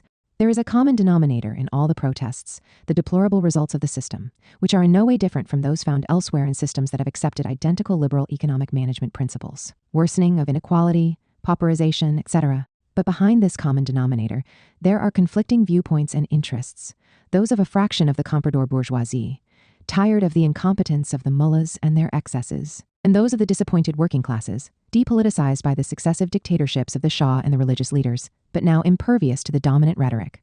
What future can emerge from such confusions? It could be the worst or the best. Neither one is impossible. The worst would be that the comprador bourgeoisie would maintain continuity in succession, in one way or another, and that the mullahs would accept the path of a straightforward dictatorship like Pakistan or Saudi Arabia. The U.S. establishment favors this option, of course. The best would be that the working classes, without necessarily succeeding in formulating a clear alternative project as part of the long transition to socialist democracy, would force a democratization that would necessarily be secular, or at least secularizing, and social. It is not my intention here to develop the analyses called for by the Islamic was it, as it proclaimed itself to be, and as it was often seen by many in the camp of political Islam, as well as by foreign observers. The herald and point of departure for a development that in the end must take over the region, even the whole of the Muslim world, renamed for the occasion Ummah, or nation, which it has never been. Or was it a unique event? Particularly because it resulted from a combination of interpretations of Shia Islam and the expression of Iranian nationalism. In terms of what is of interest, I shall make only two observations. The first is that the regime of political Islam in Iran is not by nature incompatible with the integration of the country into the globalized capitalist system as it is. The principles on which the regime is based find their place within the limits of liberal management of the economy. The second is that the Iranian nation as such is a strong nation. That is, the major components of that nation, if not all of them, working classes and ruling classes, do not accept integration of their country in the globalized system as a dominated entity. There is obviously a contradiction between these two dimensions of Iranian reality, and the second accounts for Tehran's foreign policy orientations, which clearly manifest a desire to resist foreign diktats. It is also Iranian nationalism, powerful and, in my opinion, historically quite positive, that explains the success of the modernization of scientific, industrial, technological, and military capabilities undertaken by the successive regimes of the Shah and Khomeinism. Iran is one of the rare states from the south, with China, India, Korea, Brazil, and maybe a few others, but not many, to have a national bourgeois project. Whether this project is achievable in the long term or not, and I do not think it is not the focus of this discussion. Today, this project exists. It is in place. It is precisely because Iran is a critical mass capable of attempting to assert itself as a respected partner that the United States decided to destroy the country by a new preventive war. As is well known, the conflict is ostensibly about Iran's development of nuclear capabilities.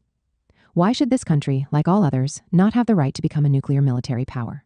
By what right do the imperialist powers, and their Israeli toy, claim a monopoly of weapons of mass destruction? Can we grant any credence to the rhetoric that democratic nations would never use such weapons, unlike rogue states? Especially when we know that the democratic nations in question are responsible for the most extensive genocides of modern times, including that of the Jews, and that the United States has already used nuclear weapons and today refuses an absolute and general prohibition on their use? All societies in the Middle East, Arab, Turk, and Iranian, have regressed because of this tragic history and the backward-looking illusions that delay awareness of the requirements for a democratization of society. There is a retreat from nationalism in the healthy sense of the term solidarity of peoples within the borders history has left them, to the evident benefit of a vague and powerless pan-Islamic identity. This retreat is expressed in the systematic obfuscation of the complete historical identity of the peoples in question. For example, the official history taught in Egypt has now eliminated antiquity and the Coptic period from its texts, as if Egypt had not existed before the 7th century. Struggle on the field of real challenges, political, economic, and social, has been abandoned, and instead attention is focused on the evasion known as cultural identity, itself reduced to the submission to religious ritual, while the comprodorized submission to world capitalism is accepted without discussion. My works are sometimes published in Farsi by translators who work in prison. The following text was submitted to Iranian friends in forced exile, in particular, FODE, Iran's aborted emergence. Iran is an old and great nation, proud of its history, which reacted quite early to threats from Europe, England, and Russia. From 1905 to 1907, there was a revolution against the regime of the decadent Qajar dynasty, considered incapable of resisting foreigners. The Iranian constitutional revolution was the first of its kind in the Middle East. It began the modern era in Iran. What is more, the intellectuals who had been educated in the Russian Caucasus within the Russian Social Democratic Workers' Party, out of which the Bolsheviks arose, played an important role in this revolution and provided the Iranian avant-garde with a more accurate understanding than elsewhere of the issues involved in the relation between imperialist domination and the local power of the old exploiting feudal classes. The first attempt at a real emergence. The new government of the Pahlavis, established in 1921, thus took on a particular character. It was reactionary on the level of its social positions, yet it refused to become the lackey of dominant forces on the international level. Reza Shah abolished in 1928 the unequal regime of capitulations that the European powers had imposed on Iran. He created centralized state power that put an end to the traditional tribal regime of management Muluk al-Tawaif. He promulgated a civil code, created a national army and police force, established compulsory military service, established a state postal service, opened highways and railways, and initiated the first real network of public schools for boys and girls independent of the clergy. The state also took the initiative of creating the first industries, textiles, canning, and sugar refining. Nevertheless, Iran respected the best interests of Great Britain, particularly in the petroleum sector, and the government declared itself to be anti-communist. A 1931 law prohibited spreading communist ideas. Reza Shah's pro-Nazi sympathies forced the Allies, Britain and the Soviet Union, to depose him and replace him with his son, Mohammad Reza. The emergence of a powerful anti-imperialist and socialist party, the Tudeh, and the nationalist position taken in 1951 by Prime Minister Mossadegh, who dared to nationalize the oil industry, could not be eliminated by the CIA-supported coup d'etat that allowed Mohammad Reza to change tack and rejoin the Western camp. To deal with the challenge of democratic, nationalist, and progressive forces, Mohammad Reza then initiated the White Revolution in 1962, combined with a neutralist international position. Certainly, the agrarian reform was one in name only. It did not reduce the power and wealth of the large landowners by much, although it did encourage them to modernize, and it did facilitate the emergence of a new rich peasantry. In addition, there was a modernization of customs notably in favor of women and efforts made in the field of education. The neutralist position, the rapprochement with the USSR and China, and the recovery of control over the petroleum industry were, in these conditions, accepted by the Western powers with no better alternative available. It was a police regime in the extreme. Savak, the political police, has a deserved reputation for the crimes it committed, and the only guarantee for maintaining the reactionary social order. Simultaneously, the Tudeh party abandoned its original radical positions and went as far as supporting the Shah's reforms, just as later it would rally to the Khomeini regime, thus beginning its loss of credibility with the working classes and the revolutionary intelligentsia. Ultimately, Mohammad Reza's project was one of emergence, although devised within the context of capitalism, partly a state capitalism. Its limitations and contradictions were the result of this fundamental choice. This system retained a marked comprador character, reinforced by petroleum revenues. These revenues encouraged easy imports, which competed destructively with local industries, textiles, cement. Agriculture itself suffered from the massive imports of surplus U.S. wheat, a system that impoverished hundreds of thousands of peasants from the arid regions that were ancestral producers of wheat. Moreover, Mohammad Reza feared the emergence of a true national bourgeoisie and preferred to rely on the traditionalist conservative commercial bourgeoisie. Tudeh's destruction by police violence and its opportunist shift created a large political void and opened the road to a new force in opposition to the regime, organized around the Shia mullahs and their leader, Ayatollah Khomeini. The contradictions of government by the Shia mullahs. The Islamist regime that resulted, established in 1979, has been undermined by its internal contradictions. In terms of the conceptions of the society to be reconstructed, the regime was fundamentally reactionary, not only in its cultural positions, the veil for women, etc., but also in its relation to economic and social life. Two reactionary social classes provided most of its support: the bazaris, that is, the traditionalist commercial, comprador bourgeoisie, and the new rich peasantry. The regime inherited a partial state capitalism managed by technocrats who had rallied to the Shah's dictatorship. What the regime did was simply replace civil with religious as management. Mullahs were everywhere in management positions, enriching themselves, of course, with no concern to provide any overall coherence to the Shah's modernization project, now controlled by clerics itself flawed by its limitations and contradictions. But at the same time, because the Shah's regime had been pro-Western despite its neutralist positions, the new regime could adorn itself with a flashy anti-imperialism confused with anti-Westernism. Confusion is extreme and explains why many Western analysts believe it is possible to describe the system as modernist Islam, they say. They base themselves on real changes in order to prove it, but these changes do not have the meaning they attribute to them. Yes, the marriage age for women has been raised. Yes, there is a growing number of women who work, some of whom even occupy posts of responsibility. But these changes are found everywhere in the South except in the Gulf countries, and in the North, because the world always changes, of course. Modernity, without speaking of emancipation, requires much more. Washington had supported the Shah until the very end, and its reaction motivated, in turn, an expected Iranian position, a nationalist one, of course. At that point, Washington thought it could mobilize its ally at that time, Saddam Hussein's Iraq, to launch a criminal and absurd war that lasted 10 years, beginning in 1980. The creation of an Arab camp, the Gulf supporting Iraq, under Washington's leadership was the beginning of open hostility between Iran Shia and the Gulf, mainly Sunni and monarchical. Hostility that is ostensibly atavistic. It is hardly that, and it does not run through the entire history of the region as it would if it were an imminent, invariable, and constant reality. But it can, with the help of generalized stupidity, to be so because the reactionary and backward political Islams on both sides use it that way. Aborted emergence. Within this context, Iran, Islamist, Shia, Khomeinist, became the enemy of the Western powers, although it did not want to. Communist Iran did not imagine managing its economy other than by the simple rules of the market and capitalism as it is, that is, a dependent capitalism. A modus vivendi would have been easy to work out between this local system and the dominant globalized capitalism. The mullahs, in particular the supposed reformers, sought that very thing. But the Gulf worked to undermine their attempts, spurring on Washington. Tehran's nuclear program could then only poison the atmosphere. This was actually not something that began with the Khomeini regime. It was Mohammad Reza who had committed his country to this path. At the time, Washington had no complaints about it. The Khomeini regime only continued along the same path. It is difficult to criticize it for that decision, even if the risk of nuclear weapons could be looming behind civilian nuclear energy. There is truly no reason to accept the viewpoint of Washington and its subaltern NATO allies on the issue of proliferation. This is only considered dangerous when a potential opponent of the imperialist powers might benefit. The silence about Israel's huge nuclear arsenal expresses the Western powers' usual double standards.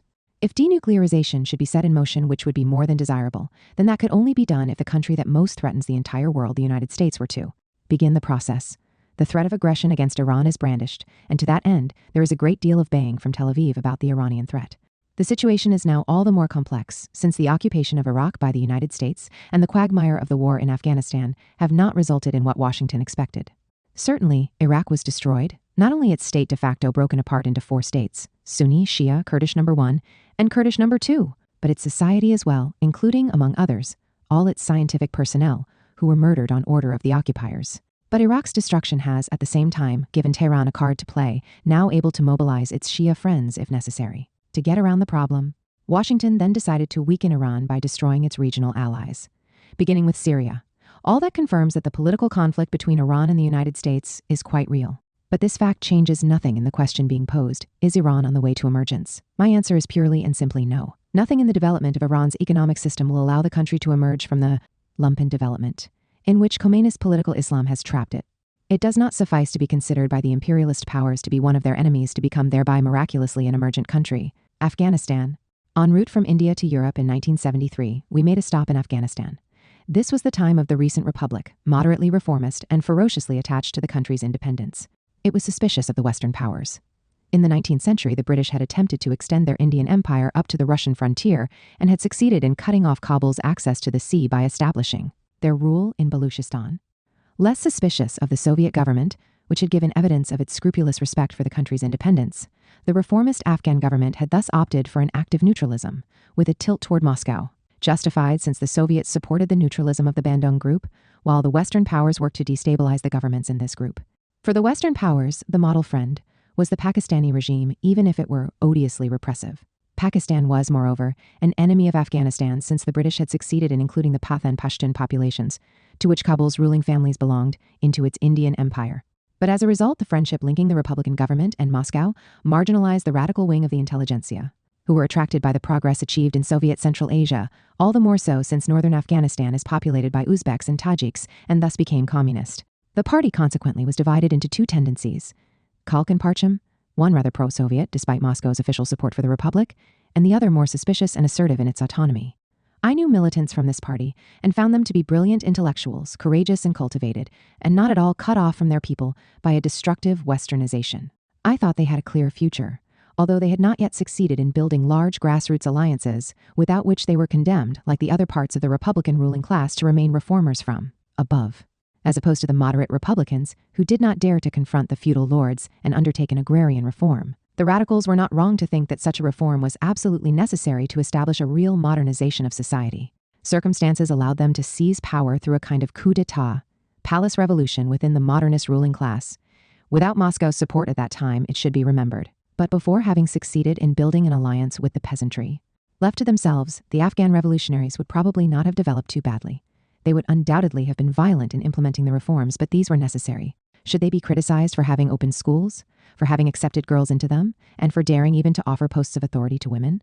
The Western powers, in any case, immediately declared their hostility to the new government in Kabul, pointing to its non-democratic character, passing over in silence the incomparably more anti-democratic nature of the government of their Pakistani ally, criticizing its brutality toward whom?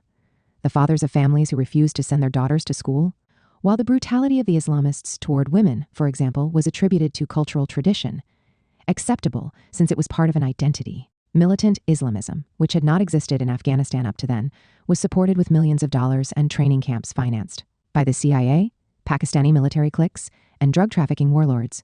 Washington, London, Paris, Bonn, all the capitals of the democracies, recruited defenders of the right to difference and the rights of peoples, and even feminists, to oppose the Afghan government, while their intelligence services recruited ideological instructors from Al-Azhar and the rebellious youth lost in the ghettos of Cairo and Algiers, whom they made into the killers of the Algerian Islamic Salvation Front, not by chance called Afghans.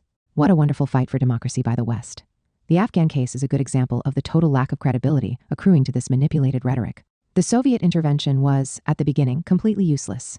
It even ended up creating additional difficulties for the Afghan government, which was, in my opinion, radical reformist rather than communist. But ultimately, it served as a pretext to give a semblance of legitimacy to the support given by the Western powers to the worst enemies of the true liberation of the Afghan people. On the Soviet side, the reasons for this intervention remain unclear.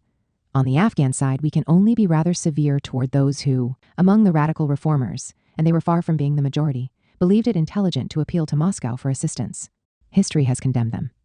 Yet it is the case that, once the Soviets left, the reformist government was the target of repeated attacks by a general military offensive, no less supported from outside the country, without which the Islamists would not have been able to seize Kabul. The result of the installation of the Islamist government was quite visible, an unending war among the warlords. But Western opinion was no longer entreated, and the media no longer called for defending democracy in Afghanistan. The objective had been attained, and the chance that the Afghan people could emerge from the darkness was eliminated. Washington could catch its breath. The Afghan episode had sealed the strategic alliance between the United States and the Islamists, aimed at establishing the hegemony of globalized neoliberalism and sinking the Muslim peoples even more into decline and marginalization. The Islamists, specifically the odious Taliban, were and remain among the preferred allies of the North American establishment up to the day when, for reasons that have yet to be clarified, their guest Osama bin Laden revolted against Washington. It remains to be seen if he organized the September 11th attacks, doubtful in my opinion, or if the operation involves some degree of complicity with the CIA and the Mossad, which appears highly probable to me. What followed is too well known to be recounted here: the massacre of the Afghan people by U.S. terrorist bombings, the use of September 11 to justify, through conflation, the establishment of a new McCarthyism in the United States, and the use of anti-terrorism by the criminal Ariel Sharon to justify the massacre of Palestinians. Simultaneously, media campaigns were orchestrated to lead Western public opinion to discover the horrors of the Taliban regime, particularly toward women. The reopening of schools for girls was hailed as a new idea, something the communist regime had done in its time, which had been denounced because it did not respect traditions. The Northern Front was praised. Yesterday, they were warlords. The idea of returning to the monarchy was revived, which the Afghans themselves had already eliminated. But apparently nothing is ever ended in Afghanistan. I have no doubt that this people will redouble the intensity of its liberation struggle against the new occupiers, the United States and their subaltern allies. Afghanistan experienced the best moment of its modern history during the time of the so-called Communist Republic. It was a modernist regime of enlightened despotism that opened educational opportunities to the children of both sexes and was an opponent of obscurantism, thereby gaining decisive support within society. The agrarian reform that had been undertaken consisted mainly of a group of measures aimed at reducing the tyrannical powers of the tribal chiefs. The, at least tacit, support of the peasant majority guaranteed the probable success of this well-begun development. The propaganda conveyed by the Western media and by political Islam presented this experience as a communist and atheist totalitarianism rejected by the Afghan people. In reality, the regime, just like that of Ataturk in its time, was far from being unpopular. The United States in particular, and its allies in the Triad in general, have always been persistent opponents of Afghan modernizers, whether communist or not. They are the ones who mobilize the obscurantist forces of Pakistan-ADP political Islam, the Taliban, and the warlords the tribal leaders successfully neutralized by the so-called communist regime, trained them, and armed them. Even after the Soviet retreat, Mohammad Najibullah's government demonstrated the capacity to resist growing attacks and would probably have won if not for the Pakistani military offensive in support of the Taliban and, increasing the chaos, the offensive of the reconstituted forces of the warlords. Afghanistan has been devastated by the intervention of the United States and its allies and agents, Islamists in particular. Afghanistan cannot be reconstructed under their government, formerly led by a clown without roots in the country who was parachuted in by a Texan multinational of which he was an employee. The supposed democracy, in the name of which Washington, NATO, and the UN called for help, and which they persistently used to justify the continuation of their present, in fact, occupation, was a lie from the very beginning and has become a crude farce. There is only one solution to the Afghan problem. All foreign forces must leave the country, and all powers must be forced to refrain from financing and arming their allies. To all people of good conscience who fear that the Afghan people will then tolerate the dictatorship of the Taliban or the warlords, I respond that the foreign presence has been up to now and remains the best support for this dictatorship. And I would remind these people of good conscience that the Afghan people were moving in another direction, one of great potential for a better future, at a time when the West was forced to intervene less in its affairs. As opposed to the enlightened despotism of communists, the civilized West always prefers obscurantism, infinitely less dangerous for its interests.